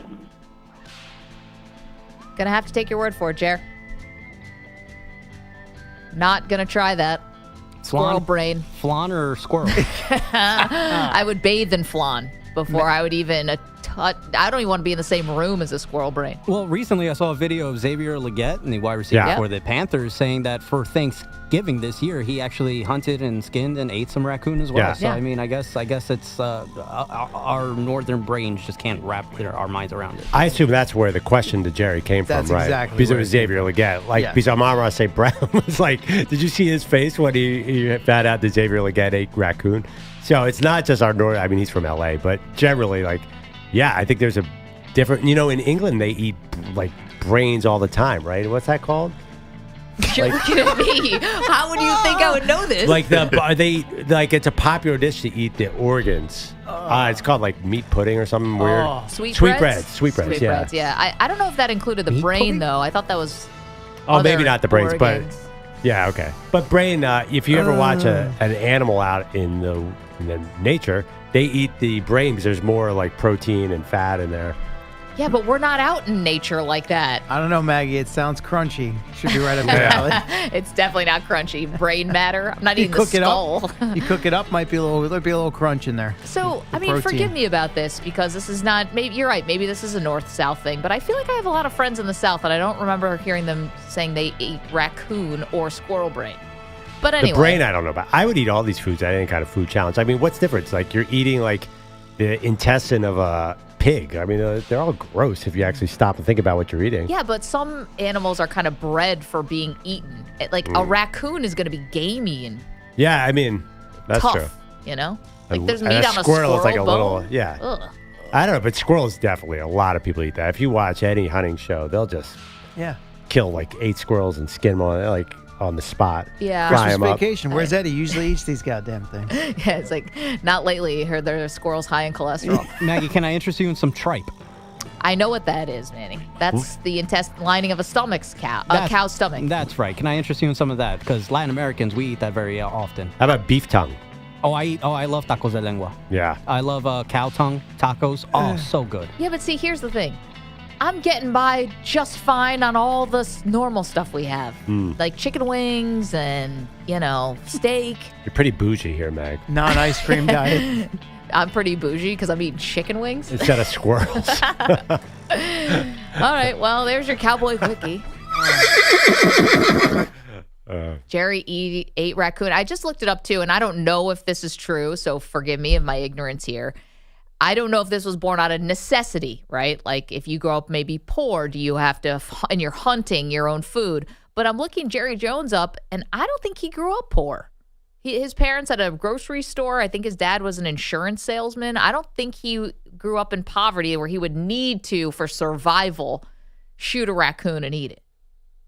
Xavier Legette certainly doesn't have to. He was a first-round pick. They should be sipping champagne. I feel like it's a country thing. Yeah, but where did he come from before? Well, South Carolina, deep South Carolina. I get it. Listen to Xavier talk for 5 minutes. I know. Yeah. Listen, maybe you like 5 what you minutes, like. 5 seconds. Yeah. They used to fight over the brains.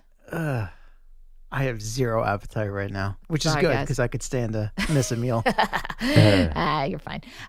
I just, I get being an adventurous eater, but I think I'd have to stop short at the brains. I mean, this is why we're talking about squirrels and raccoons. Let's go to some other countries, and I Dog, spent some time in horse. Vietnam. I mean, What are there's they a lot. there? Who the heck knows? Scorpion? I mean, there's a lot. You go to a restaurant and like people warn you that you might be eating dog when they say it's chicken, that kind of thing. I don't know if it's true, but it's not. I mean, what's the difference? I feel like we're being like, if you ever just Being pull myopic? back, just because we love our dogs doesn't mean they're not food somewhere else or horses. That's fine. I remember it was a major scandal when a company, IKEA, I think, was selling Swedish meatballs and they found out there was horse meat in it. Yeah, and yeah. it was a scandal and people said, well, you're probably actually eating quite a bit of horse meat. Yeah, probably. See, that's a little different, though. You can't advertise, hey, it's one thing, and then, oh, by the way, there's this in it. That's just like pulling the wool over someone's Do you guys eyes. ever go to the IKEA cafeteria, by the way? You ever wondered why this plate of meatballs and mashed potatoes is $1.99? No, they do something very smart, though, because IKEA is a trap, right? You Oh, can't it's get a out of maze, there. right. It's like a casino. They're just pumping oxygen just so you just keep buying bunk beds or whatever. But at the very end, they have the cinnamon rolls that are cooking at the checkout. Good luck trying to.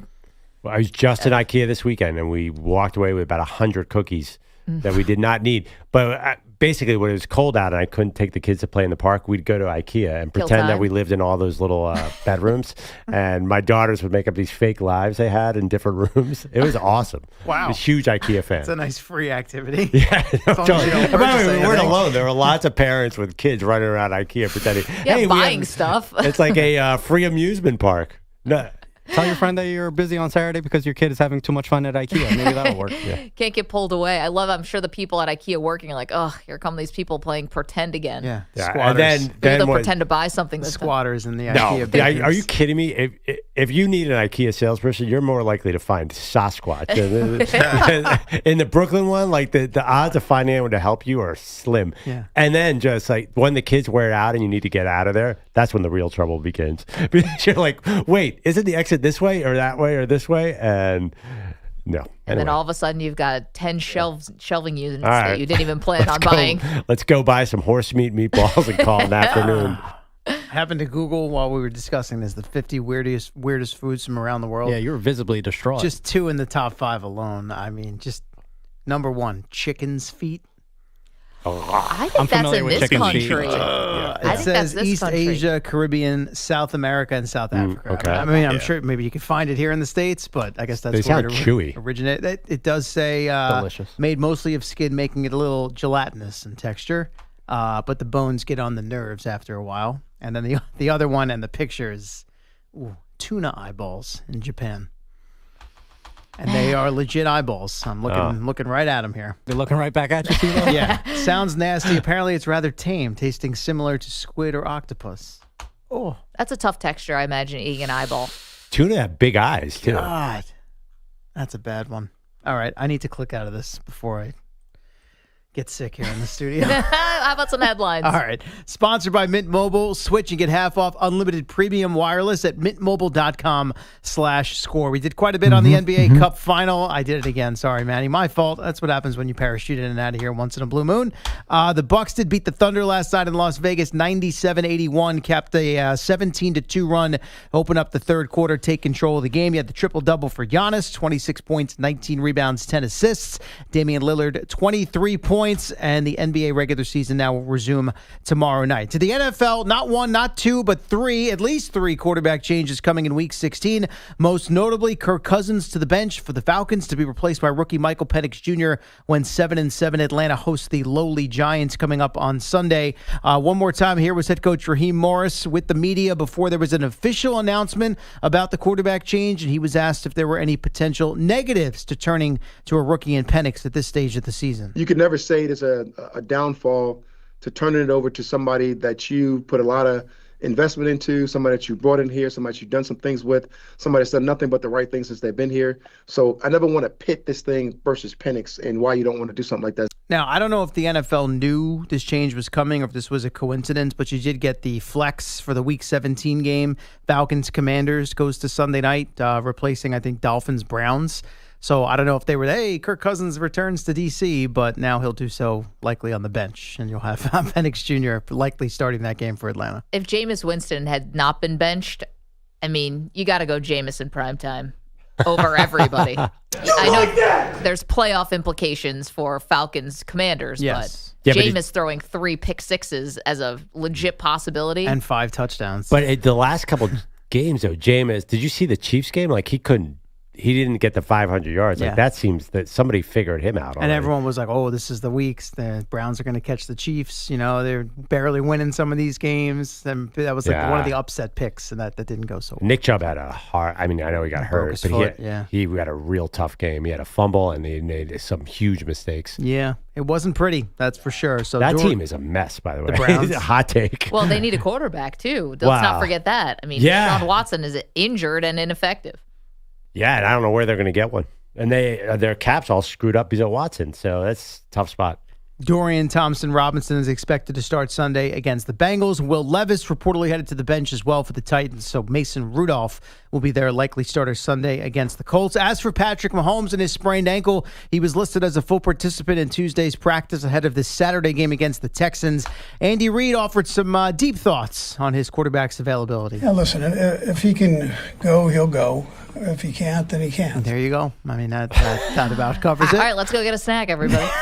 Yeah. Very good. So Nuggies on us. Yeah. Mahomes or Wentz Saturday against the Texans. Now, we know the Lions are dealing with a ton of injuries. You guys played Dan Campbell on the ticket in Detroit, all fired up yesterday about where they go from here and dealing with the rash of injuries on defense. Aiden Hutchinson, who we did hear when he first got hurt, promised he would be back if they made it to the Super Bowl. So he provided the latest on his condition and his progress when he joined the Squeeze podcast. This came out late yesterday morning. I keep telling all the boys when I see him in the facility, I'm like, you guys just got to get there, and I promise you, I'm going to be back. You know, and I tell people that. My mom was like, I remember we were talking yesterday, and she's like, but Aiden, like what if you don't get back? Like what if you can't? And I was like, there's no other way. No other way. So I was like, that he was like, and I was like, and she was like, and I was like. Very mid-20-ish male answer there on the podcast. Like, I don't know what you're talking about. Like, bro. Like, come on, man. And then my mom was like, and I was like. Yeah. Aiden Hutchinson has a funny commercial. You guys seen that one where he's doing ballet? He's doing ballet, but they never announced it's Aiden Hutchinson, so I don't think the average fan has any idea who that guy is. I right? thought that was Christian McCaffrey at first glance. Like, no one says, at the very end, he says, thanks, Aiden. I was like, does America know what Aiden Hutchinson looks like without his helmet off? I didn't think so. Especially those who don't live in the Midwest. Yeah, probably not. It's admirable for him, though, and I get it to leave the carrot out there. But even if he did come back, how many snaps is he playing in the Super Bowl? Is this a Willis Reed moment? Maybe just his mere presence, Maggie, will. Oh, I don't know. You saw Drake Greenlaw came back and he looked like a house on fire for about 9 minutes. Yeah, then what happened? Yeah, I know. But that's like, Campbell's like, no, hell no, I'm not going to that game. Yeah, I feel like sometimes NFL guys come back and they look like they're shot out of a cannon. Like Puka Nacua, remember? He wasn't supposed to come back. Then all of a sudden he came back and he was on fire. Adrenaline. Yeah, it might be something going on. Yeah. Do you think Aiden Hutchinson's one of these guys that calls his mom bruh? Like, doesn't that fit with that soundbite we just heard? As a parent of a young boy, I am fully ready when he gets older to be called bro. Bruh. Mm. Yeah, I called my mom bro a couple of times. Bruh. Yeah. Yeah, it's not even bro anymore, though. It's bruh. B-R-U-H. Definitely a two Americans thing here. No, brah, mom. Come on, bro. Call my mom bro. Okay. You're too old now. Bro. If I was 20 and you called my mom bro, I don't want to know what would happen.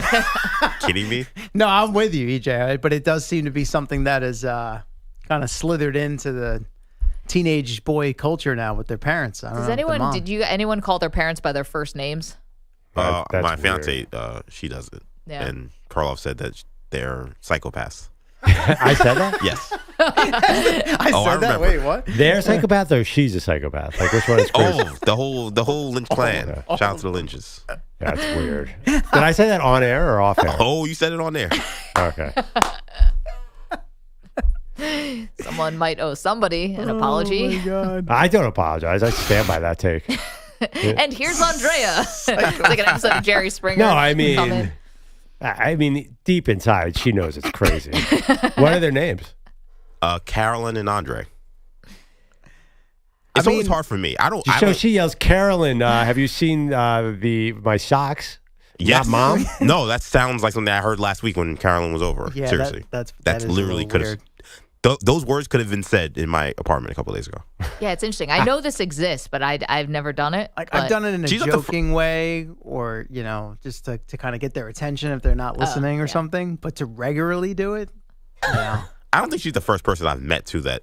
I know other people who do that. It happens. And they're all psychopaths. But I feel like by generally, like, you're trying to treat your kid like they're equals or like they're adults when they're 9 or something. That's what seems weird about it. Not in your case. I mean, I wouldn't do it. I mean, I'm obviously, going to call you Mom. It's like, it's Mrs. Gray to you. Like, what am list I going to say? The list of things that is mentally off with your fiance, engaged to you, is number one, obviously. Come on, you laid that out there for me. Jeez. No, you're a catch. Fast forward 3 weeks. I said that? Wait, what? Oh, Perloff will not remember any of this conversation. Tomorrow, maybe. You remember Boogie Flan from an hour ago? You guys keep saying, every time Boogie Flan's name came up, like, who is this person? Amazing. Amazing. I mean, Check I the can't. tape. What does he have to I do know. with me? I don't know. I'm not here enough to know. We'll find the tape. We're doing the top 5 moments of the I Maggie like and Perloff Malachi show. Flynn. Are you guys sure that's not who you're talking about? We're doing top 5 moments of 2024 from the Maggie and Perloff show on Friday, and I think maybe we have a new also receiving votes. Now, which quarterback did you like from this morning? Was it Sam Howell or Sam Hartman? Which one? That is, listen, there is no crime in getting Sam Howell and Sam Hartman confused. We're talking To both. women, there is. Sam Howell. You ever been around Sam Howell? No. Have you? Yeah. Hunk. Sounds like it. Hunk. Sam Howell has to fight women off. Wow. Yeah. It's a good problem I mean, to have. by the way, any NFL quarterback. Yeah, I understand Sam Hartman's hair, but they're also like. You ever seen Mike Did you ever see Lennon? when Sam Hartman played Sam Howell? Oh my God. Yeah, that's Come on, true. man. I didn't think you were going to name names. That's one that just popped right in there. Did they play against each other? And it was like, oh yeah, 59-53. That was Hartman versus Howell was one of the great college games of all time. Good thing our great debate today is the greatest college play of all time, which you are still welcome to weigh in and tell us 855-212-4227. CeeLo, Mike Vick, Norfolk State. How about it? And Cody Bellinger is the new Yankee center fielder. There you go. 2 big stories. Michael Vick taking over a college football team is pretty amazing. How do you pronounce it, by the way? What? Is it Norfolk or Norfolk? How are we saying that? I think it's Norfolk. Depending on where we live? Yeah. Norfolk. But you're almost cursing on the back end there. It's a little delicate. Easy on terrestrial radio. Yeah. I'm not from around there, so I'd probably sound like an outsider and say Norfolk State. Right. Yeah. Norfolk State. My grandparents lived there for a short while, or close, but they're New Yorkers, so there's no way they were saying it correctly. So what of this does not compute. You're right. Yeah. 855-212-4227. Greatest college football play of all time is the great debate. We're getting ready for the college football playoff, which kicks off Friday. You're in a 5-minute break.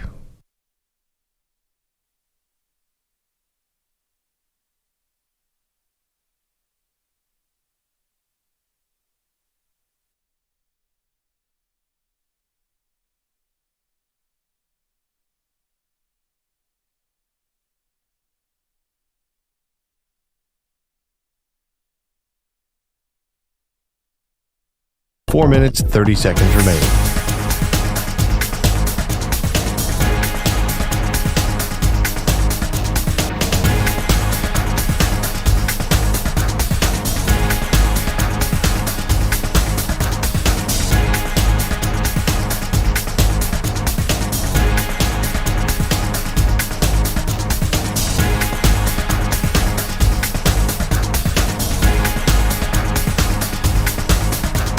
Four minutes remaining.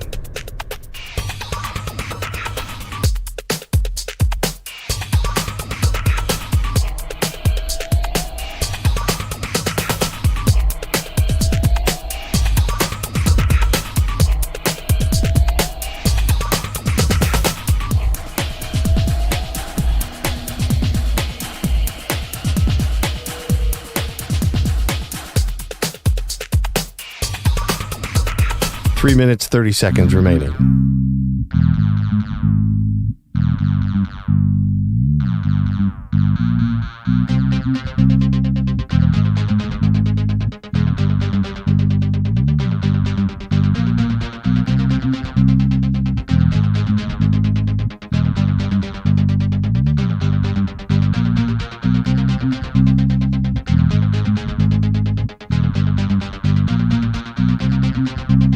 Three minutes remaining.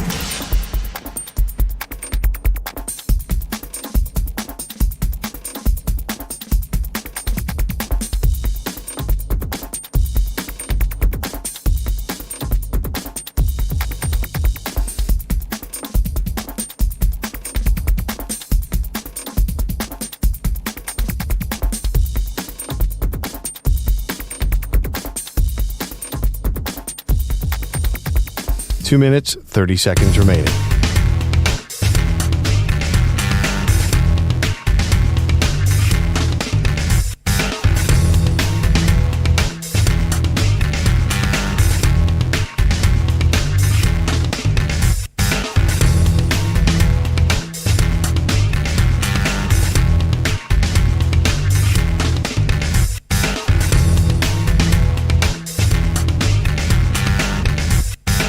Two minutes remaining.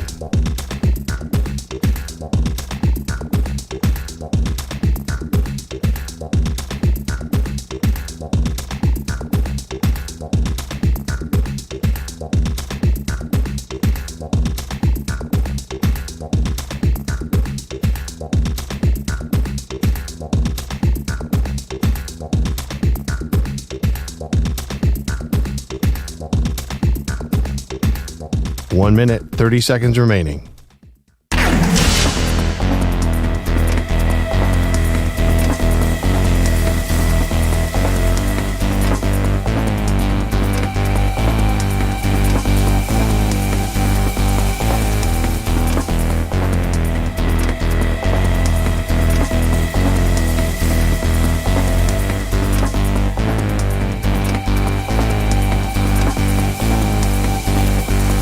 One minute remaining.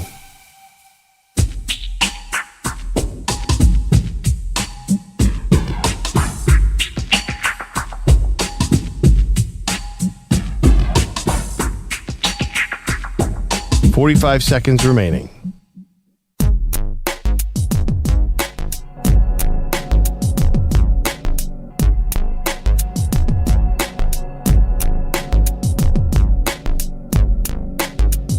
$30 seconds remaining.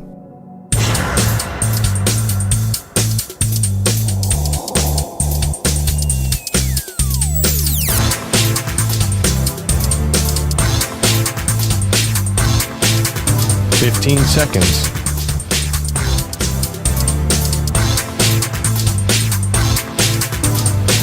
Break ends in 5 seconds.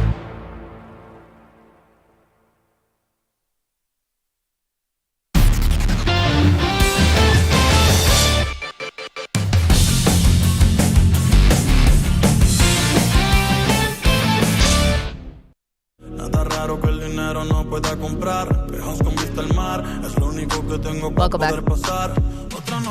Covered a lot of ground on this show today. The great debate is the greatest college football play of all time. You guys have been giving us some amazing ones. We've also covered how to lie to get out of a holiday party. We've also covered weirdest things you can eat, like Jerry Jones ate raccoon and squirrel brain. I know, and we only have 7 minutes left, and we have to get to these greatest play ever calls, but I can't believe we didn't do the drone attack. Attack is a little strong. We touched upon it. I told her to say that she got abducted by aliens, so we touched upon it. We'll get into that maybe a little bit more tomorrow. Yes. It turns out that I am living directly under the flight pattern of every drone in New Jersey that's been making national news. It was a symphony outside my house last night. Andy is in Michigan. Good morning, Andy. Good morning, guys. Love your show. I've been in and out this morning, so apologize. But the best one, and if you guys had a great debate for best games of all time, this would be in my top 3.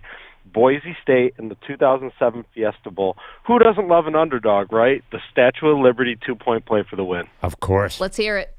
Boise State for the win. They hand it off to Johnson. Boise State has won the Tostitos Fiesta Bowl.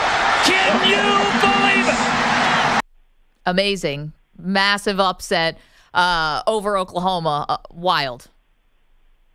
Andy, thank you for Adrian Peterson's Oklahoma, too. Great call. You know, and Adrian Peterson made an appearance in last week's great debate, right? Didn't we do the greatest? Yeah, greatest Heisman snubs. Yes. Andy, thank you for the call. And if, by the way, if like Andy, you're in and out sometimes, can't hear all the show, Maggie and Perloff podcast, perfect way to get caught up with the show, and also the free Odyssey app. Yeah, and I don't think you have to apologize if you miss parts of the show. Totally should apologize. It's unforgivable. You think we deserved that apology from Andy? I'm not so sure. I mean, Andy missed Maggie not liking ice cream. Definitely need to apologize for that. Yeah. That might be one of the Maggie takes we distance ourselves from. That's a hot take. What? Actually, cold. Kevin is in San Antonio. Kevin, the greatest college football play of all time is what? I think the best college football championship was 2005, Texas and USC. Oh, and Vince Young ran in for a touchdown, went crazy. Let's hear it. Kevin, thank you. 4th and 5, the national championship on the line right here. He's going for the corner. He's got it.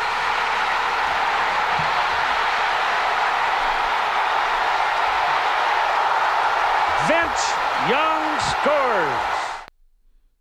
Unreal play. Vince Young also snubbed for the Heisman. Did he make the list last week? He did. That was Perloff's pick. No way he forgot. No way he remembered. Vince Young, former Eagles quarterback. Yeah, sure. I love that play because I couldn't believe, like, Texas, you don't think of them, they were underdog. I mean, that was a one-man Superman. That might be my favorite little college run of one player ever. Vince Young at Texas was great. I thought he was going to be fantastic in the pros. I kind of misread that. I'm still not totally sure why he wasn't better, but... Yeah, a lot of things. We'll get into definitely biggest busts.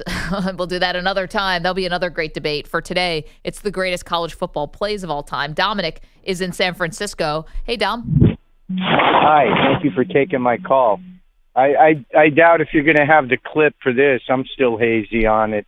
And it's funny because it involves Woody Hayes, but it's in the 70s, and I think Dwight Clark caught a touchdown pass for Clemson. And then somebody, I want to say Charlie Bauman, waved it in Woody Hayes' face. And Woody Hayes punched a college player around the head and neck, and that's it, career over. Not a glamorous play, but certainly newsworthy. Yeah, Dominic, I don't know if it's greatest, most infamous I had no idea. Dwight Clark caught a touchdown on that play before Woody Hayes hit the guy. I honestly did not know that. That's crazy. Yeah, the guy who he hit, I remember that is Charlie Bowman, right? That was always the Clemson's Charlie Bowman. I remember always hearing that, and Woody Hayes throwing a punch. We should do most infamous plays another time. Definitely. Because the Woody Hayes punch, obviously along the same vein, Bobby Knight. Maybe we can come up with some other ones. I saw that on the call screener. It said Dwight Clark catch. I'm like, you got the wrong league, dude. That was NFL. But that made sense. Can we also go to our poll question for today? Because I feel like I got no help on this from anybody.